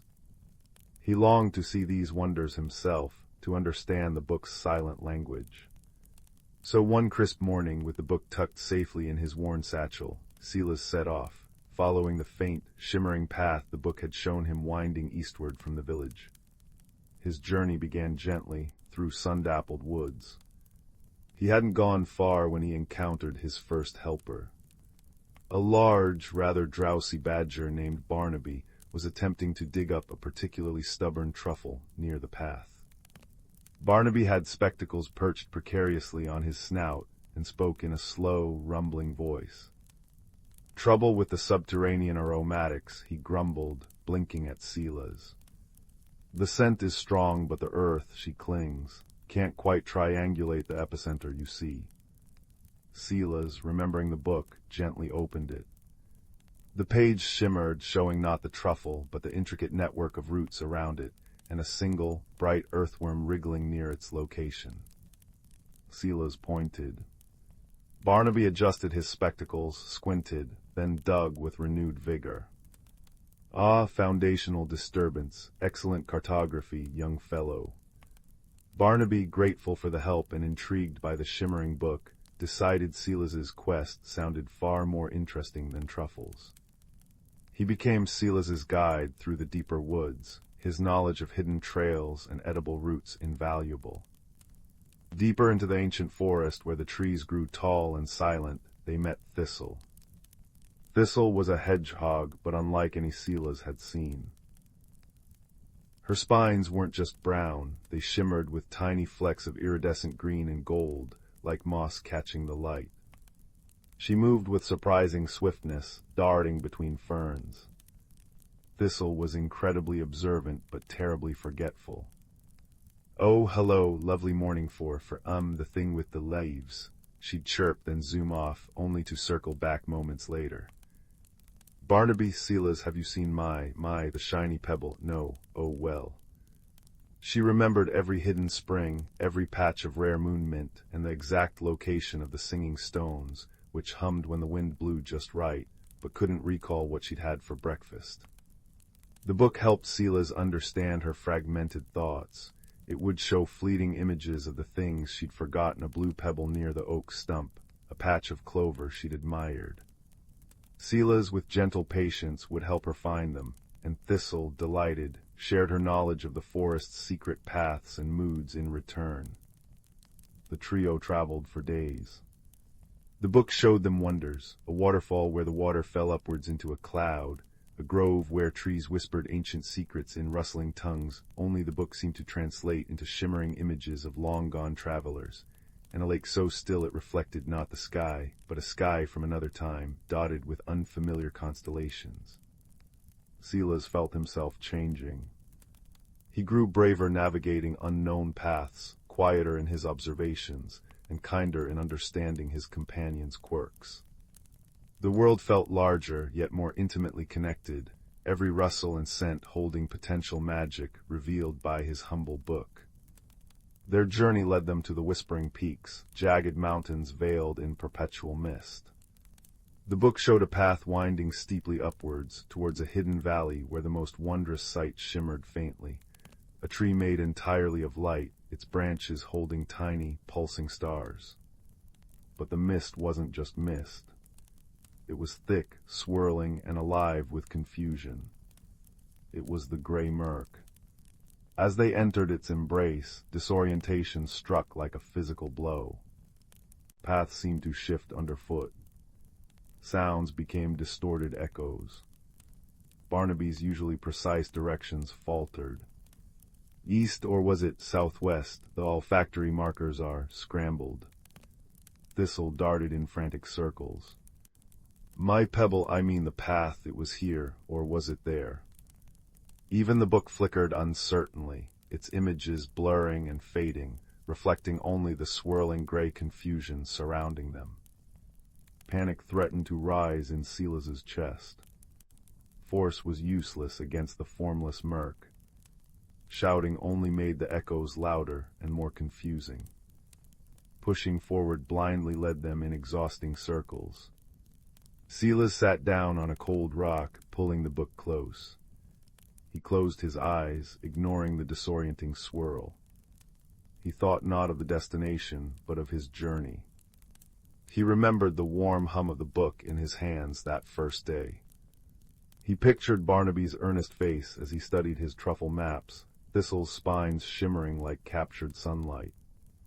He thought of the willow tree sighing outside his window, the scent of misses, thimbles baking, the comforting crackle of his hearth. He focused on the feelings: warmth, kindness, quiet wonder, friendship. He poured these feelings into his thoughts, holding them steady like a candle flame in the disorienting gray. He opened the book. Instead of showing the confusing mist or the distant light tree, the pages began to glow with a soft, steady, golden light. It wasn't a bright beam, but a gentle, unwavering radiance that emanated warmth and calm. The light didn't push the mist away, it simply held its space.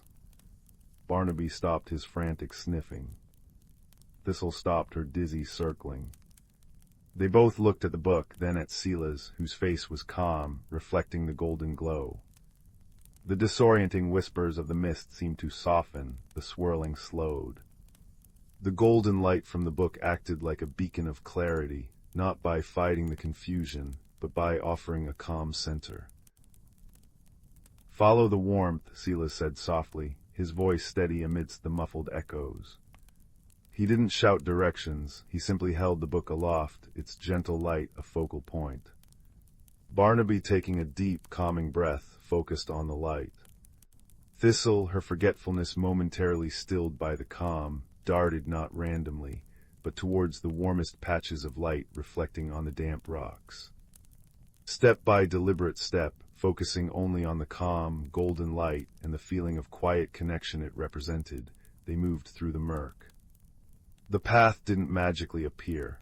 They found it by ignoring the confusion and moving towards the warmth and steadiness Silas held within him and projected through the book. The swirling gray thinned, the disorientation faded, and finally they stepped out of the murk onto a sunlit ledge. Below them lay the hidden vale. It was bathed in soft, pearlescent light. flowers like spun glass chimed softly in the breeze. And in the center, its roots deep in starlight, stood the tree of Lumina. It wasn't merely bright, it pulsed with a gentle, living light, each branch a constellation, each leaf a tiny captured sunbeam. The air hummed with pure, peaceful energy. The book in Silas's hands blazed with a matching light, no longer showing images, but resonating with the tree's serene song. They spent hours in the vale, resting in the peaceful glow. The tree didn't speak, but Silas understood. It wasn't just a wonder to be seen, it was a reminder. A reminder that the greatest light comes from within, from kindness, from calm, from friendship, and from truly seeing the quiet magic woven into the ordinary world. The book hadn't just shown him hidden wonders, it had helped him see with his heart. The journey back to Wicker Hollow was easier. The book still shimmered, showing hidden wonders: a family of foxes playing in moonlit ferns, an owl with feathers like polished moonstone, but Silas saw them differently. He saw the connection, the quiet beauty inherent in everything. Barnaby returned to his truffles with a new appreciation for the subterranean cartography. Thistle still forgot her pebbles, but now she'd forget them with a happy chirp, remembering instead the feeling of the Lumina tree's light. Silas returned to his cottage beneath the willow. The worn gray book sat on his windowsill now, catching the morning sun. It still shimmered sometimes, showing the dew on a spiderweb like diamonds, or the secret path a ladybug took across a leaf. But Silas didn't need it to see the magic anymore. He saw it in the steam rising from Mrs. Thimble's teacup, in the way marmalade blinked twice before purring, in the familiar creak of the floorboards. The world hadn't changed, he had. He'd learned that the most extraordinary secrets aren't found in distant, hidden valleys, but in the quiet noticing, in the warmth of friendship, and in the gentle light of kindness that can guide you through any fog. And sometimes he'd open the book for a child visiting Mrs. Thimble, and together they'd watch the shimmering story of a dandelion seed sailing on the breeze, or the secret dance of fireflies in the twilight, a reminder that wonder is always just a heartbeat away, waiting to be seen with a quiet and kind heart. The gentle hum of the book blended with the crackle of the hearth, a soft lullaby of hidden wonders and peaceful hearts, perfect for drifting into dreams. The first frost had painted silver cobwebs on Lily's window pane that morning. Now, as twilight deepened into a velvety indigo outside, the familiar shapes of her room, the sturdy oak wardrobe, the bookshelf crammed with well-loved tales, the rocking chair draped with a worn quilt, seemed to hold their breath, waiting for the night's story to unfold. Lily burrowed deeper under her patchwork duvet, the scent of lavender sachets mingling with the faint wood smoke drifting from the hearth downstairs. Her gaze drifted to the small, smooth stone resting on her bedside table. It wasn't much to look at by daylight, just a gray river pebble. But in the fading light it held a secret, a faint, pulsing warmth deep within its core, like a captured ember. She'd found it weeks ago, washed up on the bank of the Whispering Creek, and it felt alive. Tonight the stone hummed softly against her palm when she picked it up. A gentle vibration, almost a purr, resonated through her fingers. Lily closed her eyes, breathing in the quiet. That's when she heard it, a sound woven into the silence itself. Not the creak of the house settling, nor the distant hoot of an owl. This was a melody, faint and ethereal, drifting on the cool night air like the scent of moonflowers. It seemed to come from inside the stone, a song of longing and forgotten paths. Curiosity, a familiar friend, nudged Lily. Slipping out of bed, the polished wood floor cool beneath her bare feet, she padded to the window. The melody grew clearer, not from the stone now, but seemingly from the ancient oak tree that stood sentinel at the bottom of her garden. Its gnarled branches, silhouetted against the star-strewn sky, seemed to beckon.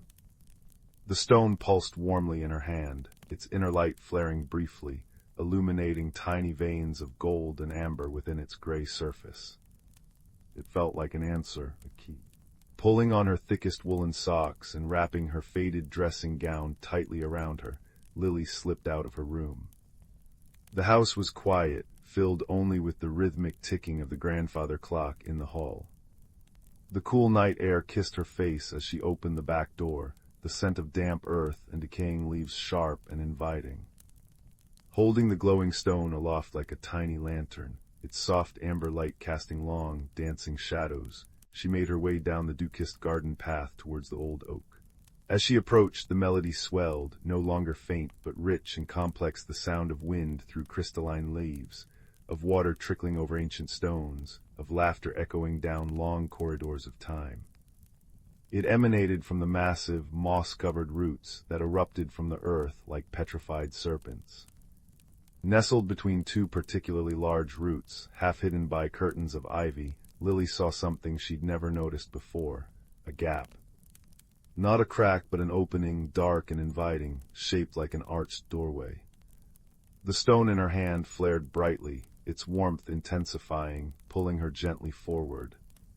Taking a deep breath, the song filling her ears and the stone's light guiding her way, Lily stepped through the root arch. The air changed instantly. It became warmer, thicker, tasting faintly of ozone and damp moss. Instead of the expected darkness of a hollow tree, she found herself on a winding, downward path. It wasn't earth or wood beneath her feet, but smooth, cool stone, worn by time and countless unseen footsteps. Bioluminescent fungi clung to the walls, casting an eerie, beautiful blue-green glow that mingled with the warm amber light from her stone. Giant, luminous mushrooms like parasols spun from moonlight dotted the path.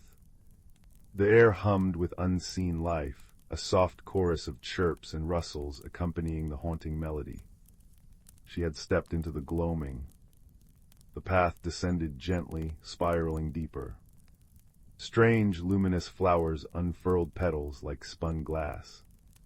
Tiny winged creatures, no larger than fireflies but shaped like miniature birds with iridescent scales, darted through the air, leaving trails of shimmering dust. Lily walked in wide-eyed wonder, the stone clutched tightly, her heart pounding not with fear but with a thrilling sense of discovery. She was in a hidden world, a secret heart beating beneath her own garden. The path opened into a vast, subterranean cavern. It took Lily's breath away.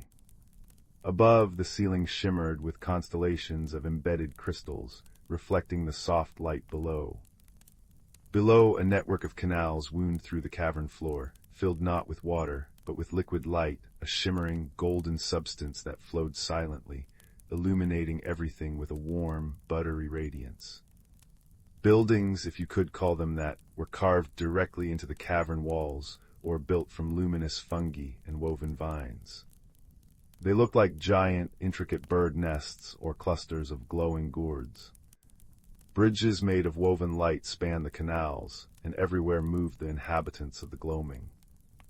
They were small, perhaps knee-high to Lily, with skin the color of polished walnut or smooth river stones.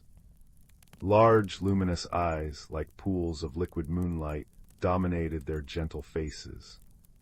Some had delicate, moth-like wings shimmering on their backs, others had fur like soft moss, and still others seemed woven from shadow and starlight. They moved with a quiet grace, tending luminous gardens, weaving strands of light on intricate looms, or simply sitting by the canals, their reflections shimmering in the golden flow. The melody Lily had followed was everywhere here, woven into the very air, sung by the people and echoed by the cavern itself.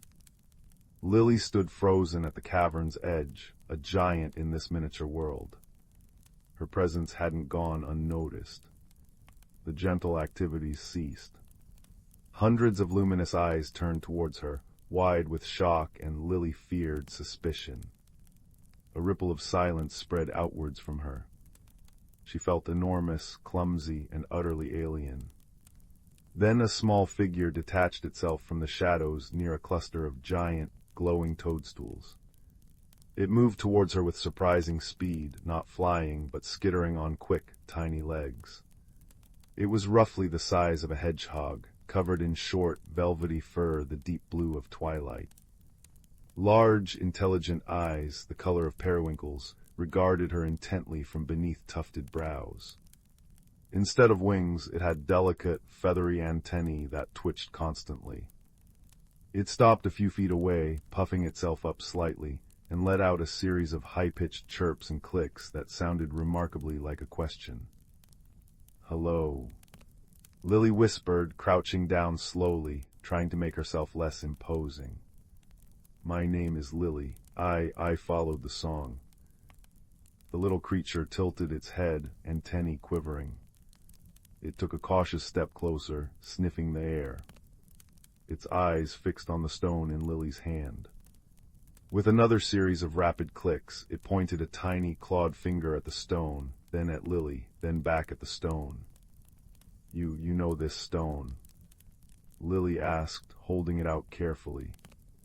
The stone pulsed warmly, and its inner light seemed to brighten in response to the creature's proximity. The blue-furred being let out a soft trill, its posture relaxing. It skittered closer, reaching out a tentative paw to touch the stone. As its tiny claws brushed the surface, the stone flared brilliantly, bathing both of them in warm, amber light. A wave of understanding, wordless but profound, washed over Lily. She felt the creature's surprise, its curiosity, and beneath it, a deep, resonant sadness. She also felt its name, Pip. Pip, Lily thought, the name feeling right.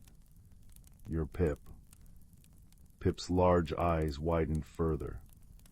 It chirped excitedly, a sound like tiny bells. It touched the stone again, then pointed urgently towards the center of the cavern, where a magnificent structure rose, a towering spire, seemingly grown from a single, colossal crystal, pulsating with a soft, internal light. Pip's clicks and chirps grew frantic, laced with unmistakable worry. It pointed to the crystal spire, then made a gesture like something breaking, accompanied by a mournful whine. It then mimed holding something precious and looking around desperately. The song. Lily breathed, understanding dawning. "The melody I heard, it came from there, and it's fading. Something's wrong." Pip nodded vigorously, antennae drooping. The beautiful melody that filled the cavern was changing. Where it had been rich and full, now thin, discordant threads wove through it, like a tapestry beginning to unravel. A murmur of unease ran through the watching, gloaming folk.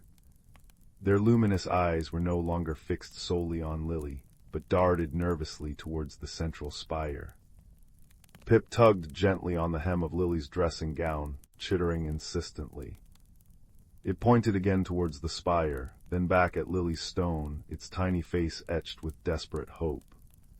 Lily looked from the anxious Pip to the troubled faces of the gloaming folk, then to the pulsing crystal spire whose light seemed to flicker uncertainly.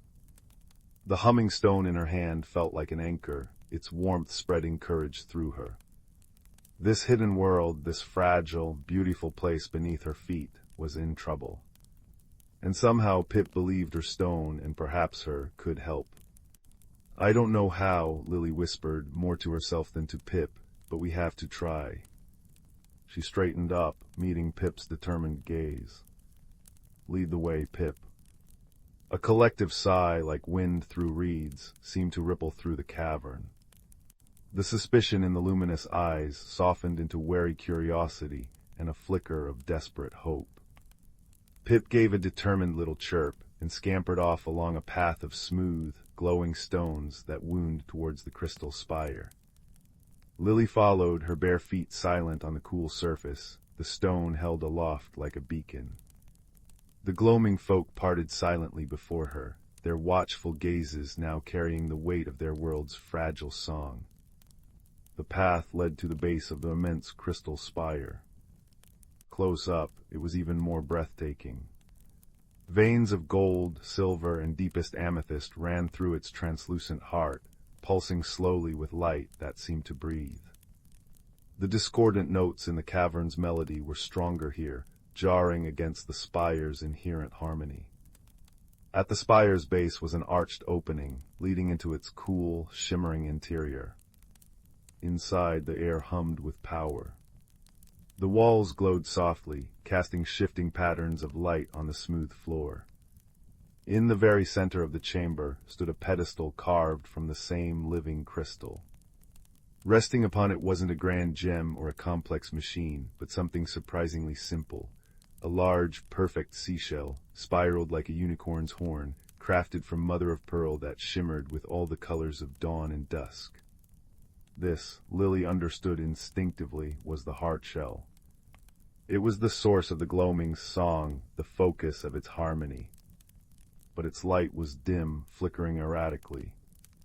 Fine cracks like spiderwebs of shadow marred its luminous surface. The beautiful melody emanating from it was strained, thin, and punctuated by jarring silences. Surrounding the pedestal were three elderly gloaming folk, their fur or skin etched with deep lines, their large eyes clouded with worry. They were singing, their voices high and pure, weaving intricate harmonies aimed at the heart shell. But their song seemed weak, unable to penetrate the shadowy cracks or mend the fraying melody. One of them, a being with bark-like skin and hair like silvery moss, looked up as Lily and Pip entered. His eyes, ancient and weary, widened slightly at the sight of Lily, then fixed on the stone in her hand. A spark of something recognition, disbelief, flickered within them. Pip skittered forward, chattering urgently at the elders, pointing emphatically at Lily and her stone. The elder with bark-like skin listened, his gaze never leaving the pulsing pebble. He raised a gnarled hand, silencing Pip. His voice, when he spoke, was surprisingly deep and resonant, like stones shifting in a deep riverbed, yet Lily understood its meaning through the same wordless connection the stone seemed to provide. The songstone, he murmured, his voice thick with emotion.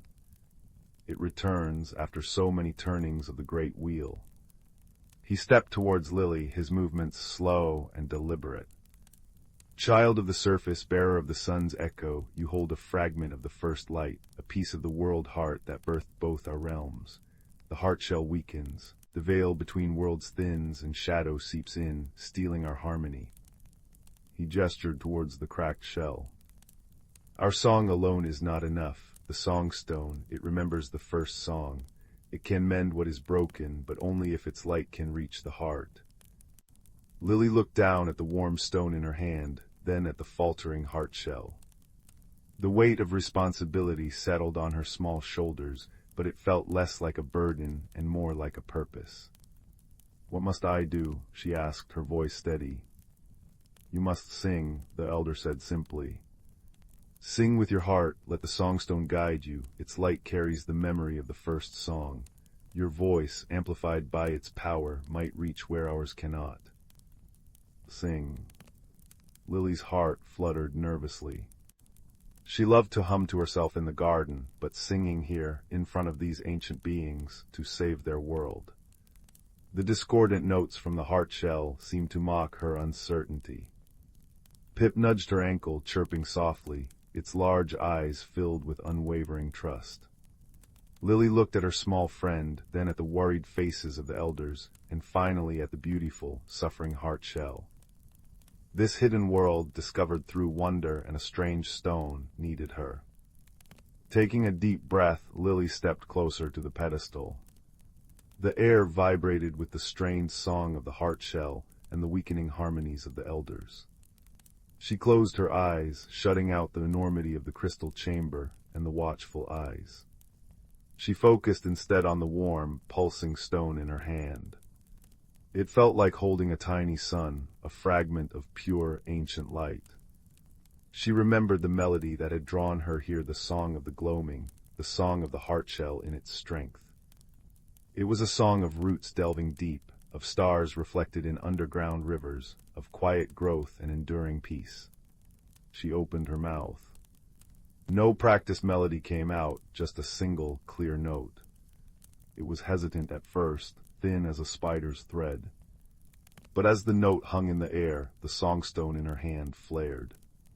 Its warm amber light intensified, bathing her and the pedestal in its glow. The light didn't just illuminate, It seemed to resonate with her voice, amplifying it, enriching it, weaving threads of golden sound around her simple note. Encouraged, Lily sang another note, then another. She didn't think about words or complex tunes. She poured her feelings into the sound, her awe for this hidden world, her worry for Pip and the gloaming folk, her hope for the heart shell. She sang of the cool garden earth, the rustling leaves of the old oak, the comforting crackle of the fireplace, the vast, starry sky above. She sang of connection, of light finding its way through darkness, of strength found in kindness. The songstone blazed. Its light streamed from her hand, not as a beam, but as tendrils of liquid gold, flowing towards the cracked heart shell. Where the light touched the shadowy cracks, they hissed faintly, like ice meeting fire. The darkness recoiled. Lily's voice, amplified and transformed by the stone's power, filled the crystal chamber. It wasn't loud, but it was profound, rich with the warmth of the surface world and the ancient memory held within the stone. It wove around the faltering song of the elders, strengthening it, guiding it. The discordant notes faltered. The jarring silences shortened. The heartshell itself began to glow brighter, its internal light fighting back against the invading shadows. The mother of pearl shimmered fiercely, the colors deepening. Lily felt the resistance, a cold, clinging darkness that fought the warm light pouring from the songstone and her voice. It felt like singing against a gale. Her throat ached. Doubt whispered, could she hold on? Then a new sound joined hers. A soft, determined chirping. Pip, standing tall beside her, was singing too. Its tiny voice, pure and high, wove into Lily's melody, adding a thread of fierce courage. Then one of the elders joined, his deep voice rumbling like bedrock, adding strength. Another added their harmony, then the third. The combined song lilies amplified by the songstone, Pip's bright chirp, and the elders' ancient harmonies became a powerful river of sound and light, washing over the heartshell. With a final, resonant chime that echoed through the entire cavern, the last shadowy crack sealing the heartshell vanished. The shell blazed with pure, radiant light, bathing the crystal spire in colors more vibrant than any rainbow. The melody that burst forth was triumphant, healing, and whole, the true song of the gloaming, restored in all its breathtaking complexity and beauty. It surged outwards from the spire, filling the cavern, washing over the gloaming folk who stood watching. A collective sigh of relief and joy rose from them, like leaves rustling in a grateful wind. Tears streamed down Lily's cheeks, but they were tears of pure, exhausted joy. The songstone's light slowly subsided, returning to its gentle, pulsing warmth. Lily lowered it, her voice falling silent. She felt utterly drained, yet filled with a profound sense of peace. Pip leaped up, chattering excitedly, doing a little jig of pure happiness. The elder with bark-like skin approached Lily. He placed a gnarled hand over his heart and bowed deeply.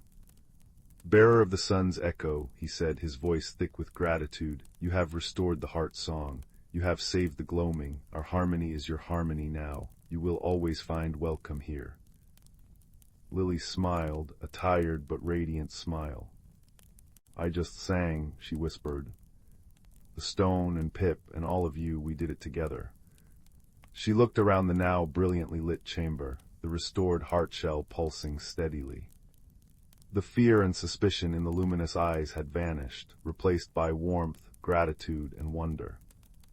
She had come seeking the source of a song and found a hidden world and a friend. She had faced a darkness she didn't understand and found the courage to sing against it. The timid girl who had crept from her bed felt different, stronger, connected. The journey back through the luminous cavern felt like a dream. Gloaming folk bowed or waved as she passed, their faces alight with smiles. Pip scampered proudly beside her, occasionally darting off to excitedly chirp the news to others.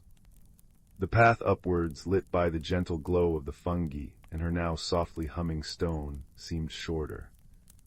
Stepping back through the roof arch into her own cool, quiet garden felt like emerging from a vivid dream into comforting reality. Dawn was just beginning to blush the eastern sky, painting the frost on the grass with pale pinks and golds. The melody of the gloaming was a soft, contented hum in her mind now, no longer a call, but a gentle connection. Back in her room, the familiar shapes welcomed her. She placed the songstone back on her bedside table. It was warm, its inner light pulsing slowly, peacefully, like a resting heartbeat. The faint, beautiful melody of the gloaming seemed to resonate softly from it, a lullaby just for her. Pip had insisted on accompanying her to the surface, a tiny, blue-furred guardian. It now curled up contentedly on Lily's pillow, its feathery antennae twitching softly in sleep. Lily climbed back into bed, pulling the patchwork duvet up to her chin. The scent of lavender and wood smoke was sweeter than ever. She felt the cool sheets, heard the first tentative chirps of waking birds outside. She looked at the stone, then at the sleeping Pip, a small, miraculous friend from a world beneath the roots. She had journeyed into the unknown, faced darkness with light and song, and discovered that courage wasn't about being unafraid, but about singing anyway when something precious needed saving. She had learned that friendship could bridge worlds, and that the smallest stone could hold the greatest light. As the first rays of true dawn painted her windowpane gold, Lily closed her eyes. The gentle melody from the stone, intertwined with Pip's soft snores, wove around her like a blanket woven from starlight and gratitude. The world above and the world below felt connected, held in harmony by the song in her heart and the warm, pulsing stone beside her. Sleep deep and peaceful claimed her, filled with the quiet certainty that she was part of something vast and beautiful, a guardian of light and song, forever changed by the wonders hidden just beneath the surface. And somewhere deep below, in the heart of the gloaming, the restored heartshell pulsed with a melody of enduring peace, a silent thank you echoing through the roots of the ancient oak, reaching up to the girl who had sung their world whole. Once upon a time, in a village nestled between rolling hills and whispering forests, there lived a curious young girl named Leela. Her eyes were the color of the morning sky, and her heart was as vast as the ocean. Lila spent her days exploring the meadows and woods around her home, but her dreams were filled with places she had yet to discover. One crisp autumn morning, as the leaves danced in the gentle breeze, Lila stumbled upon an ancient map tucked inside an old book in her grandmother's attic. The map was unlike any she had seen, with swirling lines and shimmering ink that seemed to change color in the light. At its center was a place called the Enchanted Hollow, a realm rumored to be filled with wonder and magic. With a spark of excitement in her heart, Lila decided she would find this mysterious place. She packed a small satchel with her favorite blanket, a loaf of bread, and a flask of warm tea. As she stepped outside, the morning sun painted the sky in hues of pink and gold, and she could feel the promise of adventure in the crisp air. Lila followed the map's winding path through towering trees and across babbling brooks. The forest was alive with the rustling of leaves and the songs of birds, creating a symphony that carried her forward. As she ventured deeper, she encountered a peculiar creature, a fox with fur as white as snow and eyes that gleamed like emeralds. The fox greeted her with a nod and, sensing her quest, offered to guide her through the forest. Together, they traversed paths cloaked in mist and fields carpeted with wildflowers, their colors vivid against the earth. The fox led Lila to a clearing where the air was sweet with the scent of honey, and a gentle stream sparkled under the sun's golden rays. Here, the fox pointed to a small, hidden trail that seemed to disappear into the earth itself. With a grateful heart, Lila thanked her new friend and ventured down the trail. The path led into a tunnel of vines and twinkling lights, and as she walked, the air shimmered with a gentle hum, like the whisper of a lullaby. The tunnel opened into the Enchanted Hollow, a place that seemed to exist just between a dream and reality. The hollow was a world of wonders. Trees with trunks of silver leaves stretched up to the sky, their branches swaying gently in the breeze. Flowers with petals of iridescent colors glowed softly, and the ground was covered in moss that felt like the plushest carpet beneath Lila's feet. Streams of crystal-clear water wound through the landscape, their gentle babble a soothing melody. As she explored, Lila met creatures she had only ever dreamed of. There were butterflies with wings like stained glass windows, glowing softly in the dim light. She watched as a family of gentle deer with antlers adorned in soft ferns grazed nearby, their presence serene and calming. But the most wondrous creature she encountered was a small, luminescent being called a starling. It hovered in the air, its wings twinkling like the night sky, and spoke in a voice as soft as a summer breeze. The starling told Lila of the heart of the hollow, a place where wishes were whispered and dreams were born. With the starling as her guide, Lila traveled to the heart of the enchanted hollow. There she found a pool of water so clear and still that it reflected the world above like a perfect mirror. The starling encouraged her to look into the pool and whisper her heart's deepest wish. Lila closed her eyes, and with a heart full of gratitude and wonder, whispered her wish for courage and the strength to explore the unknown. As her words floated into the air, the pool shimmered, and a warmth spread through her, filling her with a sense of peace and confidence. With her journey nearly complete, Lila realized it was time to return home. She bid farewell to her new friends, each one leaving her with a token of their world, a silver leaf, a tiny fern, and a single glowing petal. As she retraced her steps through the forest, the fox rejoined her, leading her back to the edge of her village. Under the light of the setting sun, Lila returned home, her heart brimming with stories and newfound courage. She tucked the tokens from the hollow into her satchel, reminders of her journey and the friends she had made. As she drifted off to sleep that night, the wind carried the scent of the forest through her window, and the stars outside twinkled with a familiar glow. Lila knew that whenever she needed courage, she only had to close her eyes and remember her journey to the enchanted hollow, where magic and dreams lived in harmony. And so, with a heart full of wonder and the whisper of the hollow in her dreams, Lila slept peacefully, ready for whatever adventures awaited her in the days to come. The first tendrils of twilight were weaving through the sleepy village of Oakhaven when Finn slipped away. While other children chased fireflies or helped pack away market stalls, he drifted toward the shadowed embrace of the whispering woods. Finn moved quietly, a habit born from feeling perpetually overlooked. In a family of boisterous farmers and a village of practical folk, his dreamy nature and worn sketchbook seemed like misplaced puzzle pieces. Yet here, where ancient oaks groaned in the wind and ferns unfurled like emerald scrolls, he felt seen by the rustling leaves and chattering brooks. Tonight something shimmered. Deep within the thicket, where moonlight rarely pierced, a pulse of soft blue light beckoned like a fallen star. Finn's heart thrummed against his ribs as he pushed past spider silk veils and dew-heavy ferns. The air grew colder, scented with petrichor and something else, ozone and old magic. And there it lay, a stone no larger than a robin's egg, nestled in velvet moss. It glowed with an inner luminescence, casting dancing shadows on the tree bark. When Finn's fingers brushed its surface, warmth flooded his palm and the forest erupted in sound, not noise but voices. Lost, so lost, sighed the wind through pine needles. Danger comes, gurgled the creek over polished stones.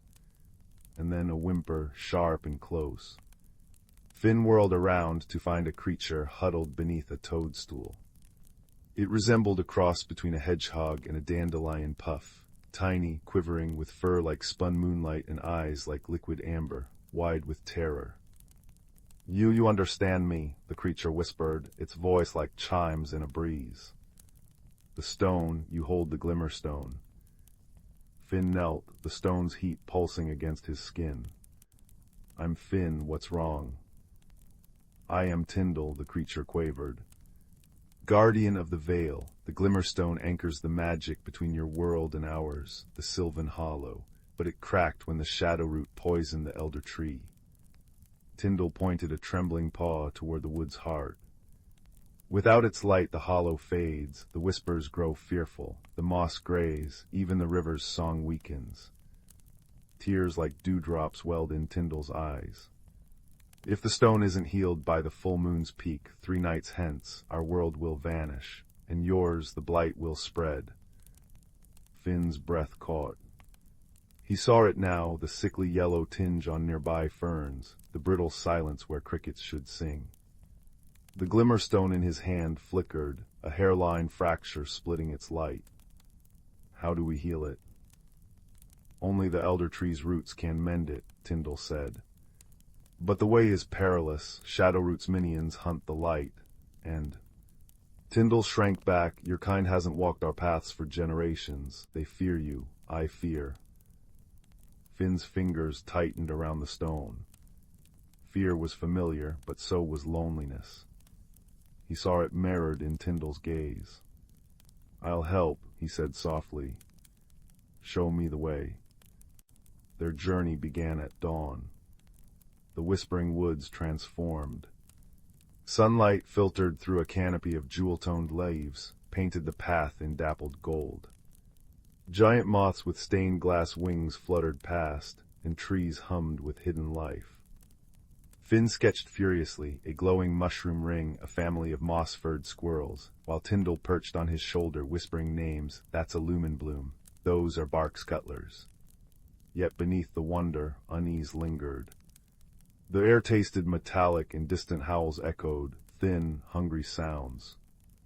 The first trial came at the River of Murmurs.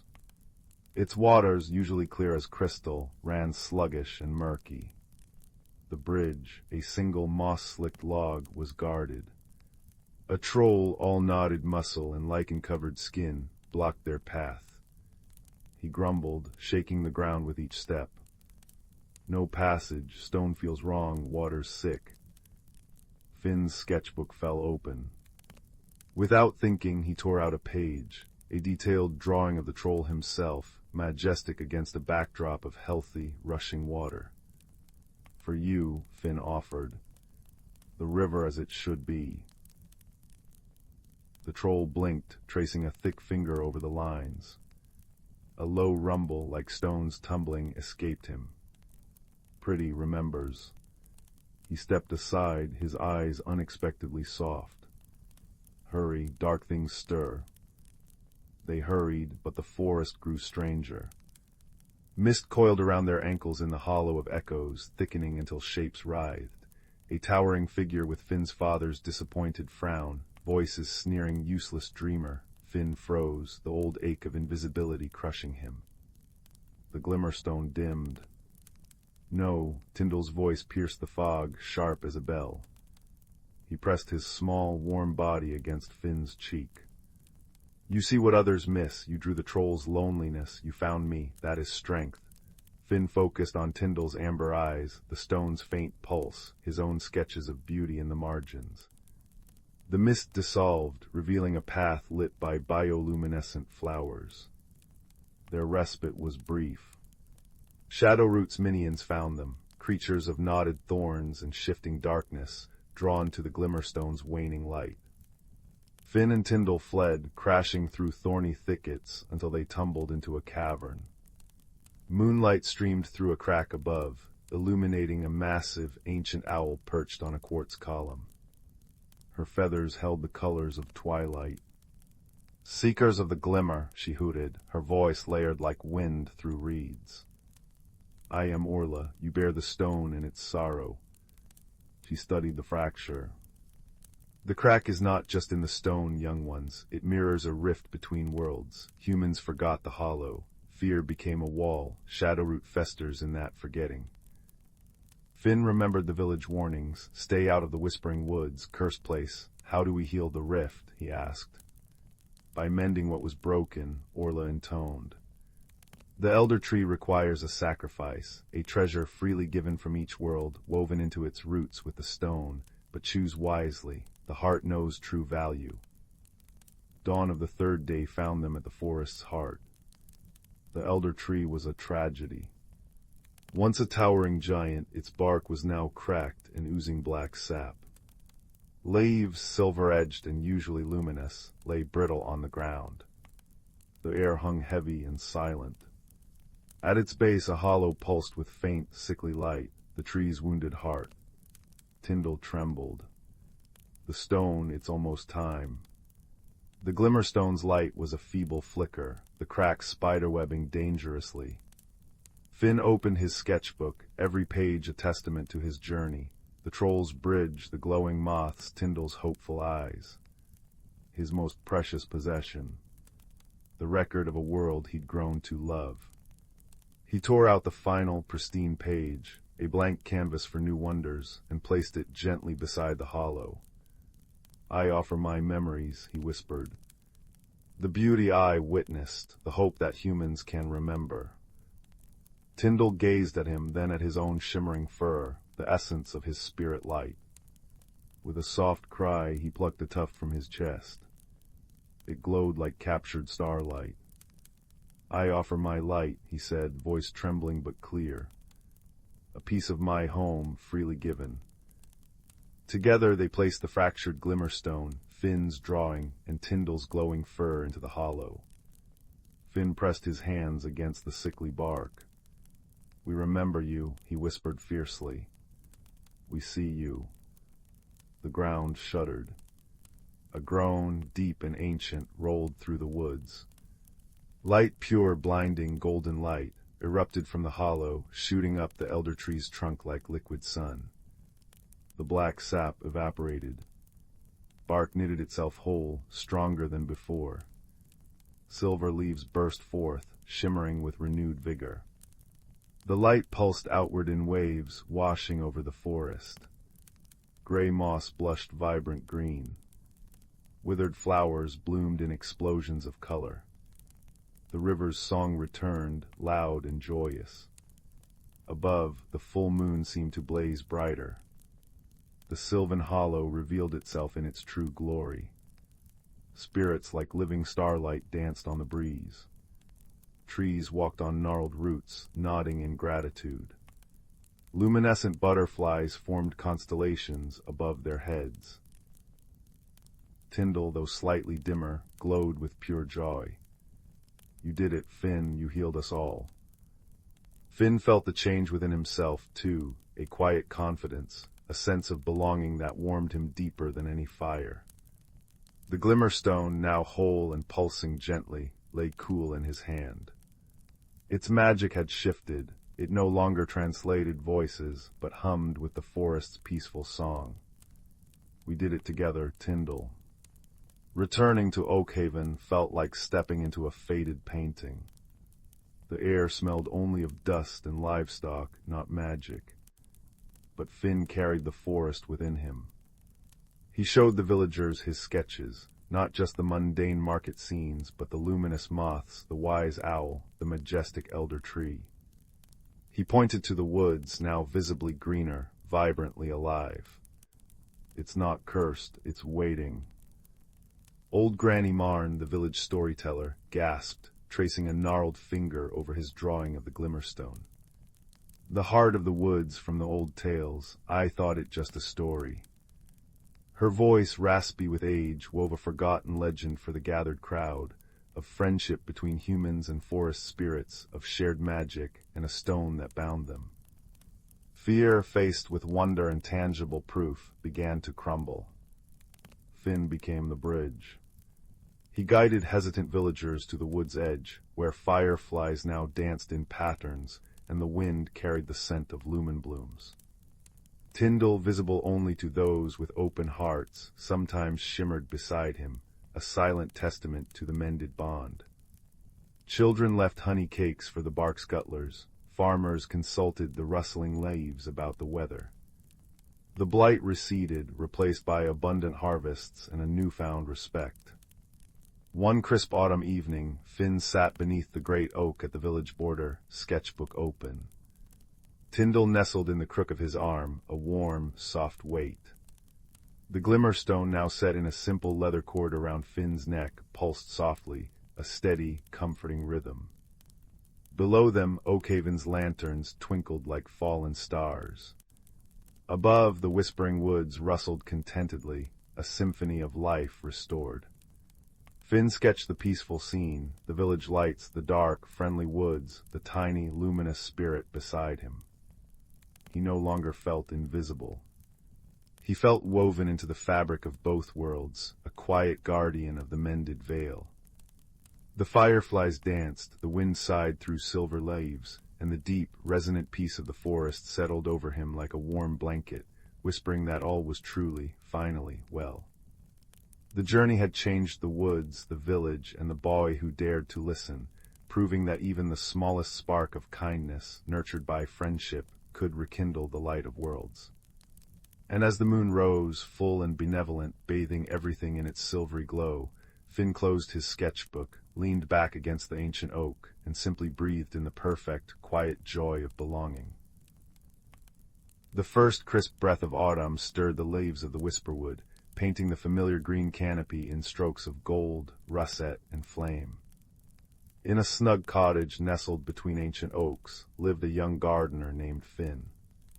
Finn loved the steady rhythm of summer, the predictable unfurling of petals, the constant hum of bees, the way his beloved moon petals bloomed faithfully each dusk, their silver faces turned towards the rising moon. Change, especially the grand shift into autumn, filled him with a quiet unease. He'd watch the leaves flutter down like fallen stars, a tightness forming in his chest. Why must it all go? He'd murmur to his faithful terrier, Pippin, who merely thumped his tail against the warm hearthstones. Finn's garden, usually a riot of summer color, felt like a stage waiting for the curtain to fall.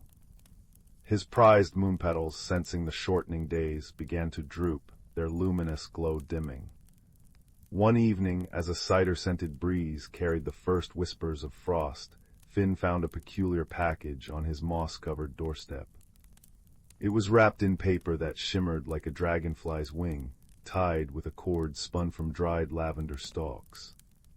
Inside lay a single seed, unlike any he'd ever seen. It was the deep, velvety purple of twilight, flecked with tiny points of light that seemed to shift and dance when touched by the firelight. A note written in elegant, looping script read simply, "Plant where the heart fears to tread, water with courage." Finn puzzled over it. Where did his heart fear to tread? Not the dark forest paths, he knew them well. Not the high meadow. It was the idea of the garden changing, of letting go of the summer's bounty, that truly unsettled him. He realized the seed was meant for the bare patch of earth at the very center of his garden, a spot he'd always avoided replanting since his cherished starblooms had faded the previous autumn. It felt like a wound, a reminder of loss. Planting there felt like inviting more change, more inevitable loss. He confided in his two dearest friends. There was Bramble, the sturdy woodcutter with hands like gnarled roots and a laugh as deep as a well. Bramble saw change as simply the forest breathing necessary, natural, and full of its own rugged beauty. "Seasons turn, Finn," he rumbled, sipping spiced cider by Finn's fire. "The oak sheds its leaves not to die, but to gather strength for new growth. Seems to me that seed's asking you to trust the turnin'." Then there was Layla, the quiet potter whose eyes held the calm depth of still ponds. She rarely spoke much, but her presence was a soothing balm. She simply placed a warm, clay-smelling hand over Finn's, where it clenched on the seed packet. "Sometimes," she whispered, "the deepest magic needs space made by letting go." Their gentle words, spoken in the warm, firelit cocoon of his cottage, eased the knot in Finn's chest, though it didn't vanish entirely. Taking a deep breath filled with the scent of wood smoke and damp earth, Finn took the twilight seed to the bare patch. The earth felt cool and strangely expectant beneath his fingers. He dug a small hole, placed the seed with trembling hands, and covered it. "Courage," he whispered, pouring not just water from his watering can, but pouring out his fear of the unknown onto the dark soil. He wasn't sure if he felt courageous, but he felt less alone. Days turned into weeks. Autumn deepened its hold. The moon petals finally closed their silver faces for the season, retreating into their roots. Finn felt the familiar pang, but now, alongside it, was a flicker of curiosity directed towards the bare patch. He tended it diligently, whispering words of encouragement, remembering Bramble's strength and Leela's quiet faith. Yet nothing happened. The patch remained stubbornly bare, a dark eye staring up at the gray sky. Doubt crept back in. Had he misunderstood? Had he failed? One frosty morning, Finn awoke to find the world transformed. A delicate lacework of ice covered every surface, sparkling like scattered diamonds under the pale sun. He pulled on his thick woolen socks and shuffled to the window, Pippin at his heels. His breath caught. In the very center of the bare patch, where the twilight seed lay buried, a single, impossibly slender shoot had pushed through the frozen earth. It was no taller than his thumb, yet it glowed with a soft, internal amethyst light, defying the frost clinging to its stem. It was fragile, yet undeniably there. As the days grew shorter and colder, the shoot grew with astonishing resilience. It didn't fear the frost, it seemed to draw strength from it. Tiny buds formed, encased in shimmering ice crystals, that refracted the weak winter sun into rainbows on the snow-covered ground. Finn watched in awe, tending it with warm water melted by the fire and whispers filled with newfound wonder. Bramble would stop by, stamping snow from his boots, to marvel at the icy bloom.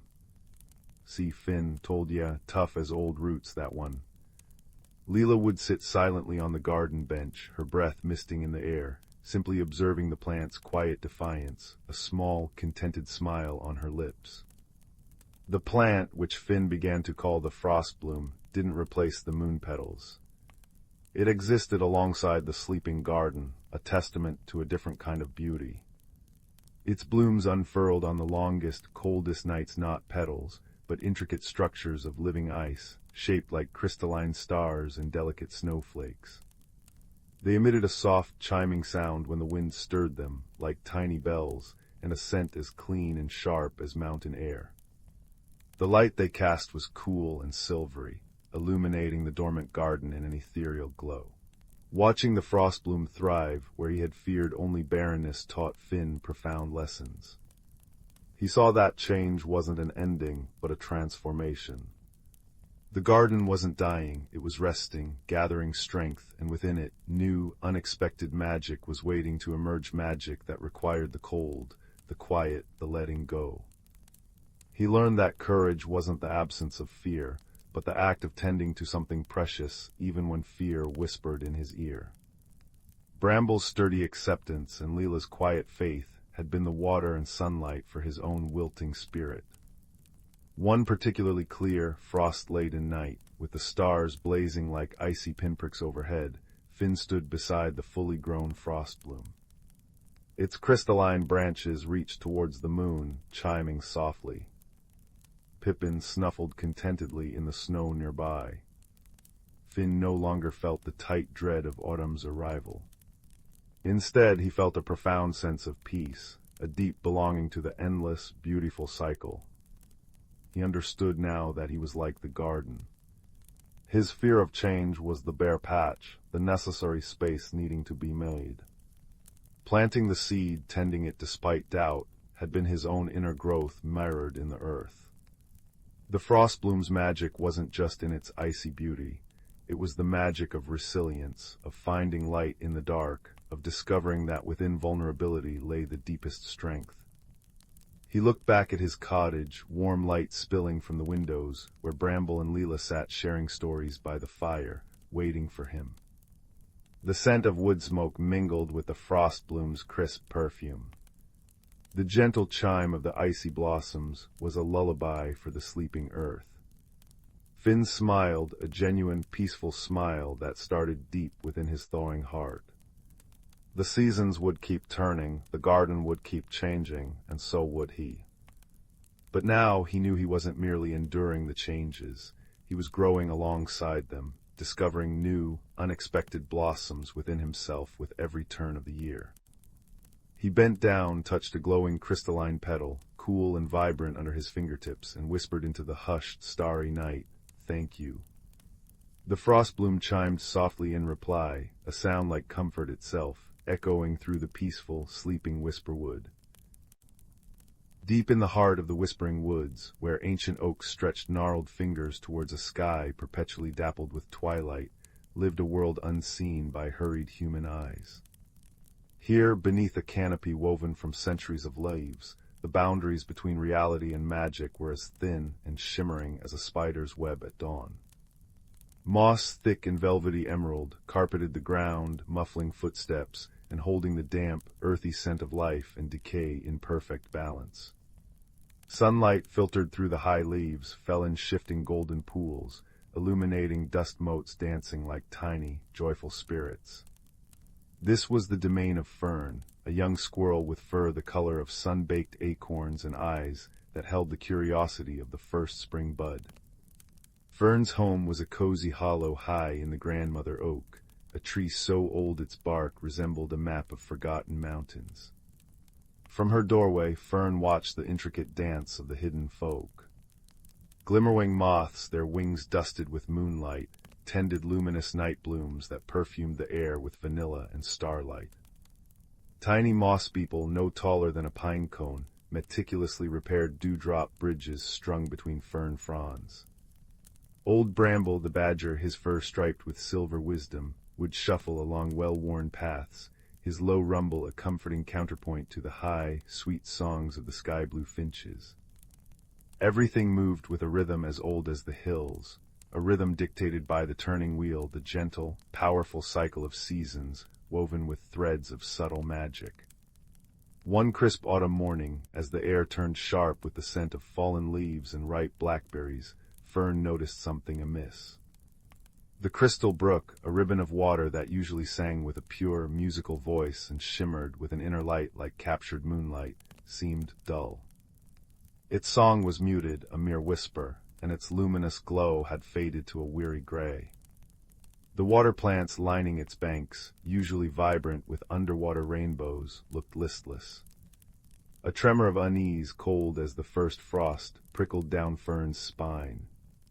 She scampered down the grandmother oak, her paws sinking into the soft moss. "Elder Bark," she called, her voice small against the vastness of the woods.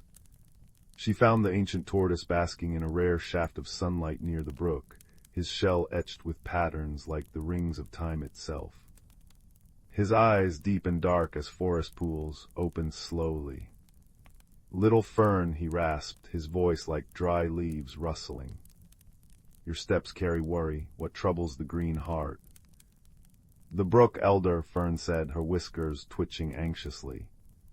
"It's lost its song. Its light is fading. It feels sad." Elder Bark shifted ponderously, his heavy head turning towards the water. He studied it for a long moment, the silence filled only by the diminished gurgle and the distant cry of a hawk. "Ah," he sighed, a sound like wind through ancient pines. The turning wheel wobbles, the balance tilts. The crystal brook draws its life from the heart song of the whispering woods itself, from the roots deep in the earth, the sigh of the leaves, the laughter of the rain. When that harmony falters, so does the brook's magic. But why? Fern asked, her bushy tail flicking. "What's wrong?" "The story is old, little one," Elder Bark murmured, his gaze distant. "Older than my shell. It is whispered that the brook's light dims when the natural order is strained, when the deep roots thirst too deeply because the rains forget their path, when the leaves fall too soon because the wind grows harsh and restless, when the creatures forget to listen, truly listen, to the woods."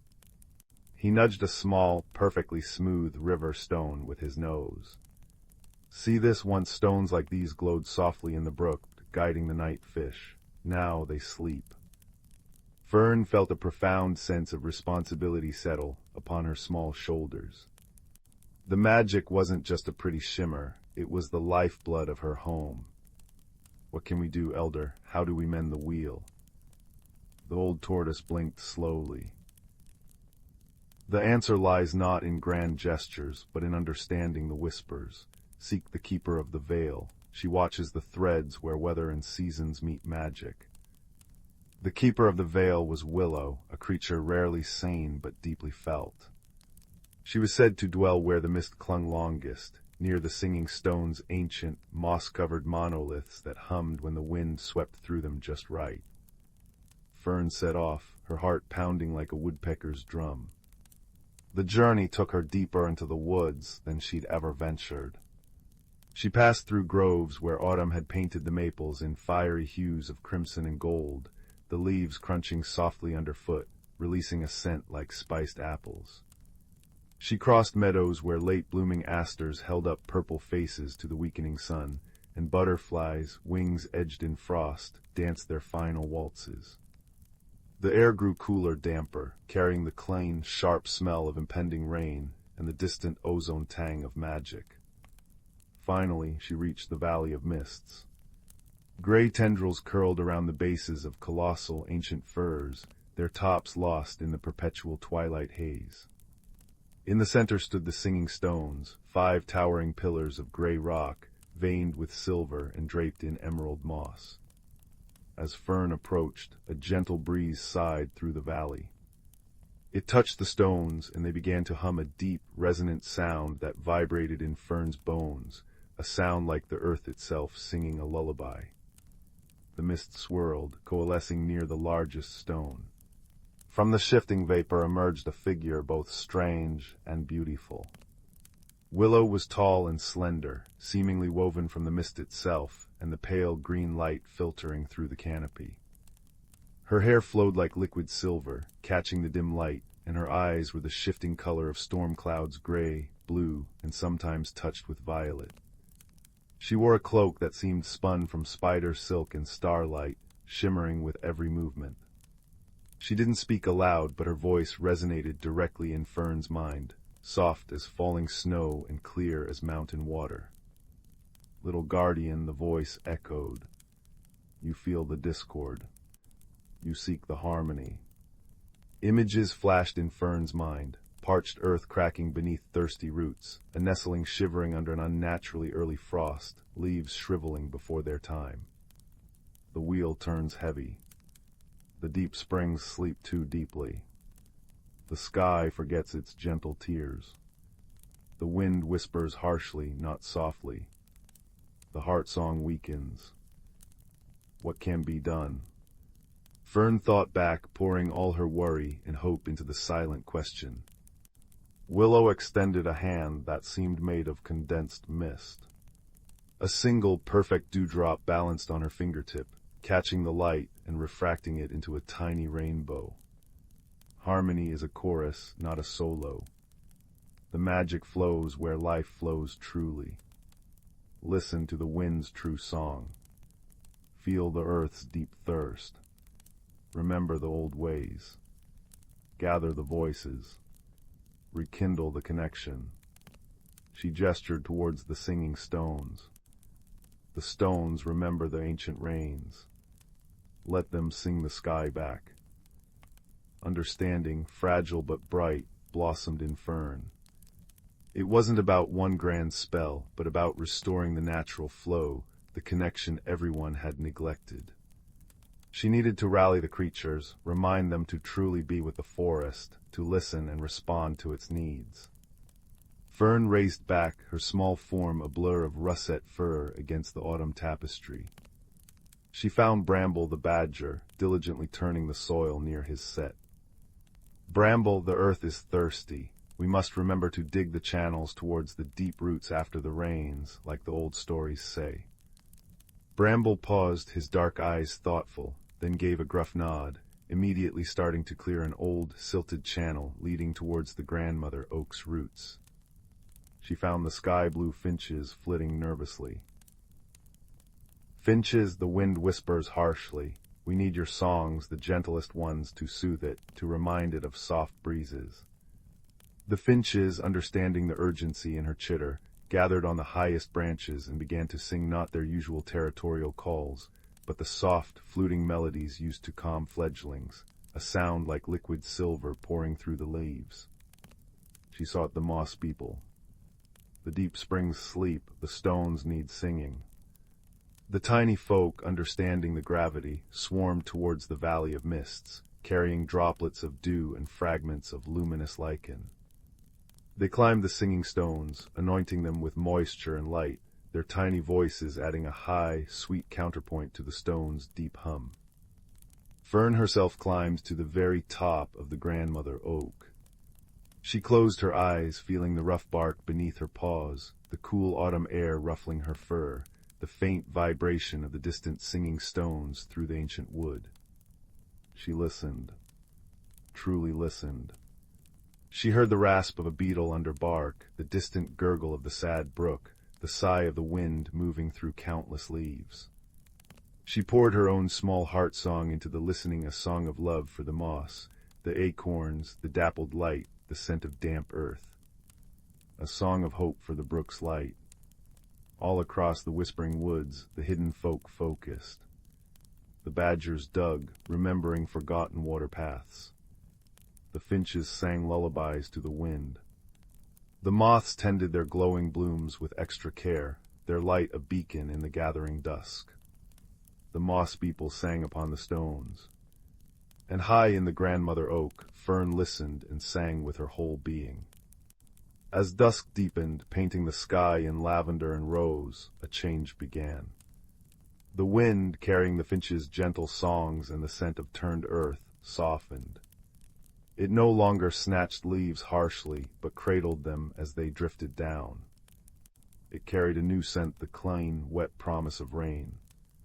High above, the first stars winked into existence. Then it came. Not a storm, but a gentle, soaking rain. Soft, silver threads fell from the darkening sky, kissing the parched earth, pattering on the broad leaves, filling the air with the most beautiful scent petrichor, the breath of the earth sighing in relief. The rain fell upon the singing stones.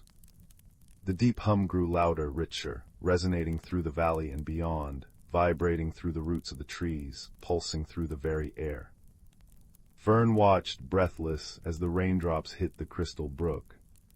Where each drop landed, a tiny point of light sparked silver, blue, then gold. The gray dullness dissolved like mist under the sun. The brook began to shimmer, faintly at first, then with growing intensity, its inner light rekindled. Its song returned, no longer a whisper, but a clear, musical chuckle, harmonizing perfectly with the rain's gentle percussion and the stone's deep resonance. The water plants perked up, their colors deepening, tiny underwater lights flickering back to life along their stems. The stones in the brook began to glow with a soft, steady light, guiding the way once more. Downstream, the creatures gathered at the water's edge. Bramble dipped his snout, drinking deeply, a rumble of contentment in his chest. The finches bathed in the shallows, their feathers sparkling with droplets and reflected light. The moss people danced on lily pads, their tiny forms illuminated by the brook's renewed radiance. Elderbark watched from the bank, a profound peace in his ancient eyes. Fern scampered down and joined them, the cool, luminous water soothing her paws. The air hummed with restored magic, a tangible warmth like sunlight held in water. The turning wheel had righted itself not by force, but by the combined, conscious effort of every creature listening, remembering, and acting in harmony with the deep, natural rhythms. Willow watched from the edge of the mist, a faint smile touching her ephemeral lips. The threads of weather and season, life and magic were realigning, woven back together by the gentle strength of friendship, wisdom, and shared purpose. As the last raindrops fell and the full moon rose, casting the whispering woods in a silvery blue glow, the crystal brook flowed stronger and brighter than ever. Its light reflected in the eyes of the gathered creatures, a constellation of peaceful stars mirrored on earth. The ancient stones hummed their deep, satisfied song, the finches offered soft night-time carols, and the gentle gurgle of the brook wove through it all, a lullaby of perfect balance. Fern curled up on a smooth, sun-warmed rock by the water's edge, lulled by the symphony of her restored home. She knew the stories Elder Bark told were true. Magic lived in the listening, in the caring, in the harmony of countless small hearts beating in time with the great, green heart of the world. And with that comforting knowledge, wrapped in the soft light of the brook and the gentle sounds of the harmonious night, she drifted into a deep, peaceful sleep, safe within the ancient, whispering embrace of the woods. The fireflies, drawn by the renewed magic, danced above the water like living embers, completing the perfect, peaceful picture under the watchful, star-strewn sky. In the cozy village of Willowbrook, nestled between amber hills and a forest where leaves whispered secrets, autumn painted the world in cinnamon and gold. Young Lily, with her patchwork cloak and wide, curious eyes, lived in a cottage with a mossy roof. For days, small, puzzling things vanished: her grandmother's silver thimble, the baker's favorite wooden spoon, and even the tiny copper bell from the village notice board. No one felt frightened. Willowbrook was too kind for that, but a gentle mystery settled over the chimneys like morning fog. Lily decided to unravel it. She began by observing. Kneeling in the damp earth near her garden fence, she noticed tiny, glittering footprints no larger than acorn caps, leading toward the whispering woods. The prints shimmered like crushed starlight, vanishing at the roots of ancient trees whose leaves rustled soft warnings. Follow, but listen closely, they seemed to sigh. Lily remembered old Mr. Thistledown, who lived in a crooked tower of stacked teacups and knew the forest's oldest tales. With a basket of honey oat cakes, she visited him. Mr. Thistledown, his beard braided with dried lavender, welcomed her warmly. "Ah, little seeker," he chuckled, stirring a pot of chamomile tea that smelled of sunshine. "When small things disappear, smaller friends are often near. Look for what remains, not what's lost." He gifted her a magnifying glass made of dew-frosted crystal. "And when dusk falls, ask the glimmerbats, they see what moonlight hides." That evening, Lily waited by the forest's edge, as twilight painted the sky plum and apricot. Soon glimmerbats emerged, tiny creatures with wings like stained glass, casting soft pools of blue and violet light. They fluttered around her, drawn to her calm presence. "Have you seen who takes our things?" she whispered. One bat, its wings shimmering like sapphires, nudged her toward a hollow oak. Inside, Lily's crystal glass revealed a clue, a single iridescent scale, softer than a moth's wing, clinging to the bark. Following the glimmerbat's luminous path, Lily crept deeper into the woods. The air grew cooler, filled with the scent of pine and damp soil.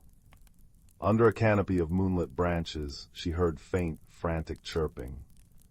Peering through ferns, she gasped. A family of moss fairies, no taller than her thumb, with wings like spun moonlight, were struggling to build a nest. They'd gathered the missing treasures. The thimble gleamed as a rain catcher, the spoon balanced as a bridge over a tiny stream, and the copper bell hung above their nest, chiming softly in the breeze. But their scales, shed during nesting season, lay scattered, leaving them shivering in the cold. The eldest fairy fluttered forward, wringing her hands. "Forgive us," she piped, her voice like wind chimes. "The frost comes early, we needed warmth, and your things were so bright and strong." Lily's heart swelled. The thievery was an act of desperate love. Remembering Mr. Thistledown's wisdom, she offered her basket of oat cakes. "Keep what helps you," she said softly. "But let's find something better than scales for warmth." Together they gathered tufts of thistledown and cobweb-soft milkweed floss. Lily sang a lullaby her grandmother taught her, her voice blending with the glimmerbat's gentle hums. As she worked, the fairies wove the down into cloaks as warm as sunbeams. By dawn, the nest glowed with comfort, and the fairies returned every missing item with shy gratitude. The bell, they insisted, should stay, a symbol of new friendship. Back in Willowbrook, Lily explained the tale. The baker chuckled, carving a new spoon from cedar. Lily's grandmother smiled, her thimble now holding a sprig of fairy-given heather. That night, as the village slept, the copper bell chimed in the woods, a sweet, soothing sound carried on the breeze. Lily curled under her quilt, the scent of honey and milkweed lingering in the air. The mystery had ended not with scolding, but with shared kindness, reminding everyone that even the smallest voices deserve to be heard. And in the gentle silence, Willowbrook felt cozier than ever, wrapped in the quiet magic of understanding. The rain whispered against the window panes of Mr. Thistledown's clock shop, a soft, rhythmic patter that seemed to keep time with the gentle tick-tock of 100 clocks. Inside, the air smelled of warm wood oil, cinnamon tea, and the faintest trace of ozone that always lingered near the oldest timepieces. Young Leo, with his perpetually messy brown hair and eyes wide with curiosity, was polishing the brass face of a grandfather clock, his reflection warped and wobbly in its gleaming surface.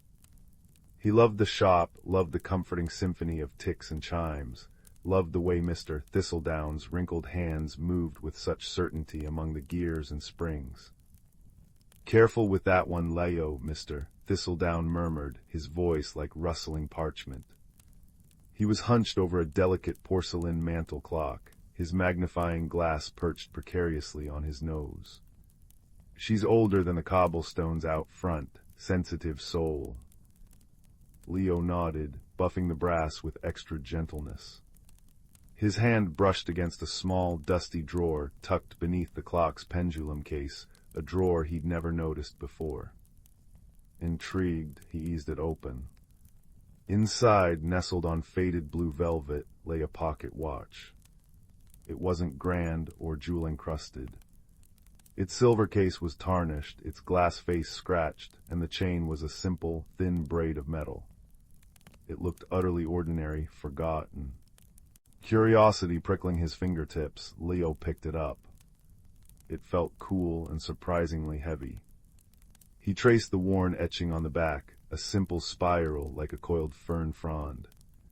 As his finger touched the spiral, a faint warmth pulsed through the metal. Then, quite distinctly, he heard it. Not with his ears, but inside his mind. A soft, rhythmic thrum-thrum-thrum like a tiny heartbeat, and a feeling of deep, aching loneliness. Leo gasped, nearly dropping the watch. He looked quickly at Mr. Thistledown, but the old man was absorbed in his work. Holding the watch carefully in both hands, Leo focused. The thrum-thrum was steady, but the loneliness was a cold, gray fog swirling around it. He closed his eyes, picturing the warm shop, the smell of cinnamon, the comforting ticking. Slowly, tentatively, he pushed that feeling towards the watch. The cold gray fog seemed to shimmer, then thin just a little. The thrum-thrum felt a fraction stronger, a tiny bit warmer. Leo's eyes flew open. This wasn't just an old watch. It felt things. "Mr. Thistledown," Leo asked, his voice barely above a whisper. "This watch in the drawer, does it belong to anyone?" The old clockmaker looked up, his magnifying glass making one eye enormous. He peered at the watch in Leo's hands. "Ah, the Solace watch, haven't seen that in years, belonged to old Mrs. Hemlock, lived up in Ivy Cottage on Whisper Hill. Kind soul, terribly lonely after her husband passed. She brought it in once, said it felt sad. I couldn't find a thing wrong with the mechanism, just needed winding." He sighed. "She passed on herself, oh, must be 10 winters ago now. No family left, the watch just stayed." Leo clutched the watch. It wasn't broken. It was lonely. Its owner was gone, and it carried the echo of her sadness. Can I take care of it?" he asked impulsively. "Mr." Thistledown studied Leo's earnest face. "Seems it found its way to you, lad. Keep it safe. Even forgotten things remember." Leo carefully slipped the watch into his pocket. It felt warm against his leg, the thrum-thrum a constant, quiet companion. But the loneliness was still there, a persistent chill. Leo understood loneliness. He'd only recently moved to the village, shy, and finding it hard to make friends. He decided then and there, He would help the watch remember something besides sadness. He would find its solace. His journey began simply. He took the watch everywhere. He held it while watching bees drone lazily around fragrant lavender bushes, pushing the feeling of drowsy contentment towards it. He placed it near the bakery oven when Mrs. Butterworth pulled out loaves of golden bread, letting the warm, yeasty smell and the feeling of cozy fullness seep into the metal. He sat with it by the babbling brook, sharing the feeling of cool, clear peace. Each time the cold loneliness retreated a little more, replaced by a warmer, softer glow within the watch's gentle thrum. But it wasn't enough. The core ache remained, a deep-seated longing. Leo needed help. He thought of Barnaby, the grumpy but soft-hearted badger who lived in a burrow beneath the ancient oak at the edge of the village green. Barnaby knew everything that happened in the woods and fields. Leo found him meticulously polishing a collection of shiny pebbles outside his burrow. HMPH, Barnaby grunted, not looking up. "What do you want, lad? Interrupt an important rock business." Leo knelt, showing him the watch. "It's lonely, Barnaby, really lonely. It belonged to Mrs. Hemlock. I'm trying to help it feel better, but I don't know what it truly needs." Barnaby stopped polishing and peered at the watch, his black nose twitching. Old Hemlock knew her, always left crumbs for the birds, even in deepest snow, heart big as the moon. He tapped a claw thoughtfully on a particularly smooth pebble. "Lonely, you say, HMPH. Maybe it needs more than just nice feelings. Maybe it needs connection, to remember her." "But how?" Leo asked, the watch pulsing softly in his hand. "Ask the Whisperers," Barnaby said cryptically. "Up near Ivy Cottage, they remember everything, those gossips." He pointed a stubby claw towards Whisper Hill. The Whisperers, Leo knew, were the ancient wind chimes hanging from the gnarled apple tree in Mrs. Hemlock's overgrown garden. Made of seashells and smooth glass, they were said to catch and hold fragments of sound and feeling from long ago. It was a steep climb up Whisper Hill. Ivy Cottage looked forlorn, its windows dark, its garden a tangle of wildflowers and tall grass. But there, catching the afternoon sun, hung the Whisperers. They weren't moving, the air was still. As Leo approached, holding the watch close, a faint, almost imperceptible breeze stirred. The chimes didn't ring, but they hummed. A low, soft vibration filled the air. Suddenly, Leo wasn't just holding the watch, he was inside it. He felt the warm weight of a hand holding it, saw flashes of a sunlit garden bursting with roses, smelled the sharp, clean scent of soap and earth. He heard a woman's soft laugh, warm and kind. He felt a deep contentment, a quiet joy in tending the flowers, in watching the birds, in the simple peace of her cottage. This was Mrs. Hemlock's happiness, her solace. The watch had been a constant companion, a silent witness to her quiet, loving life. Its loneliness wasn't just for itself. It was an echo of her missing presence, the sudden silence where her joy had been. The vision faded. Leo stood blinking in the overgrown garden, the watch warm and pulsing rapidly in his hand. The cold loneliness was still there, but now it was mixed with the warm memory of joy, creating a poignant ache. He understood now. The watch needed to feel useful again. It needed to witness new solace, new moments of quiet joy.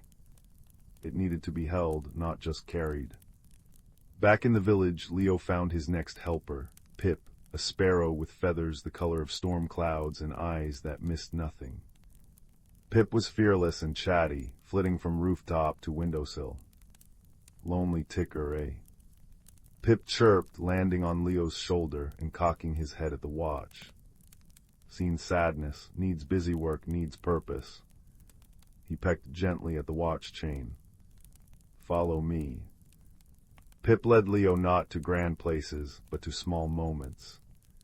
To old Mr. Fenwick sitting on his bench, sharing crusts of bread with the pigeons, a look of serene peace on his wrinkled face. Hold it there, Pip chirped.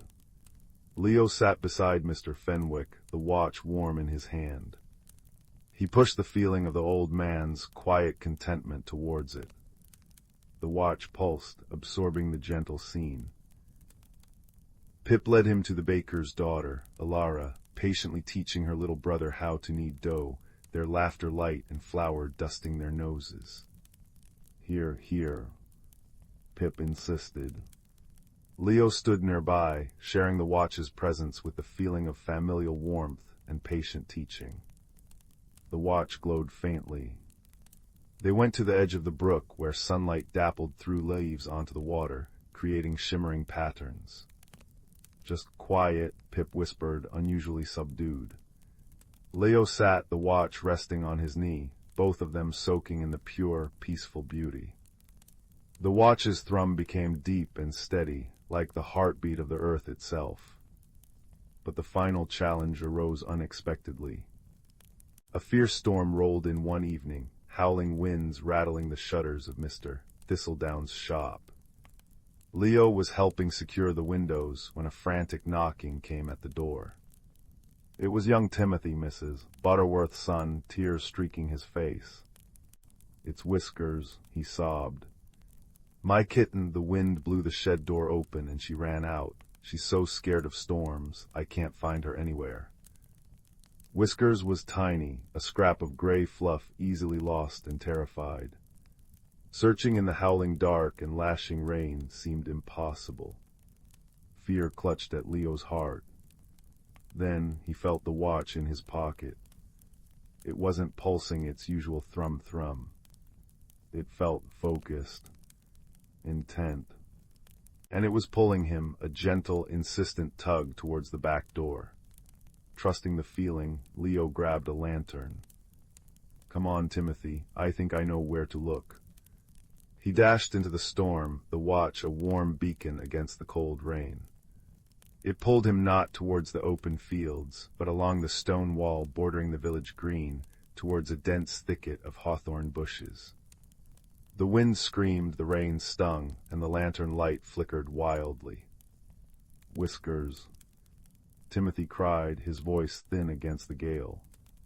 Leo held the watch tightly. He didn't try to push feelings at it. Instead, he asked it, silently, desperately, "Where is she? Help us find her." The watch grew warm, almost hot. Then a clear image flashed in Leo's mind, not a location, but a feeling. A tiny knot of pure, icy terror huddled deep within the thicket, behind the gnarled roots of the oldest hawthorn.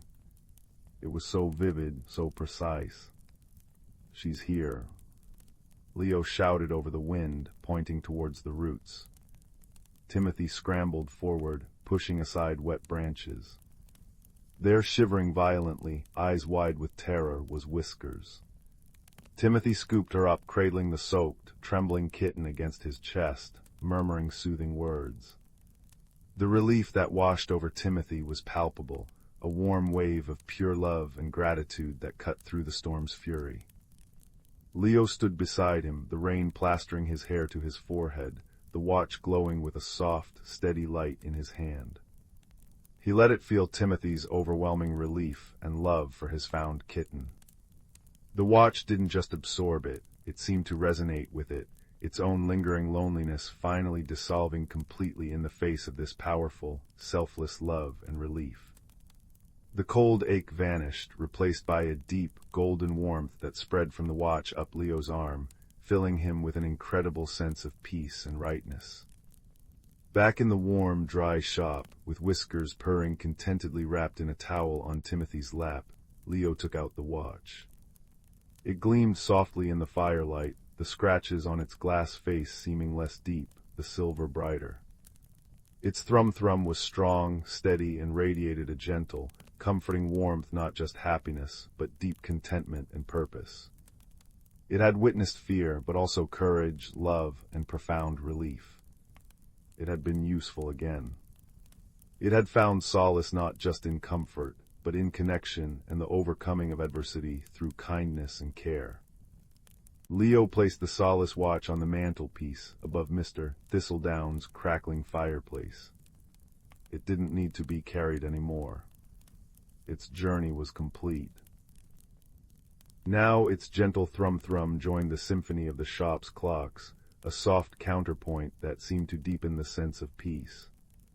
Anyone who sat near the fireplace felt a subtle warmth, a sense of calm, and the unspoken assurance that even in forgotten things, and even after storms, solace could always be found. Leo smiled, watching the firelight dance on the silver. He had learned that magic wasn't always in grand spells, but in quiet empathy, in listening with your heart, and in the extraordinary secrets held within the most ordinary acts of kindness. The watch ticked on, a quiet guardian of comfort, its secret now a shared warmth that filled the cozy shop, promising peaceful dreams to all who listened.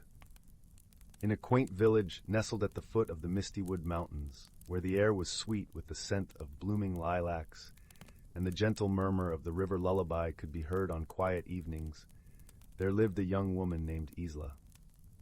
Isla was known far and wide for her kindness and gentle demeanor, yet she found herself struggling with the winds of change that seemed to swirl ever more insistently around her. Isla cherished her life in the village, where each day was a familiar pattern of tending to her flourishing garden and assisting the villagers with her herbal remedies. But as the seasons turned, she felt a stirring within her, a restlessness she couldn't quite name. It was as if her heart whispered of adventures beyond the fields she knew so well, yet her mind clung to the comfort of the known. One particularly serene afternoon, as golden rays of sunlight filtered through the rustling leaves, Isla sat by the riverbank, her fingers trailing lazily through the cool water.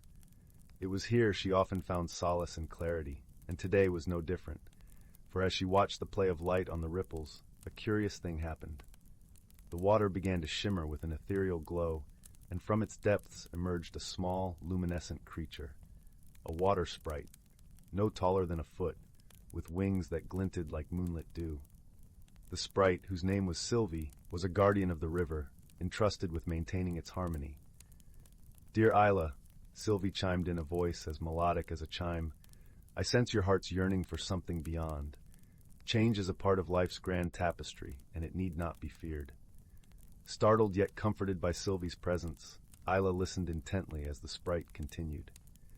"Embrace these winds of change, dear one, for they carry with them opportunities for growth and transformation."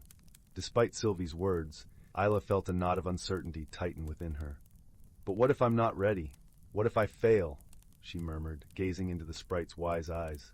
Sylvie smiled, her glow warming the air. "Remember, Isla, you are never alone. The forest itself is alive with those who care for you, ready to lend their wisdom and aid." Heartened by Sylvie's assurance, Isla thanked the sprite, who vanished with a soft splash into the river, leaving a trail of sparkling droplets in her wake. With a newfound resolve, Isla rose and made her way back to the village, determination blossoming alongside the lilacs. The following morning, Isla awoke with the sun's first light, a gentle breeze carrying the scent of pine and promises of new beginnings. She decided to seek counsel from Elder Rowan, the village's wise sage, whose wisdom was as deep as the roots of the ancient trees. The path to Elder Rowan's cottage wound through lush meadows and under arching boughs, where birds sang of dawn's beauty. As Isla approached, she noticed the warm glow of a fire crackling within, its smoke curling up like a dragon's breath into the morning sky. Elder Rowan greeted her with a kind smile, his eyes twinkling like stars in the twilight.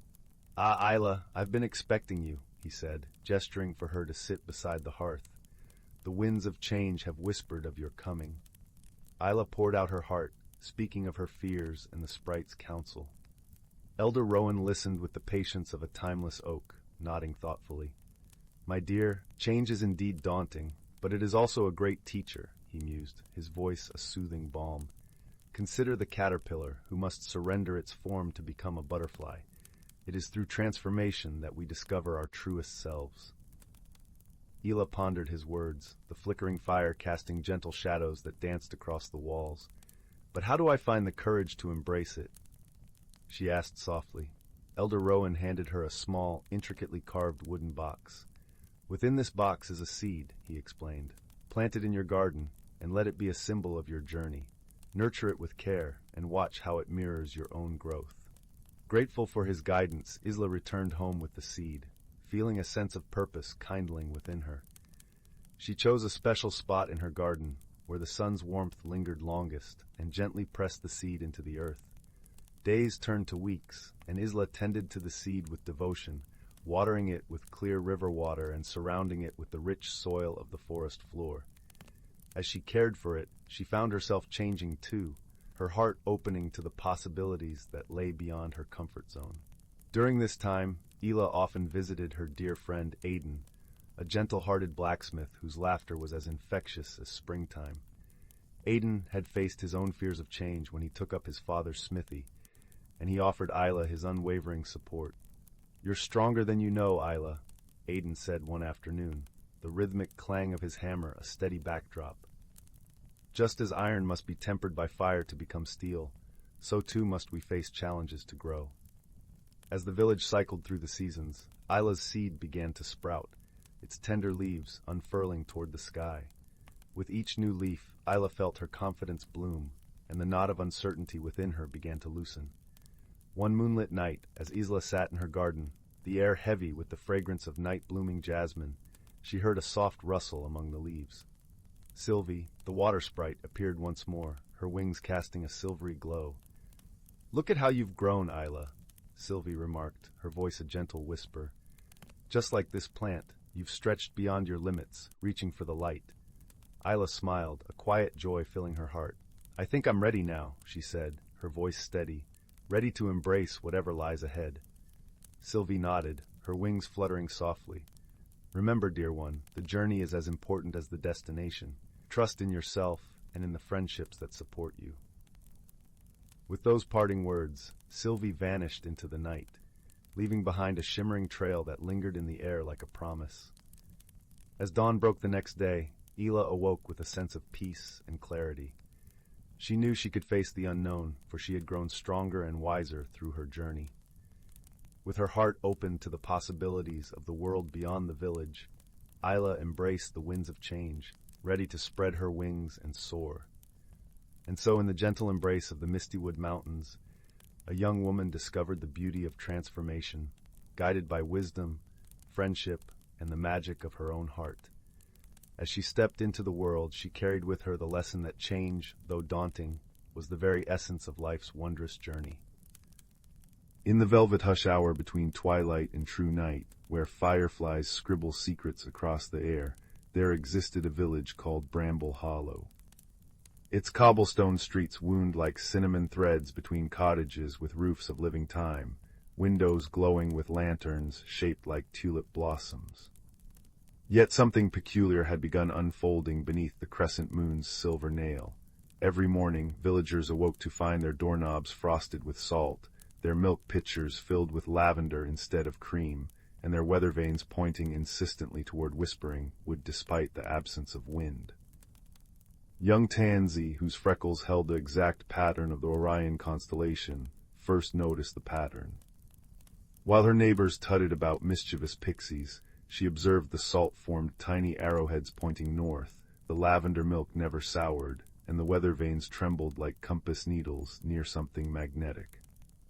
On the third night, armed with a pocketful of blackberry tarts and her late grandmother's magnifying glass, whose lens revealed the fingerprints of magic, Tansy followed the clues toward the wood's edge.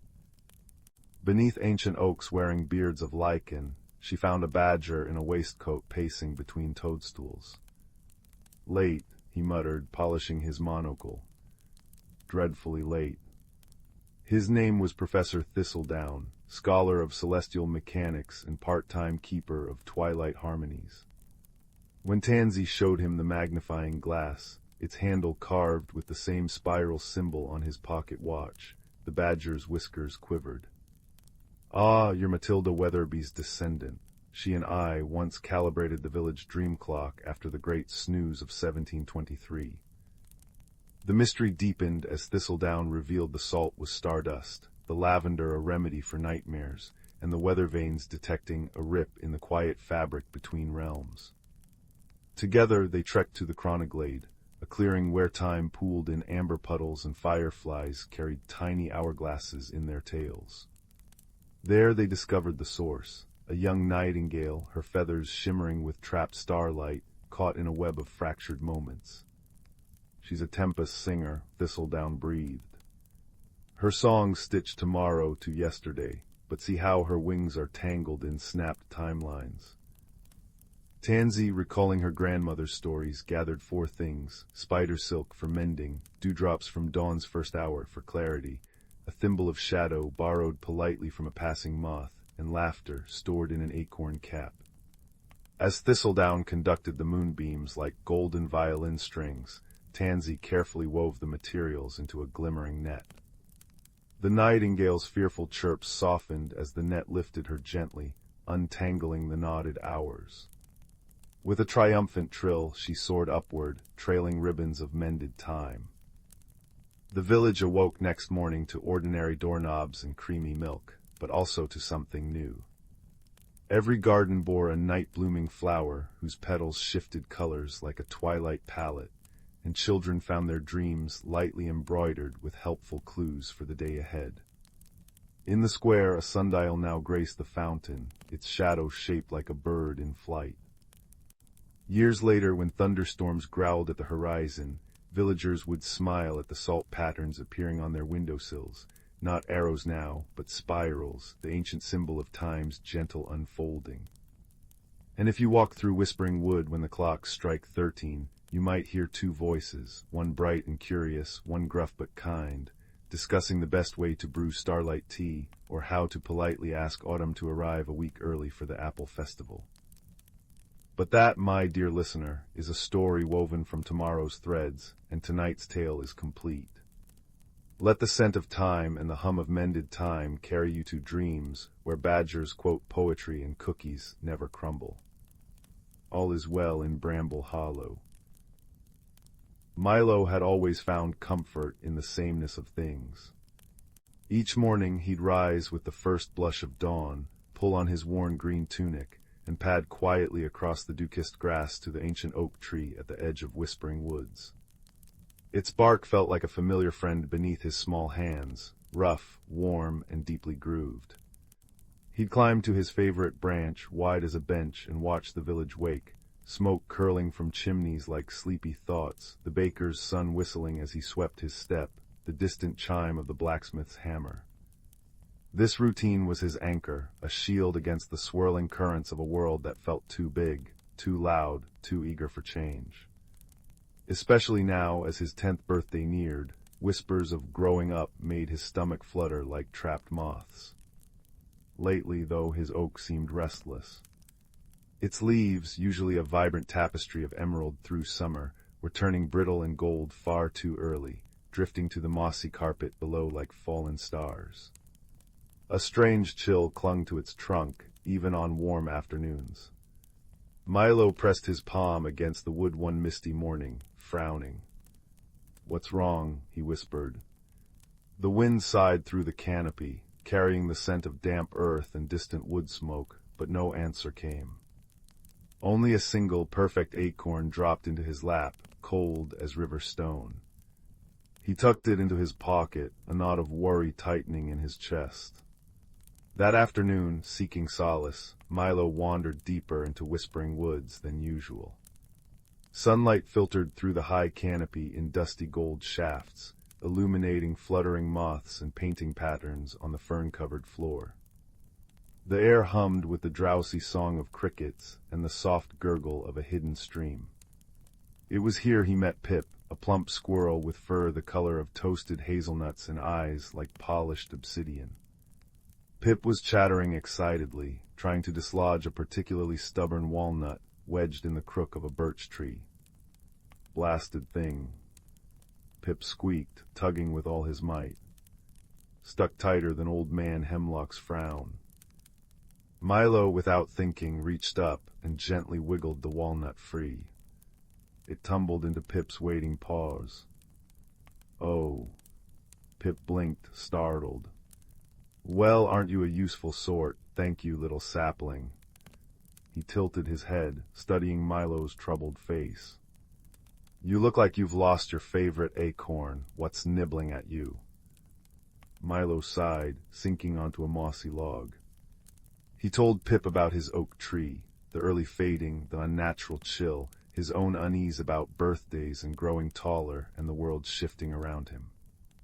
It feels like everything's slipping away, Milo confessed, tracing the whorls in the bark beside him. My tree shouldn't be changing like this. It's always been strong. Pip nibbled thoughtfully on the walnut. Change, tricky business. My great-aunt Twitchdale used to say change is just life stretching its roots. He hopped onto Milo's knee. Your oak, it's a whispering oak, you know, special. They listen, they feel. Maybe it's feeling what you're feeling, all tangled up inside.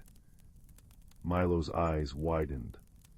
He'd heard stories, of course, tales whispered by elders about the woods reflecting the hearts of those who truly loved them. But he'd never quite believed them. What do I do? He asked, his voice small. Find Hazel, Pip declared, whiskers twitching. She lives in the cottage where the moonflowers bloom. She knows the language of roots and rainbows. Come on. And with a flick of his bushy tail, Pip scampered off, leading Milo along a path dappled with sunlight and the scent of wild thyme. Hazel's cottage was nestled in a clearing carpeted with velvety moss and luminous blue moonflowers that glowed softly even in daylight. Smoke curled merrily from a crooked chimney shaped like a toadstool. Hazel herself answered the door, her face as wrinkled and kind as a well-loved apple, her eyes the clear green of forest pools. She wore a shawl woven with threads that shimmered like spider silk catching the sun. Ah, she smiled, seeing Pip perched on Milo's shoulder and the worry etched on the boy's face. The oak keeper and his acorn heart, come in, the kettle's just singing. Inside, the cottage was pure comfort, shelves overflowing with jars of luminous berries and dried herbs, a fat ginger cat purring by the hearth, and the rich aroma of chamomile and honey filling the air. Hazel settled them by the crackling fire, its warmth seeping into Milo's chilled bones. Milo poured out his fears again, the tree, the dread of change, the acorn in his pocket that felt like a heavy secret. Hazel listened, her gaze gentle and unwavering. She took the cold acorn from him, holding it up to the firelight. It seemed to pulse faintly with a dim, inner light. Whispering oaks, Hazel explained softly, her voice like rustling leaves, are mirrors, dear boy, not of our faces, but of our spirits. They grow strong with courage, blossom with joy, and yes, they fade when fear wraps too tightly around the heart. She placed the acorn back in Milo's palm. Its chill had lessened slightly. This acorn is a promise, a seed of what could be, but it needs the right soil to grow. Your fear of change, Milo, it's like a frost settling on your oak's roots. It makes the leaves think winter has come too soon. Milo stared at the acorn. But how do I stop being afraid? Change feels scary, like falling. Hazel chuckled, a sound like pebbles in a brook. Change is a kind of falling, but think of a seed falling into the earth. Is it the end, or is it the beginning of something new, something strong enough to reach the sun? She leaned forward.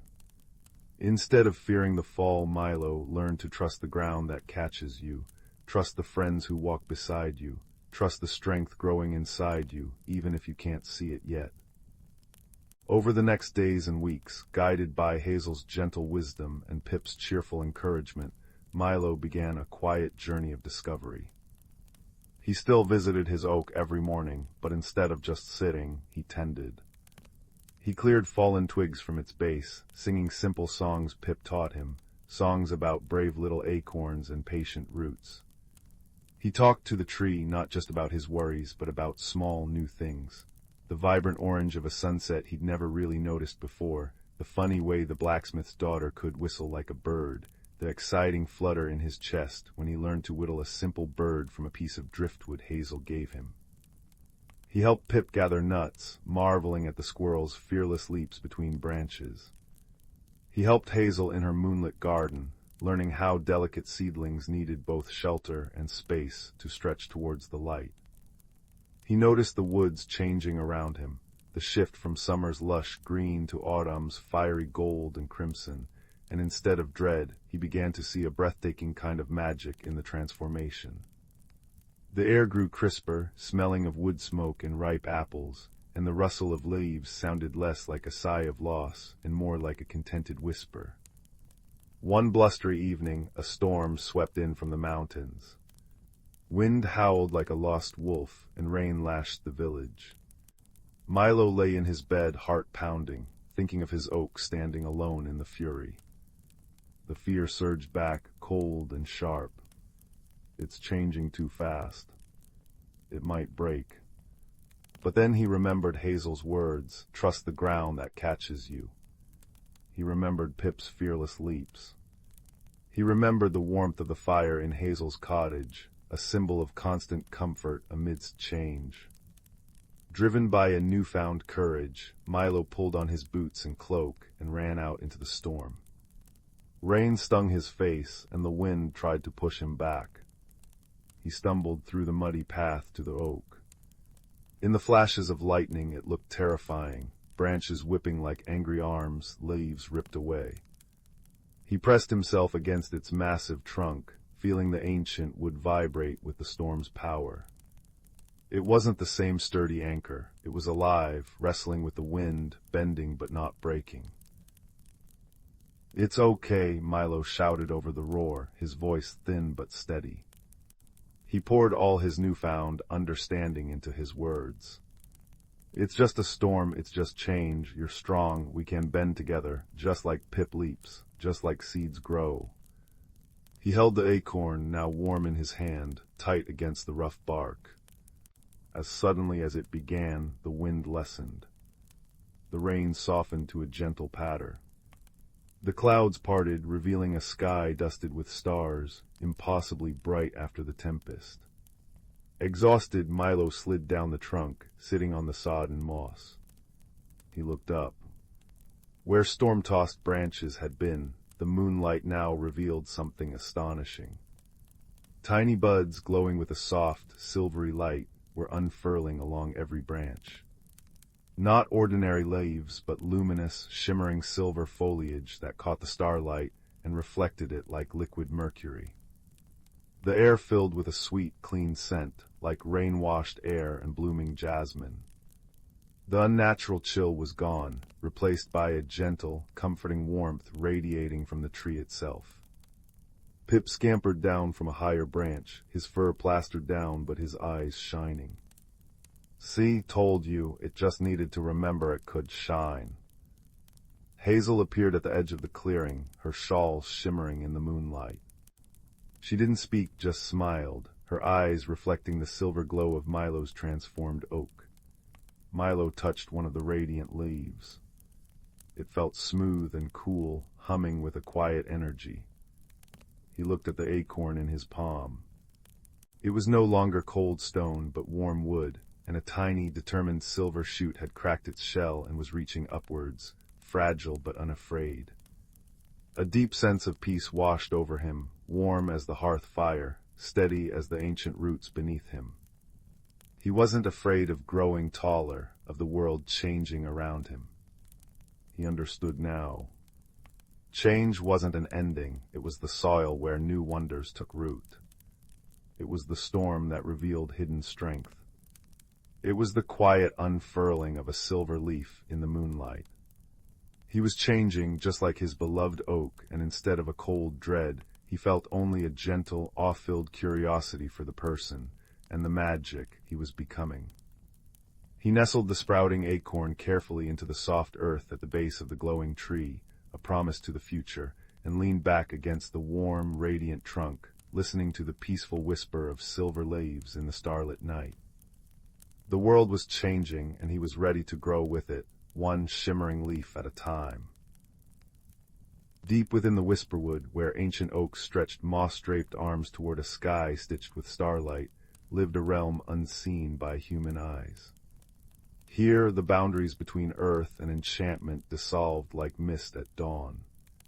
Ferns unfurled with silver veins that hummed when moonlight touched them, and brooks carried not just water but liquid melodies that changed with the seasons.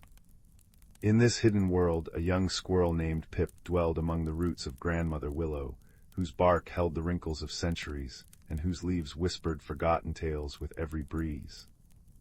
Pip's days were spent gathering acorns infused with autumn's amber glow, but his heart yearned to understand the forest's deeper rhythms, the way snowdrops pushed through frost only when the ice sprites danced, or how summer rains arrived precisely when the songbirds tuned their throats to a certain pitch.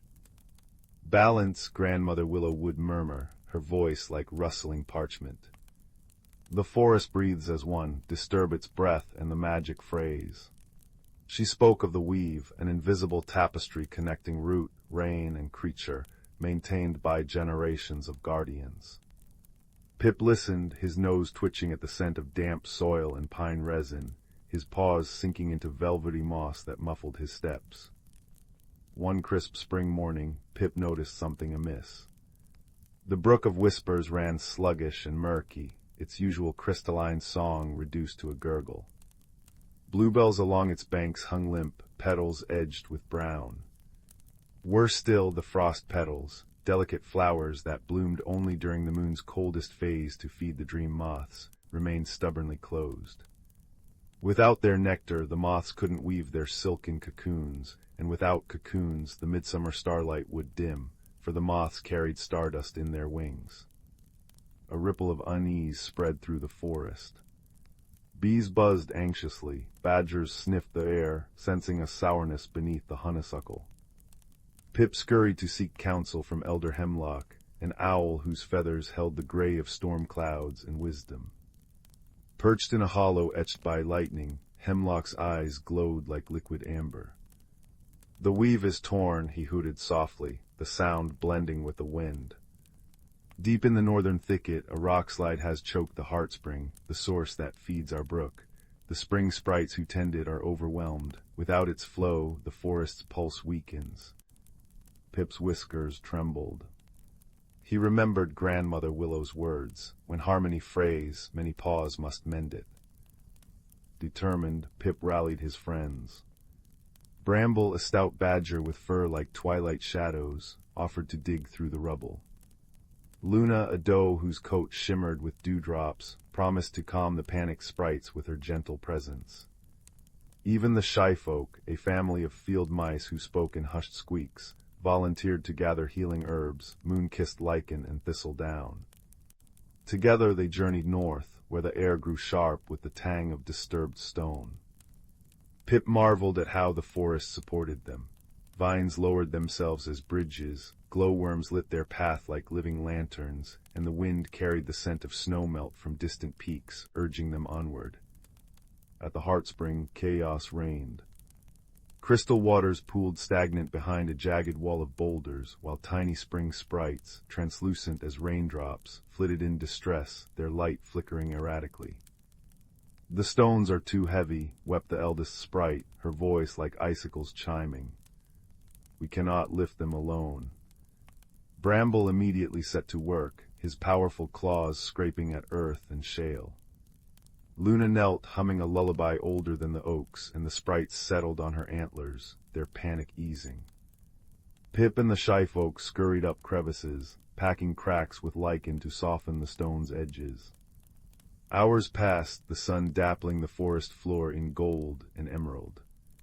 Pip's muscles ached, his fur matted with dust, but he felt the weave humming stronger with every pebble shifted. As twilight painted the sky in lavender, the last boulder gave way. Water burst forth in a joyful rush, clear and singing, weaving around roots and over pebbles. Instantly magic bloomed, frost petals unfurled like tiny stars, drinking the renewed flow. Dream moths emerged in a shimmering cloud, their wings dusting the air with silver. The brook's melody returned, harmonizing with the cricket's evening chorus. Pip watched, breathless, as balance restored itself. The sourness vanished, replaced by the perfume of wet earth and blooming night blooms. Elder Hemlock glided down as the forest sighed in relief. "You see, little guardian," he murmured, tucking Pip beneath his wing, "the weave endures because each thread knows its purpose. The sprites tend the waters, the moths carry starlight, and creatures like you heed the whispers of the old ones. Pip nestled into the owl's downy warmth, listening to the heartbeat of the whisperwood, the drip of sap, the rustle of leaves, the distant hoot of contentment. Grandmother Willow's roots hummed beneath him, weaving new tales into her bark. That night, as Pip curled in his nest of dried ferns, the dream moths drifted past his hollow. One landed on his paw, leaving a trace of stardust that tingled like frost and promise. Outside, the brook of whispers sang a lullaby of mountains and meadows, and the moon cast a path of liquid silver on the forest floor. All was well. The ancient rhythm held, cradled by friendship, wisdom, and the quiet magic of countless hearts beating as one. And in that certainty, Pip slept, dreaming of springs yet to come. In the heart of the ancient forest, where the trees whispered secrets older than time itself, there lay a hidden glen cloaked in perpetual twilight. Here, the canopy of lush emerald leaves allowed only the gentlest dapples of golden sunlight to kiss the forest floor, illuminating the soft carpet of moss and the delicate ferns that danced with the slightest breeze. The air was filled with the earthy aroma of damp wood and the sweet perfume of wildflowers, creating a symphony of scents that wrapped around the senses like a comforting embrace. In this enchanted realm, the creatures of the forest lived lives intertwined with the rhythms of nature, each playing its part in the delicate balance of their world. Among them was a wise old turtle named Bramble, whose shell was etched with the patterns of 100 seasons. Bramble was revered among the forest dwellers for his deep understanding of the natural world and his gentle, patient counsel. Bramble's closest companions were a sprightly squirrel named Pippin and a graceful deer called Lyra. Pippin, with her fur the color of autumn leaves, was full of boundless energy and curiosity, always eager to explore every nook and cranny of their woodland home. Lyra, on the other hand, moved with the serene grace of a river flowing through a quiet valley, her eyes as deep and calm as a forest pool. One crisp morning, as the first hints of autumn painted the leaves in shades of amber and crimson, Bramble gathered his friends beneath an ancient oak. Its branches stretched wide and strong, offering shelter and wisdom from the ages past. "The time has come," Bramble began, his voice as steady and soothing as the rustle of leaves in the wind, "for us to prepare for the changing of the seasons. We must ensure that the balance of our forest is maintained." Pippin's eyes sparkled with anticipation. "What must we do, Bramble?" she chirped, her tail flicking with excitement. Bramble smiled, his eyes crinkling at the corners. "Each season brings its own magic and challenges. Autumn is a time of harvest and preparation. We must gather the bounty of the forest and ensure that all creatures have what they need to sustain them through the winter." Lyra nodded thoughtfully, her ears twitching as she listened to the gentle hum of the forest around them. "And how do we maintain the balance, Bramble?" The wise turtle looked out across the glen, where sunlight danced through the leaves, casting intricate patterns on the ground. "We must work together, each of us using our strengths to support one another. Pippin, your nimble paws can gather the acorns and berries that will feed many. Lyra, your keen senses will guide us to the hidden caches of food and safe havens for the colder months." With their roles clear, the friends set about their tasks, moving through the forest with a sense of purpose and unity. Pippin scampered up and down the trees, her cheeks full of acorns as she chattered happily to herself. Lyra glided silently through the underbrush, her hooves barely making a sound on the soft earth as she searched for hidden treasures among the leaves. As they worked, the forest seemed to come alive around them. Birds sang sweet melodies that echoed through the trees, and the gentle rustle of leaves created a peaceful harmony with the bubbling of a nearby brook. It was as if the forest itself was lending its magic to their endeavors, guiding them with unseen hands. Days passed in a blur of golden light and rustling leaves, each one bringing them closer to the heart of autumn. The forest glen transformed into a vibrant tapestry of color and life, a testament to the creature's dedication and the power of harmony. Yet as they toiled, a gentle reminder of the forest's wisdom came to them through the subtle signs of nature. One evening, as the sun dipped below the horizon, Painting the sky in shades of pink and lavender, Bramble called his friends to him once more. The air was cool and crisp, carrying the faint scent of wood smoke and fallen leaves. "There is something more we must consider," he said, his voice soft but firm. "The changing seasons are not just a time for gathering and preparing, but also for reflection and understanding." Pippin tilted her head, her eyes wide with curiosity. "What do you mean, Bramble?" The wise turtle gestured with a gentle nod toward the horizon, where the first stars began to twinkle in the fading light. "Nature teaches us in whispers and signs. We must learn to listen, to understand the lessons she offers. Balance is not just about physical preparation, but also about harmony within ourselves and with each other." Lyra pondered this, her gaze thoughtful. "How do we learn to listen, Bramble?" With a knowing smile, Bramble replied, "By being present, by observing the world around us with our hearts as well as our eyes. The forest speaks to those who are willing to hear its song." And so, as the seasons continued their dance, the companions embraced this new wisdom. They spent their days not only gathering and preparing, but also pausing to appreciate the beauty and magic of their forest home. They watched as the leaves fell in a gentle cascade of color, listened to the songs of the wind through the trees, and felt the cool touch of the earth beneath their feet. In time, they came to understand that true balance was found in the harmony of all things. Each creature, each leaf, each breath of wind was part of a greater whole, a tapestry woven by the hands of time and nature. Through their efforts and understanding, they ensured that the forest thrived, not just for themselves, but for generations to come. As winter's chill began to creep into the air, the glen lay blanketed in a soft quilt of fallen leaves, the forest at peace in its slumber. Bramble, Pippin, and Lyra gathered once more beneath the ancient oak, their hearts filled with the warmth of friendship and the wisdom they had gained. "Thank you, Bramble," Pippin said, her voice a soft whisper in the twilight, "for teaching us to see the magic in our world."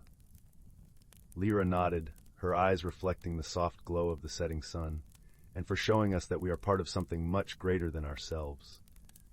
The old turtle smiled, his gaze tender as he looked upon his dear friends. "It is you who have taught me," he replied gently. "For in your companionship and kindness, I have found the truest form of harmony." And so, as the stars filled the night sky with their silvery light, the forest glen lay wrapped in a peaceful silence, a testament to the enduring power of wisdom, friendship, and the gentle balance of nature. The creatures of the forest slept soundly, their dreams filled with the promise of spring and the eternal cycle of life, knowing that within their hearts lay the magic of the seasons and the whispers of the ancient trees. The fire crackled softly in the hearth, casting dancing shadows on the worn rug. Outside, a gentle rain pattered against the window pane, a lullaby for the night. Settle in now, close your eyes, and let the warmth carry you away to the edge of a sleepy village, where the ordinary world brushed against something extraordinary. Young Finn lived in a cottage nestled where the cobbled streets of Meadowbrook met the ancient, sprawling expanse known as the Whispering Woods. Finn was a quiet child, thoughtful beyond his years, with eyes the color of moss after rain and a heart that often felt too big for the bustling village life. He found solace not in the marketplace games, but in the quiet corners of his garden, tending to his grandmother's cherished moonpetal flowers, whose silvery blooms only unfurled fully under the starlight. Yet even that quiet joy was dimming. The moonpetals had begun to droop, their luminescence fading, and a strange, grayish mist had started to creep from the edges of the Whispering Woods towards the village, carrying with it an unnerving silence where birdsong used to be. One crisp autumn afternoon, while digging near the old oak stump at the very boundary of the woods, Finn's spade struck something hard and smooth. Brushing away the damp earth, he unearthed a curious object. It wasn't metal nor stone, but seemed carved from a single piece of dark, polished wood, warm to the touch. It was shaped like a compass, but instead of cardinal points, its face held intricate, swirling carvings that seemed to shift subtly when looked at directly. At its center, nestled in a small depression, was a smooth, milky white stone that pulsed with a faint, internal light. As Finn held it, a low hum vibrated through his palm, and a single word echoed softly in his mind, clear as a bell: Whisperwood. That night, under a sky thick with stars, the compass glowed more brightly, the stone pulsing like a captured heartbeat. It tugged gently in Finn's hand, its wooden needle pointing insistently towards the dark line of the whispering woods. The fading moon petals seemed to sigh towards the woods, their remaining light flickering weakly. Finn felt a pull deeper than curiosity, a sense of responsibility, a whisper that he needed to go. Tucking the warm compass into his pocket, its hum a comforting presence, he slipped quietly out of the cottage, the damp grass cool beneath his bare feet. Crossing the boundary felt like stepping through an invisible curtain. The air changed instantly, becoming richer, cooler, and laden with the scent of damp earth, decaying leaves, and something ancient and green. The mist was thicker here, swirling around the gnarled roots of immense trees whose branches wove a dense canopy overhead, blocking out most of the starlight. Yet the compass glowed steadily, casting a soft, pearly radiance that pushed back the gloom, illuminating moss-covered boulders and intricate spiderwebs beaded with moisture. The silence was profound, broken only by the drip of water from leaves and the occasional rustle in the undergrowth that made Finn's heart skip. He followed the compass's pull deeper into the woods. The path, if it could be called that, was overgrown and treacherous. Roots snaked across the forest floor, rocks lurked beneath carpets of moss, and the mist coiled around his ankles like cold fingers. The compass guided him unerringly, its needle shifting minutely, leading him around impassable thickets and treacherous sinkholes masked by ferns. It felt less like an object and more like a patient, silent companion. After what felt like hours, the compass suddenly grew warmer. Its light flared, illuminating a small clearing. In the center stood a creature unlike anything Finn had ever imagined, let alone seen.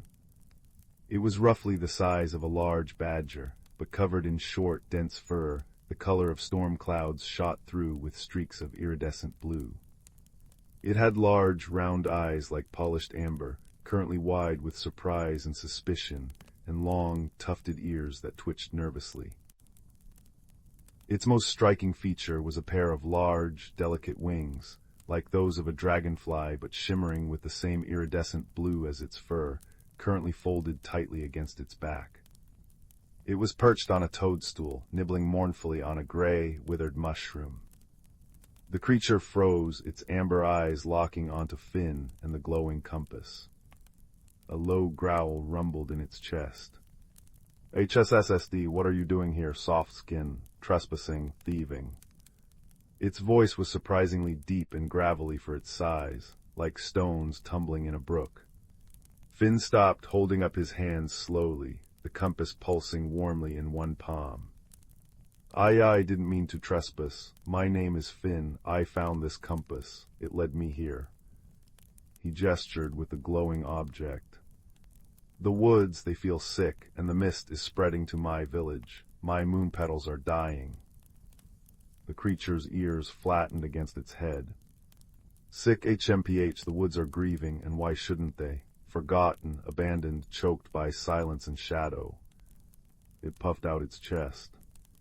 "I am Thistle, keeper of the glimmering glade, or I was." Its defiance faltered, replaced by a profound weariness. It looked down at the withered mushroom. "The glade, the heart, it fades, the weave unravels, and I cannot mend it." A tremor ran through its small frame. Finn took a tentative step closer. "The heart, what's the weave? Maybe I can help, the compass brought me." Thistle eyed the compass warily. The Whisperwood compass, lost for generations, it senses the weave, the living magic that binds the woods. The heart is the source, the glimmering glade, but it is hidden, protected, and now weakened. It looked at Finn, suspicion warring with a desperate hope. "Why would it lead you? Soft skins bring noise and axes, not healing." "Not me," Finn said softly, thinking of his quiet garden, his drooping moon petals. "I just want to understand, to help if I can. My grandmother said the woods and the village used to be friends. Maybe they can be again. Thistle studied Finn for a long moment, the silence stretching. Finally it gave a curt nod, a flicker of reluctant acceptance in its amber eyes. The compass leads, Thistle follows for the glade, but no tricks, soft skin. It fluttered down from the toadstool, landing lightly on the moss beside Finn. Call me Thistle, keeper titles seem hollow now. Thus began an unlikely partnership. Finn, guided by the warm pulse of the whisperwood compass, and Thistle, navigating the deeper, older paths with an innate knowledge of the forest, moved deeper into the whispering woods. The journey was a revelation. The compass didn't just point the way, it reacted to the forest's ailment. When they passed a cluster of trees whose leaves were turning brittle and gray, the milky stone dimmed, and a faint, discordant chime echoed from it. Near a sluggish, murky stream choked with slime, the compass grew cold, its light flickering erratically. Thistle explained in his gruff way. The weave is the song of the woods, the rustle of leaves, the chatter of streamlets, the buzz of insects, the memories held in ancient roots all woven together. The glimmering glade is the loom, the heart where the song is strongest, but the song is fading. Silence grows, shadows deepen, the mist is the wood's sorrow made visible. They encountered wonders, groves where luminescent fungi painted the ground in soft blues and greens, trees whose bark shimmered with veins of silver light, clear pools reflecting star patterns unseen in the sky above. But each wonder was marred by the encroaching grayness patches of dead, silent ground, streams running sluggish and dark, trees groaning as if in pain. The discordant chimes from the compass became more frequent. One evening, as they sheltered under a giant, hollowed-out willow, its once vibrant leaves now hanging limp, Finn shared his own quiet sorrow, the fading moon petals, the feeling of not quite belonging in the village, his grandmother's stories about the wood's old magic. Thistle, nibbling a slightly less withered mushroom Finn had found, listened intently. Then, hesitantly, Thistle spoke of his own burden. The glimmering glade wasn't just a place. It was sustained by joy, by connection, by the shared memories of all who lived within the woods and those who respected it. As the village grew distant, forgetting the old ways, and as fear replaced wonder, the connection frayed. Thistle felt every fraying thread as a physical ache. He'd tried everything ancient chants, tending the oldest trees, even attempting to sing the weave back into strength, but his own heart was heavy with loneliness and failure. The song needs many voices, Thistle murmured, his voice softer than Finn had ever heard it. One keeper's voice is not enough. The compass pulsed warmly against Finn's chest. He looked at Thistle, truly seeing the weariness beneath the bristly exterior, the deep love for the woods masked by grumpiness. Maybe it led me because I can hear the silence too, and maybe we can find more voices together. He offered Thistle a small, slightly squashed berry he'd saved. Thistle took the berry, a flicker of something like surprise crossing his face. He gave a small, almost imperceptible nod. Perhaps, Finn, perhaps. Days blurred into nights. They forded streams turned sluggish and cold, climbed moss-slicked ridges where the mist clung thickest, and navigated valleys choked with gray, brittle ferns.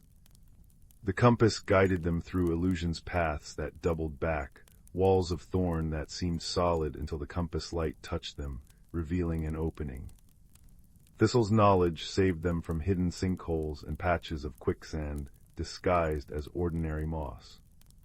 They shared meager rations, Finn's dried bread and cheese, Thistle's knowledge of which forest grubs were surprisingly edible and which berries wouldn't make you see dancing badgers. Slowly, a grudging respect, then a tentative friendship, bloomed between the quiet boy and the gruff keeper. Finn learned to move with the forest's rhythm, to listen beyond the silence. Thistle, in turn, found himself sharing stories of the woods past glory of great gatherings under the moon, of trees that sang, of starlight distilled in dewdrops. Finally, after a particularly arduous climb up a sheer rock face guided by the compass's insistent light, they emerged onto a high plateau. Before them lay the glimmering glade. It was a sight that stole Finn's breath, even in its faded state. A vast natural amphitheater ringed by ancient, towering trees whose bark shimmered with embedded crystals that caught the weak sunlight filtering through the mist. At the very center stood an enormous, ancient oak, its gnarled trunk wider than Finn's cottage, its branches spreading like a protective canopy. But the crystals were dull, their light feeble. The great oak's leaves were sparse and tinged with gray. Moss that should have been emerald green was patchy and brown.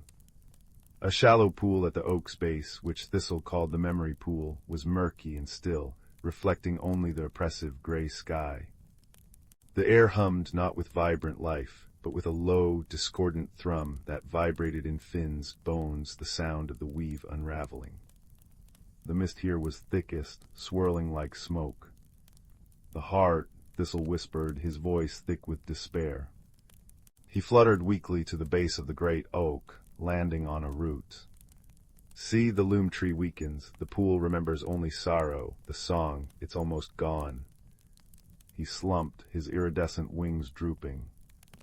"The compass led you, Finn, but what can we do? The silence is too deep." Finn stood at the edge of the glade, the whisperwood compass burning warmly against his palm, its light a defiant beacon in the gloom. He felt the immense sadness of the place, the weight of forgotten connections.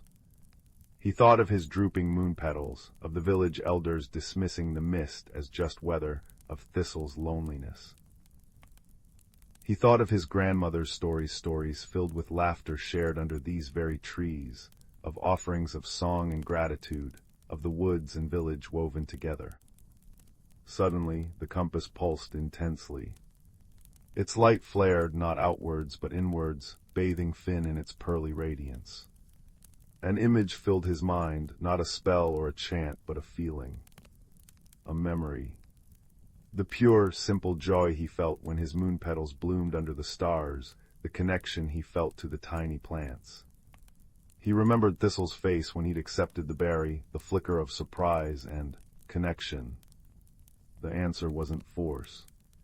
It wasn't just Thistle's duty. It was connection. It was sharing the light inside, the small joys, the memories. Taking a deep breath, Finn walked slowly towards the murky memory pool. He knelt beside it, ignoring the cold dampness seeping through his trousers. He placed his hands on the compass, its warmth flowing into him. Closing his eyes, he didn't try to sing a grand song. Instead, he focused on a single, quiet memory. He pictured his grandmother's face, kind and lined, as she showed him how to plant the first moonpetal seed. He felt the cool earth under his small fingers, the anticipation, the shared wonder when the first silver shoot emerged. He poured that feeling, the warmth, the love, the simple joy of growth and connection into the compass. The milky stone blazed. A beam of pure, soft light, warm like starlight, shot from the compass and touched the surface of the murky memory pool. Where the light touched, the murkiness cleared, like ink dispersing in clean water. For a moment, the image of Finn's grandmother smiling, holding the tiny seedling, shimmered on the pool's surface. A soft gasp came from Thistle. Finn opened his eyes. The cleared patch of water glowed faintly. The discordant thrumming lessened just a fraction. Hope, fragile but real, flickered in Thistle's amber eyes. "Thistle," Finn called softly. "Your turn, think of something good, something joyful you remember here." Thistle hesitated, then fluttered closer to the pool. He looked uncertain, then closed his eyes. He thought Finn imagined of sunbeams dappling the glade, of the crystal trees ablaze with light, perhaps of a time when other voices filled the air. A low, hesitant hum started in Thistle's chest, rough at first, then smoothing into a deep, resonant tone. It wasn't a song with words, but a pure note of remembrance and belonging. As he hummed, a tiny spark of iridescent blue light, like a captured firefly, drifted from him and touched the pool beside Finn's clearing patch. The water there cleared too, showing a fleeting image of the glade bathed in golden sunlight.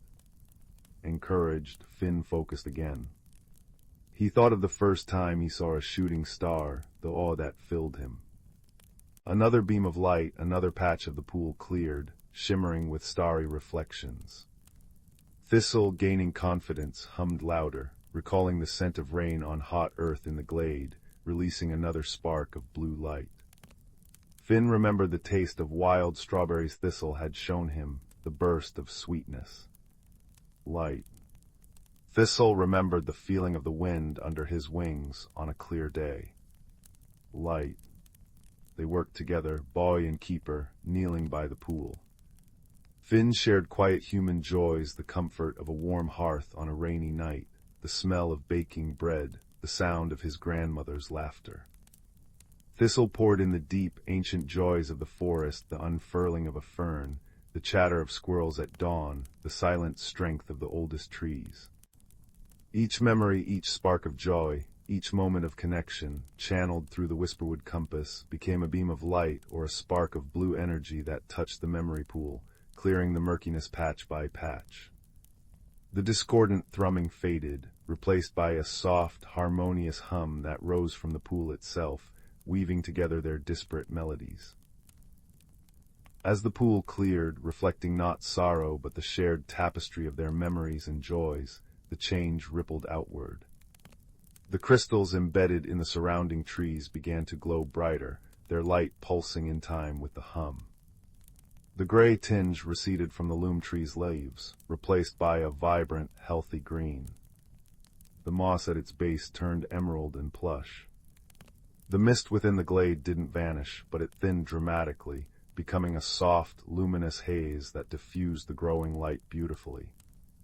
The air itself felt lighter, warmer, alive with the returning song of the weave, a complex, beautiful melody woven from rustling leaves, trickling water, insect buzz, bird calls tentatively starting again in the distance, and the deep, resonant hum of the loom tree itself, strengthened by their offering. Finn and Thistle sat back, exhausted but filled with a profound, quiet awe. The glimmering glade was still regaining its strength, but the heart was beating again, strong and steady. The whisperwood compass in Finn's hand was warm but calm, its light soft and constant, the milky stone glowing with a serene inner light. The needle pointed steadily towards the great oak. "We did it," Finn breathed, his voice barely a whisper. Thistle looked around, his amber eyes wide, reflecting the burgeoning light. He looked at Finn, the suspicion gone, replaced by a depth of gratitude and newfound respect. "We did," he rumbled, his voice thick with emotion. "The song, it remembers, the connection, it lives." He fluttered up and landed gently on Finn's shoulder, a surprising but comforting weight. "You brought the lost voice, Finn, the voice of remembering, the voice of the heart." The journey back felt different. The whispering woods were still healing, but the oppressive silence was gone. Birds tentatively sang melodies. Streams chuckled over stones, clearer now. The mist had receded to the deepest hollows, no longer threatening the village boundary. The gray, dead patches were smaller, showing signs of green shoots pushing through. The compass guided them, but its pull was gentle, content. Finn carried it not just as a guide, but as a symbol of the bond forged. When they finally emerged from the tree line near Finn's cottage, dawn was painting the sky in streaks of pink and gold. Finn's grandmother stood in the garden, her face lined with worry that melted into disbelief, and then radiant joy. For there in Finn's moonpetal patch, every single flower had unfurled fully, their silvery petals glowing with an ethereal light even in the dawn, healthier and more luminous than they had been in years. The creeping gray mist was gone from the village edge. Finn ran to her, Thistle fluttering discreetly to perch on the garden fence, watching. Finn poured out the tale, the compass, the sick woods, Thistle, the fading glade, the journey, the memory pool, the sharing of memories and light. His grandmother listened, tears glistening in her eyes. She nodded slowly. "The old bond," she whispered. We forgot to listen. We forgot to share our song. News spread through Meadowbrook, not with alarm, but with wonder. Finn, once the quiet boy, became a bridge. He showed the elders the whisperwood compass, though it only glowed warmly for him and his grandmother, and he spoke of Thistle and the glimmering glade. Hesitantly at first, then with growing enthusiasm, villagers began to visit the edge of the whispering woods. Not to take, but to listen. To leave simple offerings of song or stories or well wishes whispered to the wind. Children left drawings of the woods. The blacksmith, inspired, forged a small wind chime with leaves and acorns and hung it where the breeze caught it, adding its gentle melody to the forest's edge. Finn visited Thistle often. Sometimes Thistle would grumble about soft-skin noise, but he always met Finn by the old oak stump, and sometimes he'd even venture closer to the village, hidden in the twilight, listening to the laughter and songs drifting out. The keeper was no longer alone. The weave grew stronger, fed by the renewed connection. Finn kept the whisperwood compass on his windowsill. It no longer tugged him into the deep woods, but it often glowed softly, especially on nights when the moon petals bloomed, or when he sat quietly, remembering his journey. It was a reminder that the greatest magic wasn't in grand spells or hidden powers, but in the quiet courage to listen, the willingness to reach out to the unexpected, and the simple, profound power of sharing joy in memory. It reminded him that even the smallest voice, when woven together with others in kindness and understanding, could mend a broken song and light the way home. The mist never returned to Meadowbrook's edge. The whispering woods thrived, a symphony of life once more, its song a gentle counterpoint to the village sounds. And on quiet nights, if you listened very carefully near the old oak stump, you might hear the deep, contented hum of a keeper, and the soft, answering laughter of a boy who had discovered that friendship and understanding could bloom in the most unexpected places, and that every heart, no matter how small or seemingly different, holds a light that can help heal the world. Sleep now, little one, wrapped in the warmth of that knowing. The fire crackles low, the rain whispers on the roof, and the world is full of quiet, interconnected magic. Dream well. The old oak tree at the edge of Rowan's garden had always felt like a friend. Its gnarled roots cradled mossy stones, and its canopy, dense with summer grain, sighed secrets to the wind. Rowan, a quiet boy with eyes the color of storm clouds and a heart full of gentle curiosity, often sat beneath it, sketching the intricate patterns of leaves or listening to the rustling chorus above. He felt a peculiar stillness there, a sense of something ancient and watchful, especially as dusk painted the sky in lavender and peach. One such evening, as fireflies began their first hesitant dances in the gathering gloom, Rowan noticed something different. Nestled between two particularly large roots, where shadows pooled deepest, shimmered a faint, silvery light. It wasn't the glow of a firefly, it was steadier, cooler, like captured moonlight. Intrigued, he crawled closer. The light seemed to emanate from a small, perfectly smooth stone, almost hidden beneath a curtain of emerald moss.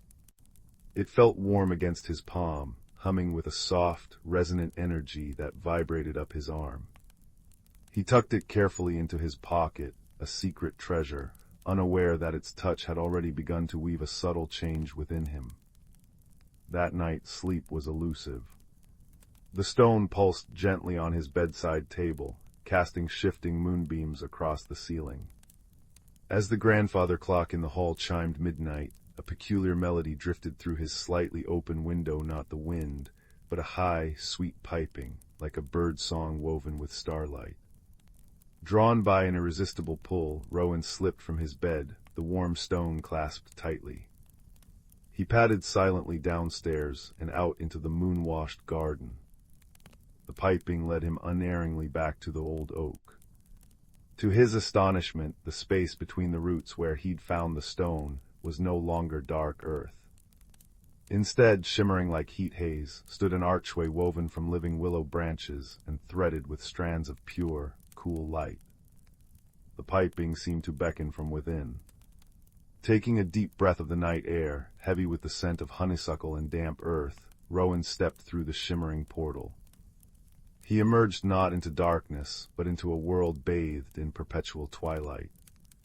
Above, unfamiliar constellations glittered in a deep indigo sky, larger and brighter than any he'd seen. Giant luminous mushrooms dotted the forest floor, casting soft glows of blue, violet, and gold. Trees, unlike any in his world, soared with trunks like polished obsidian or shimmering mother-of-pearl, their leaves whispering in colors that seemed to shift with every breath of the gentle, fragrant breeze. This was the Glimmerwood, a hidden realm existing just beyond the veil of ordinary sight. The source of the piping stood before him. Perched on a glowing toadstool was a creature no taller than Rowan's knee. Her skin was the deep brown of polished walnut, her hair a cascade of vibrant green vines woven with tiny, star-like white flowers.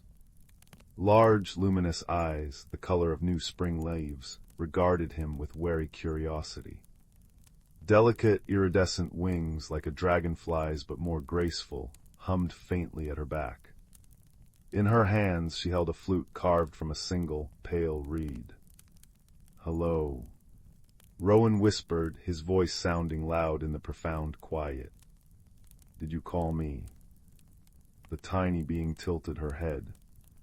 "The moonstone called," she replied, her voice like the tinkling of distant bells. "It sensed your quiet heart. I am Fern, guardian of the whispering stream." She gestured towards the stone in his hand.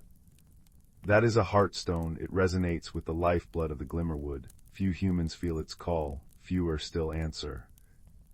Rowan looked down at the stone, now pulsing in time with the gentle light emanating from the mushrooms. "It feels alive," he murmured. "It is," Fern confirmed. "And it has chosen you because the Glimmerwood is sickening." Her luminous eyes dimmed with sorrow. "The whispering stream, source of all harmony here, flows slow and thick. Its song is fading. Without its music, the light dims, the colors mute, and the very essence of this place withers. We need its song restored." Rowan felt a pang of empathy. The Glimmerwood, though alien, felt deeply precious, its gentle magic resonating with the stillness he cherished under his oak tree. How can I help? I'm just a boy." Fern fluttered closer, landing lightly on his shoulder. Her wings brushed his cheek, cool and soft. "The Heartstone connects you now. It lets you see, hear, and feel the Glimmerwood truly. And you are quiet, Rowan, you listen. That is the key. The source of the stream's sickness lies deep within the whispering caverns, beyond the shimmering falls. We must journey there, listen to the silence, and understand what has stolen the song. Will you come?" The request was immense, terrifying. Yet looking into Fern's earnest, leaf-green eyes, and feeling the steady pulse of the Heartstone against his skin, Rowan found his fear mingled with a burgeoning sense of purpose. He nodded. "I will." Their journey began beneath the luminous canopy. Fern guided Rowan along paths of soft, glowing moss. They passed towering crystal flowers that chimed softly when the breeze touched them, and groves where trees with bark like silver lace hummed ancient melodies. Rowan's senses were overwhelmed. The air tasted sweet and clean, like rain on stone. The colors were so vivid they seemed to vibrate. The quiet was profound, yet filled with subtle sounds. The rustle of unseen creatures, the drip of luminous dew, the distant murmur of the ailing stream. They encountered other denizens of the Glimmerwood. Grumble, a moss-covered rock spirit with eyes like polished river pebbles, grumbled about the dullness seeping into his favorite sunning spot, but offered them directions towards the falls. Pip, a skittish sprite made of swirling autumn leaves, chattered nervously about shadows deepening near the caverns, but gifted them a handful of glowing berries that tasted of sunshine and starlight, renewing their energy. Fern was patient, explaining the delicate balance of the Glimmerwood, how the stream's song nurtured the plants, which in turn fed the light sprites, whose dance kept the air pure. Rowan listened, absorbing it all, his quiet nature proving an asset. He noticed things Fern, in her worry, sometimes missed. A patch of unusually gray moss, the way certain luminous beetles avoided a specific path, the faint, discordant note beneath the stream's weakening murmur. The path grew steeper, the air cooler and damper. The vibrant colors of the forest began to leach away, replaced by muted grays and blues. The cheerful chirps and hums grew scarce.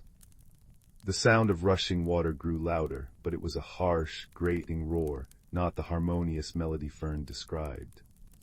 Soon they stood before the shimmering falls, or what should have been shimmering. Instead of cascading liquid light, a thick, sluggish, obsidian-black torrent poured over the cliff edge, crashing into a pool below that reflected no starlight, only a depthless void. The air here tasted stale and metallic. "The falls, they're poisoned," Fern whispered, her voice trembling, her wings drooping. "The sickness comes from the caverns beyond." The entrance to the whispering caverns loomed like a dark maw behind the curtain of black water. An unnatural chill emanated from it. Rowan felt the heartstone grow cold against his skin, its pulse erratic. Fear, cold and sharp, pricked at him. He thought of his warm bed, the familiar creak of the old oak. But then he looked at Fern, her small form radiating determination despite her fear, and felt the heartstone's insistent, though weakened, call. He squeezed the stone, drawing warmth from his own resolve. "We have to go in." Inside the cavern, the darkness was absolute, oppressive. Only the heartstone's faint silvery glow and the soft luminescence of Fern's wings pierced the gloom, revealing walls slick with a cold, viscous substance that smelled faintly of decay. The roar of the poisoned falls echoed strangely, morphing into unsettling whispers that seemed to coil around them, speaking of despair and forgetting. "Listen," Fern urged, her voice barely a breath. "Not just with your ears. Feel the stone, feel the cavern." Rowan closed his eyes, shutting out the terrifying darkness. He focused on the heartstone in his palm, feeling its cool surface, its faltering pulse. He remembered the quiet under his oak tree, the deep listening he practiced when sketching leaves. He breathed deeply, ignoring the stale air, and listened with his whole being. Beneath the roar and the whispers, he felt a profound silence. But it wasn't empty. It was heavy, thick with sorrow. And within that sorrow he sensed a presence. Not malicious, but deeply wounded, trapped. "There's something, hurting," he murmured, opening his eyes. "Deep inside, it's scared, and its fear is poisoning the water." Fern's eyes widened. "The heartstone, it lets you feel the source, but what could it be? Nothing dark has ever lived in these sacred caverns." Guided by Rowan's newfound sensitivity, they pressed deeper, navigating treacherous slopes and pools of stagnant black water. The whispers grew louder, more insistent, trying to seep into their thoughts, urging them to turn back, to forget. Rowan focused on the heartstone's pulse, a tiny anchor of light and warmth, and on the quiet place within himself. Fern clung to his collar, her tiny light a beacon. Finally, they reached a vast inner chamber. At its center lay a pool, the origin point of the whispering stream. But instead of pure, singing water bubbling from the earth, a thick, black sludge oozed forth. And chained to the bedrock beside the pool, radiating waves of palpable grief and fear, was a creature that stole Rowan's breath. It resembled a great, sleek otter, but woven from pure, liquid moonlight. Or it should have been. Now its luminous form was dulled, streaked with oily black tendrils that seemed to root it to the stone. Heavy, dark chains, seemingly made of solidified shadow, bound its limbs. Its large, intelligent eyes, once perhaps like molten silver, were clouded with pain and despair. A low, mournful keening emanated from it, the sound that had twisted into the poisoned roar of the falls and the discordant whispers. "The Naiad." Fern gasped, her voice thick with horror and recognition. "The spirit of the stream, but who could have done this? Why?" Rowan felt the creature's anguish wash over him through the heartstone, a wave of desolation so deep it brought tears to his eyes. He understood instantly. This wasn't an act of malice from outside. The chains were formed from the Naiad's own despair. The heartstone showed him flashes, a cataclysm long ago, a fracture deep within the earth that had severed the Naiad's connection to the deeper, purer sources of life, leaving it isolated and terrified. Its fear had festered, manifesting as the physical chains and the poison seeping into its essence. "It's trapped by its own fear," Rowan said softly, stepping closer, the heartstone's light flaring slightly as it resonated with the Naiad's pain. "It's lost, Fern. It doesn't know how to sing anymore." Fern fluttered down, landing near the Naiad's massive, sorrowful head. "Oh, bright one," she whispered, her voice filled with compassion. "You are not forgotten, you are not alone." She raised her reed flute and began to play. Not a complex melody, but a simple, pure note, clear and unwavering, a sound of pure presence and empathy. Rowan felt the heartstone grow warm again. He understood. It wasn't about breaking physical chains. It was about reminding the Naiad of its true nature, of the connection it had lost. He knelt beside the Great Spirit, placing his hand, still clutching the heartstone, gently on its cool, damp flank. He closed his eyes and did the only thing he knew. He listened. He listened past the keening, past the fear, deep into the core of the being before him. He felt the echo of the pure, singing water it once was, the memory of the sunlight dancing on its surface, the joy of nurturing life. He poured that feeling of recognition, of remembered light and song, through the heartstone and into the Naiad. He didn't speak. He simply was there, present, acknowledging the spirit's pain and holding the memory of its wholeness.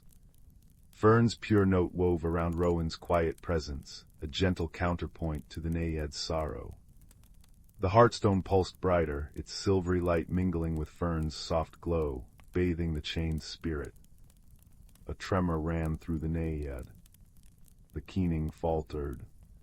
The oily black tendrils seemed to recoil from the combined light. The chains of shadow flickered, becoming less substantial. The creature lifted its head slightly, its clouded eyes turning towards Rowan. In them, for a fleeting moment, a spark of its former luminescence ignited a spark of recognition, of connection. Rowan smiled gently, pouring every ounce of his quiet reassurance, his newfound understanding, through the heartstone. "You are part of the Glimmerwood," he whispered, his voice barely audible yet filled with conviction. "We remember your song." It was like the sun breaking through storm clouds. The Naiad drew a deep, shuddering breath. A pure, clear note, like a single drop of crystalline water falling into a still pool, echoed through the cavern, silencing the discordant whispers. The chains of shadow dissolved into wisps of harmless smoke. The oily black tendrils receded, drawn back into the earth as if repelled by the returning light. The sludge bubbling from the pool began to clear, transforming into shimmering, pure water that sparkled with inner light. The mournful keening shifted, transforming into a tentative, hopeful hum. The transformation was swift and breathtaking. The Naiad's form blazed with restored moonlight, its fur rippling like liquid silver. It rose free, shaking itself, sending droplets of pure light scattering like diamonds.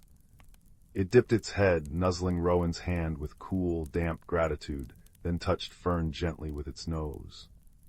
A wave of pure, harmonious energy pulsed outwards from it, washing through the cavern. The walls shed their slime, revealing veins of glowing crystal. The oppressive darkness retreated, replaced by a soft, ambient light.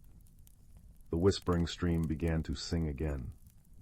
Not a roar, but a joyous, bubbling melody that echoed through the caverns, growing stronger and clearer with every passing second. The sound was pure life, pure harmony. Fern danced in the air, her laughter like chimes. "You did it, Rowan, you listened." As they emerged from the caverns, the change in the Glimmerwood was immediate and profound. The shimmering falls now lived up to their name, cascading in a torrent of liquid light and music. Color flooded back into the forest with breathtaking speed.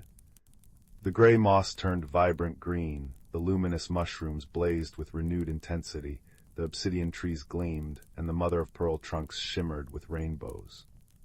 The air hummed with the restored songs of unseen creatures, a symphony of pure joy. Pip the leaf sprite whirled past in a joyful gust of color, and Grumble the rock spirit basked in a patch of newly restored warm light, emitting a contented rumble that sounded almost like a purr. The journey back through the Glimmerwood was a celebration. The path was easier, bathed in the gentle light of the restored realm. Creatures emerged to greet them, shy wood sprites peeking from behind glowing toadstools, luminescent butterflies dancing around Fern's head, even a great stag with antlers like spun crystal who bowed its head solemnly as they passed. The heartstone in Rowan's hand pulsed warmly, no longer just a connection, but a symbol of a bond forged. They reached the willow light archway beneath the giant, now radiantly healthy, Glimmerwood oak equivalent. Fern hovered before Rowan, her eyes bright. The Glimmerwood owes you a debt, Rowan. Your quiet heart, your willingness to listen deeply. That was the key the Heartstone knew we needed. She touched the stone in his hand. Keep this. It will always connect you here. You are a friend of the Glimmerwood now. Visit whenever the moon is high and the night is still. Rowan looked back at the vibrant, singing world, then at the small, fierce guardian who had become his unlikely friend. I will, Fern, thank you. He stepped through the shimmering archway. He found himself back beneath his own familiar oak tree, just as the first pale streaks of dawn touched the eastern sky. The heartstone in his hand was cool and smooth, its internal light dimmed but still present. The garden was quiet, bathed in the soft, gray light of pre-dawn. It felt different, though. Richer. He could hear the individual songs of waking birds with startling clarity, smell the damp earth and the scent of the oak leaves with new intensity. He felt the thrum of life in the roots beneath his feet. He hadn't just saved the Glimmerwood had awakened something within him, a deeper connection, a profound understanding of listening beyond words, of the quiet strength found in empathy. Days turned into weeks.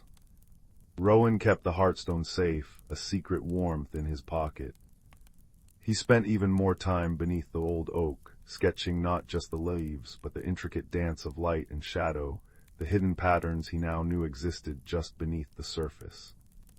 He found he could sense the health of the plants in his garden, feel the subtle shift in the wind before a storm.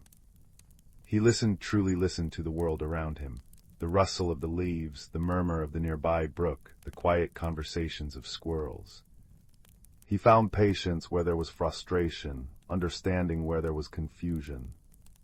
One crisp autumn evening, as the moon rose full and silver, casting long shadows, Rowan sat beneath his oak tree, the Heartstone cool in his hand.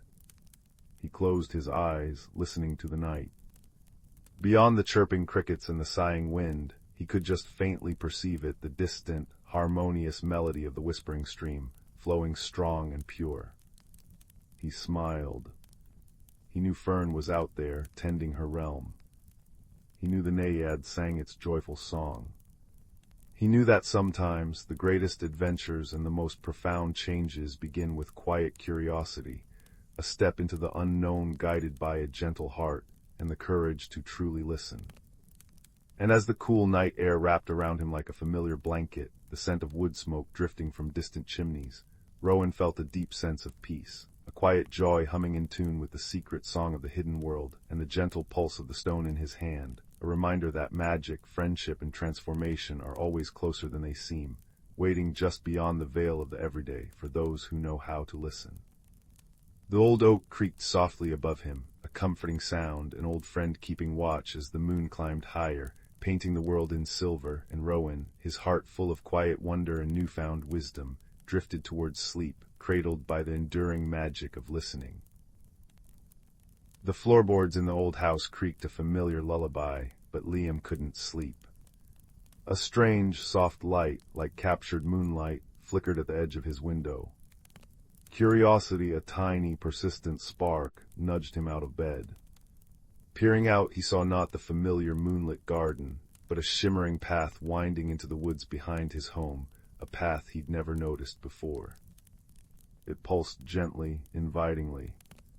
Pulling on his warmest sweater, Liam slipped outside, the cool night air carrying the scent of damp earth and something sweet, like crushed wildflowers.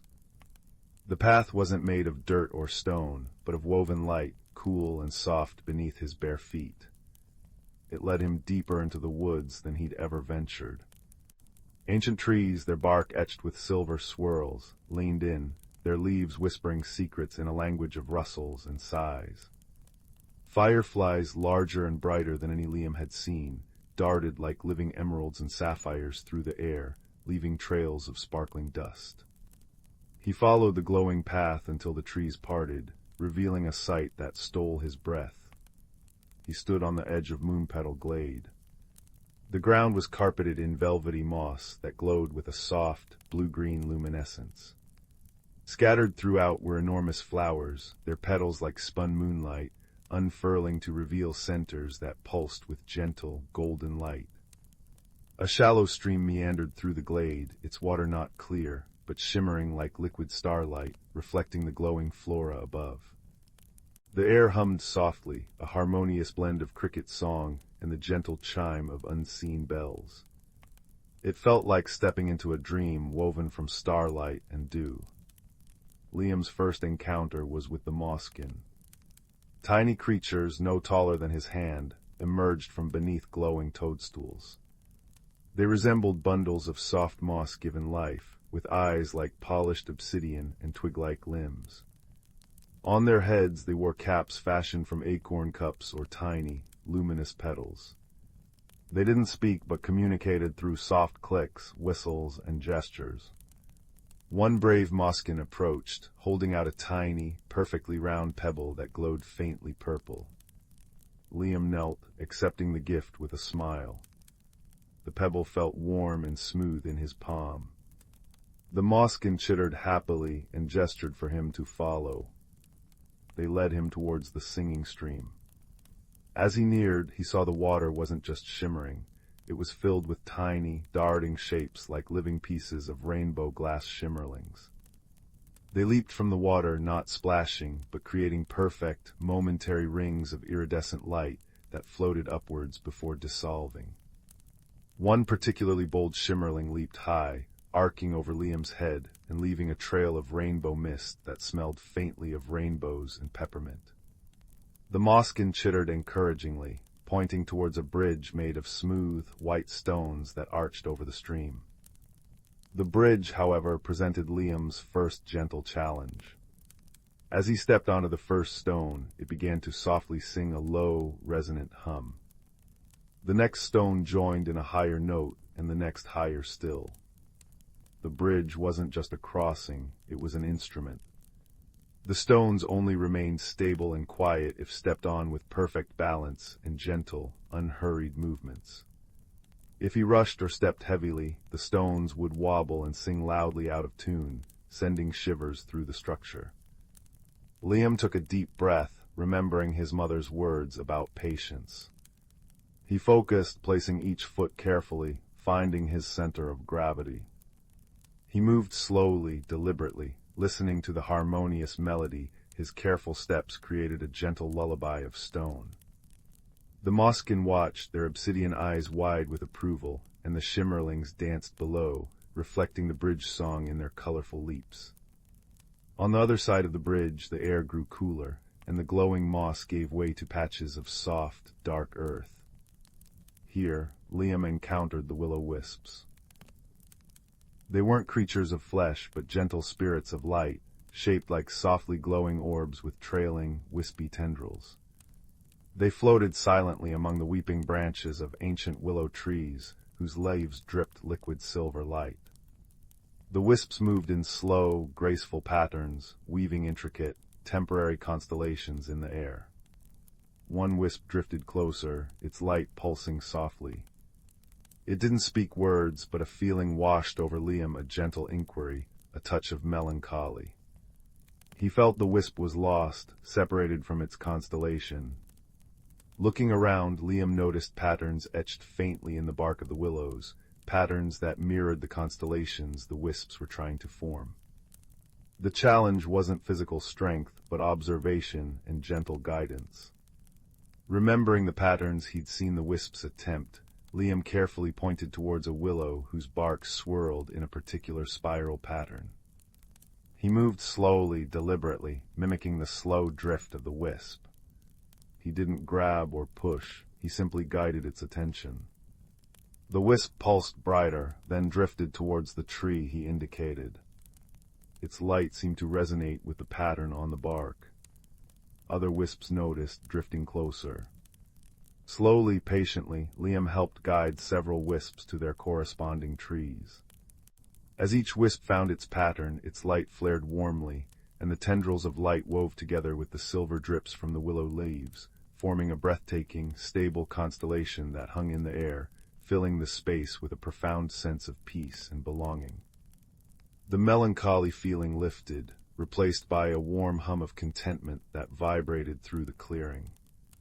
The wisps pulsed in unison, a silent thank you that Liam felt deep in his bones. He continued through the glade, guided now by a sense of serene wonder rather than the path.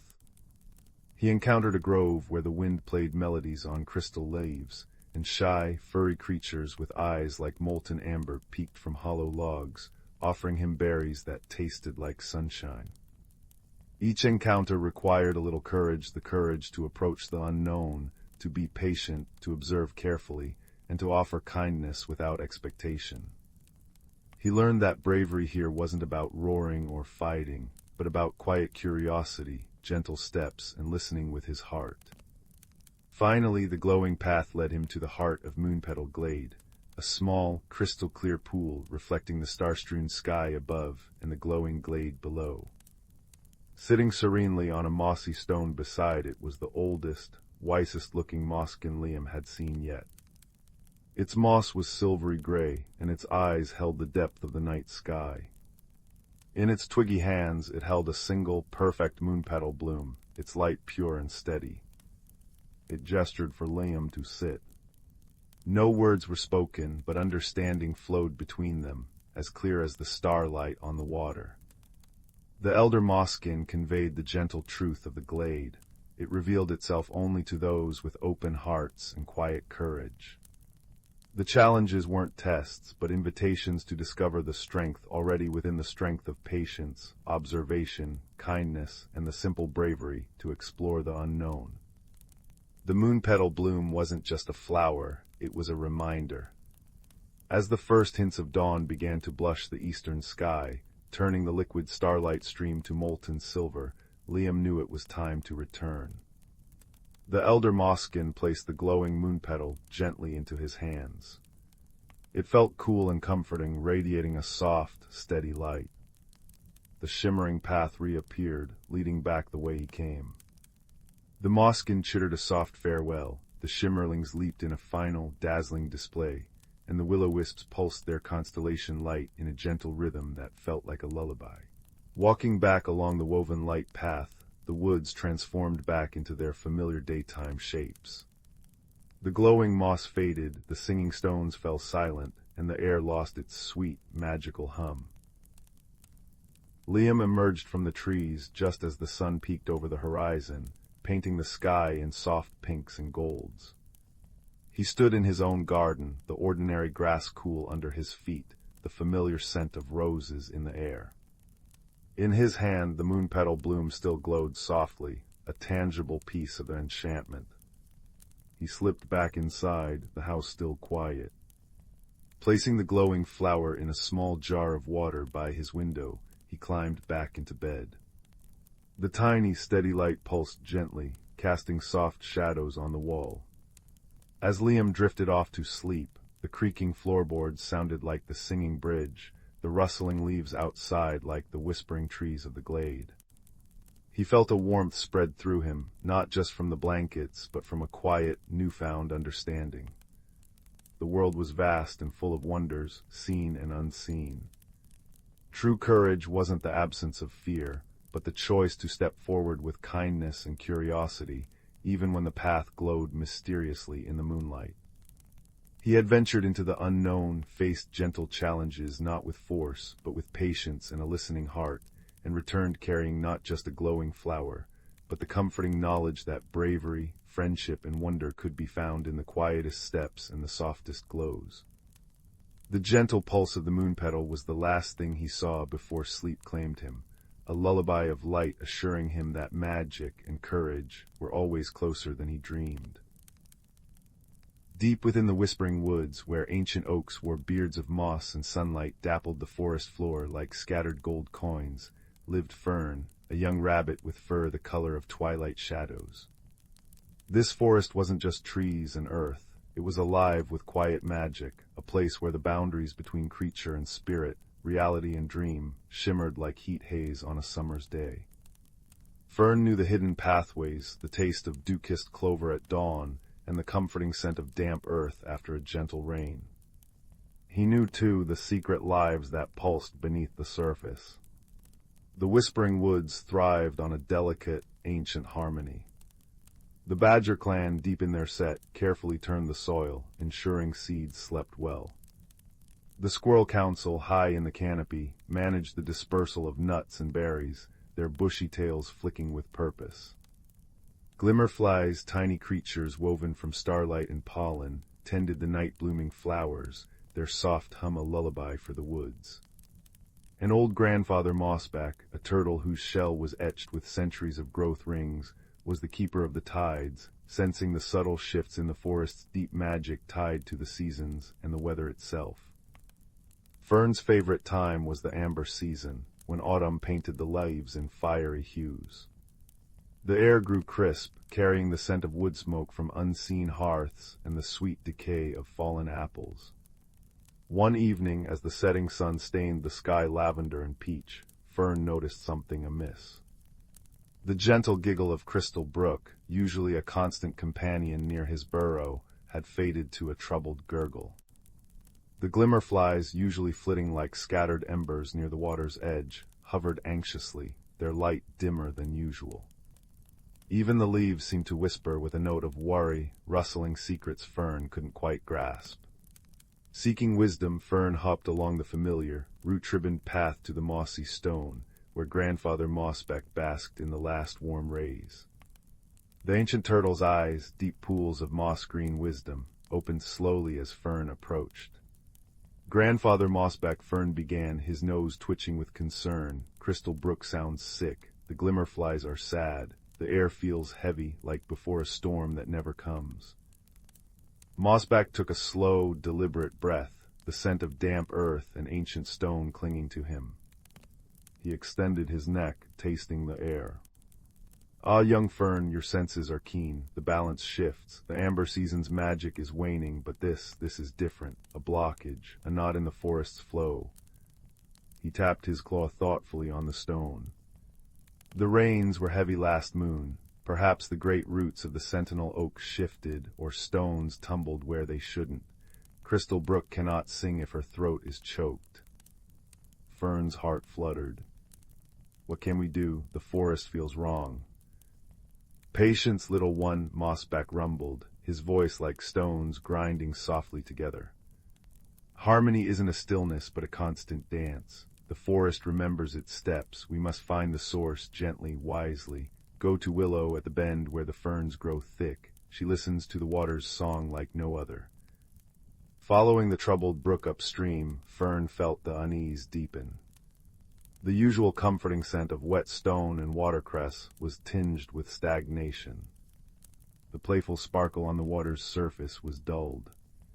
He found Willow, a water vole with fur like polished river pebbles, her small paws resting on a smooth stone, her eyes closed as she listened intently to the troubled water. Willow, Fern whispered, not wanting to startle her. Her eyes opened, large and dark with worry. Fern, the song it's choked, a great sadness sits upstream near the sentinel's roots. Stones and mud have fallen, trapping the water. It cannot flow freely to nourish the lower pools or carry the moon's reflection to the sleeping fish. Just then a flurry of wings announced Pip, a sparrow as quick and bright as a sunbeam. I saw it from above, he chirped, landing on a swaying reed. A whole tumble of rocks and earth, it's huge.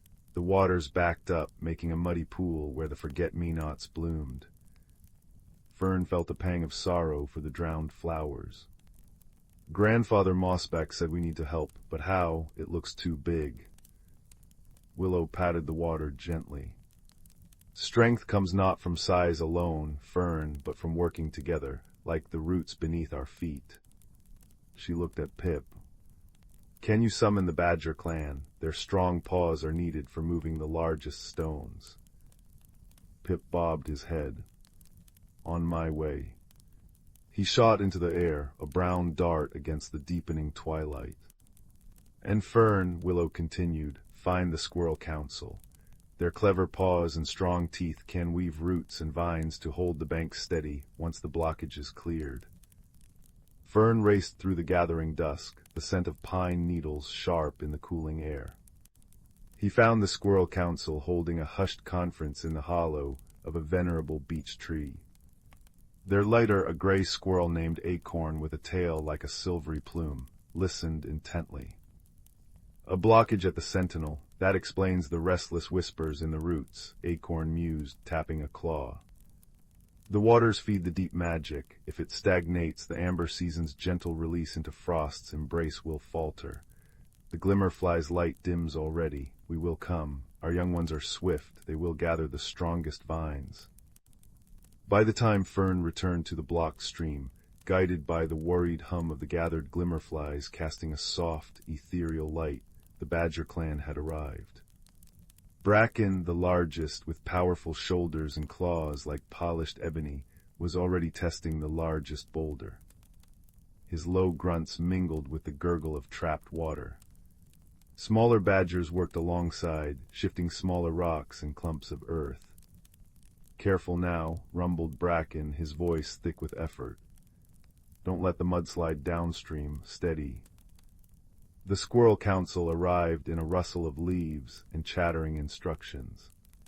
Young squirrels scampered, their teeth working swiftly on tough, flexible vines. They wove them into strong nets and mats, directed by Acorn's sharp commands. Anchor it there, yes, against that root. We must shore up the bank before the water rushes free. Fern felt small amidst the bustling activity. He saw a cluster of smooth, fist-sized stones near the water's edge, part of the blockage but accessible. He began to push them, one by one, rolling them away with his nose and paws.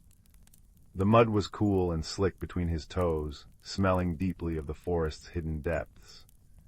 Nearby, Willow used her strong teeth to gnaw through a stubborn tangle of water roots trapping smaller debris. The glimmerflies hovered close, their soft light illuminating the work, their gentle hum a constant, encouraging presence. The night deepened, painting the sky indigo and scattering diamond-bright stars. The air grew colder, carrying the promise of frost, but the work warmed them. Grandfather Mossback arrived, moving with slow, deliberate purpose. He settled near the growing pile of cleared debris, his presence radiating calm strength. He didn't lift stones, but his deep, resonant voice offered guidance. Ease that one to the left, Bracken. Let the water find its own path, don't force it. Willow, clear that channel for the flow. Good, the forest breathes easier already. Hours passed, measured by the slow wheel of stars above and the steady rhythm of working creatures. Muscles ached, paws were muddy, fur was damp, but a shared sense of purpose warmed them. Finally, with a concerted heave from Bracken and two other badgers, the last large boulder shifted, groaning as it rolled aside. For a heart-stopping moment, nothing happened. Then, a trickle of water found the new gap. It grew, bubbling over the cleared stones, giggling with newfound freedom. It rushed past the carefully woven vine mats holding the banks firm, carrying away the murky pool. Crystal Brook sang again, clear and bright, reflecting the myriad lights of the hovering glimmerflies like liquid stars. A collective sigh, warm and relieved, rose from the gathered creatures. Bracken sank back on his haunches, wiping mud from his snout. Acorn chattered happily, her tail twitching with satisfaction. The young squirrels bounced with glee. Willow dipped her paws into the flowing water, a smile spreading across her face. She sings true again. Grandfather Mossback nodded slowly, his ancient eyes reflecting the joyful light. Well done, children of the Whispering Woods, you have mended a tear in the great tapestry. Remember this night, the harmony we cherish is not a gift, but a responsibility shared by all who dwell here, great and small. When one part suffers, all feel the strain. When many work together with wisdom and kindness, the balance is restored. As if in response, a gentle breeze sighed through the trees, carrying the clean scent of flowing water and the sweet perfume of night-blooming flowers revived by the glimmerflies. The oppressive heaviness lifted, replaced by the forest's deep, peaceful hum. The leaves rustled a soft, contented melody. The creatures gathered on the banks, tired but content. Bracken produced a small clay jar of rich, dark earth honey. Acorn shared crisp autumn nuts. Willow offered tender waterroot stalks. Fern nibbled on a sweet clover leaf, the taste pure and clean. The glimmerflies danced above them, their light weaving patterns of gold and silver on the water and the faces of the friends. Grandfather Mossback spoke softly as they shared the simple feast under the watchful stars. See how the brook carries the fallen leaves. They are not lost, but become part of the earth downstream, nourishing new life. So it is with our actions. Tonight's work feeds the forest's future. The magic tied to the seasons flows strongest when the waters run free. The frost's embrace will come now, not with harshness, but as a gentle blanket, because the balance is kept. Fern snuggled into the soft moss beside Willow, watching the moonlight dance on the water. He felt the deep, steady thrum of the forest beneath him, the cool night air on his fur, the comforting warmth of friends nearby, and the sweet taste of honey on his tongue. The gentle wisdom of the ancient turtle, the strength of the badgers, the cleverness of the squirrels, the quiet dedication of the vole, the guiding light of the glimmerflies, it all wove together like the roots beneath the soil, holding the Whispering Woods in its timeless, harmonious embrace. The subtle magic of the place, the interconnected lives, the respect for the seasons and the elements, it wasn't a grand spectacle, but a quiet, enduring truth whispered on the wind and flowing in the water. As sleep began to pull at his eyelids, Fern understood. Caring for their shared home, listening to its needs, and acting together with kindness wasn't just a task. It was the very song the forest sang, a lullaby of belonging that would echo through generations, as enduring as the ancient oaks and as comforting as the moon's gentle light on a peaceful night. The forest breathed softly around him, whole and well, and Fern drifted into dreams cradled by its deep, harmonious peace. In the quiet village of Willowmere, where chimney smoke curled into shapes like sleeping cats and every garden gate squeaked in its own peculiar melody, there was a mystery brewing as soft as the steam from a teacup. It began on a crisp autumn evening when young Milo, the clockmaker's apprentice, noticed something odd. The village sundial, which had always pointed faithfully to the sun's position, now spun lazily clockwise every time a cloud passed overhead. By the next morning, whispers fluttered through the cobblestone lanes like autumn leaves. Baker's bread turned lavender overnight, the mill pond rippled in perfect geometric patterns, and every third stair in the library staircase had gone mysteriously silent underfoot. Milo, a boy with a mop of chestnut hair and a pocket watch that ticked in time with his curiosity, decided to investigate. His first clue came from old Mrs. Thistledown, the village knitter, who claimed her yarn had begun knitting itself into tiny sweaters for the mice in the walls. "It's not mischief," she insisted, her silver needles clacking like crickets. "It's lonely magic, like something's trying to talk but doesn't know the words." Guided by the scent of cinnamon drifting from the hearth of the village's wise apothecary, Master Corwin, Milo found himself in a cozy shop where jars of starlight and dried thunder hummed on shelves. Corwin, a man whose beard seemed to hold constellations in its tangles, listened gravely. "Magic always has a reason," he murmured, stirring a copper pot of soup that smelled like forgiveness.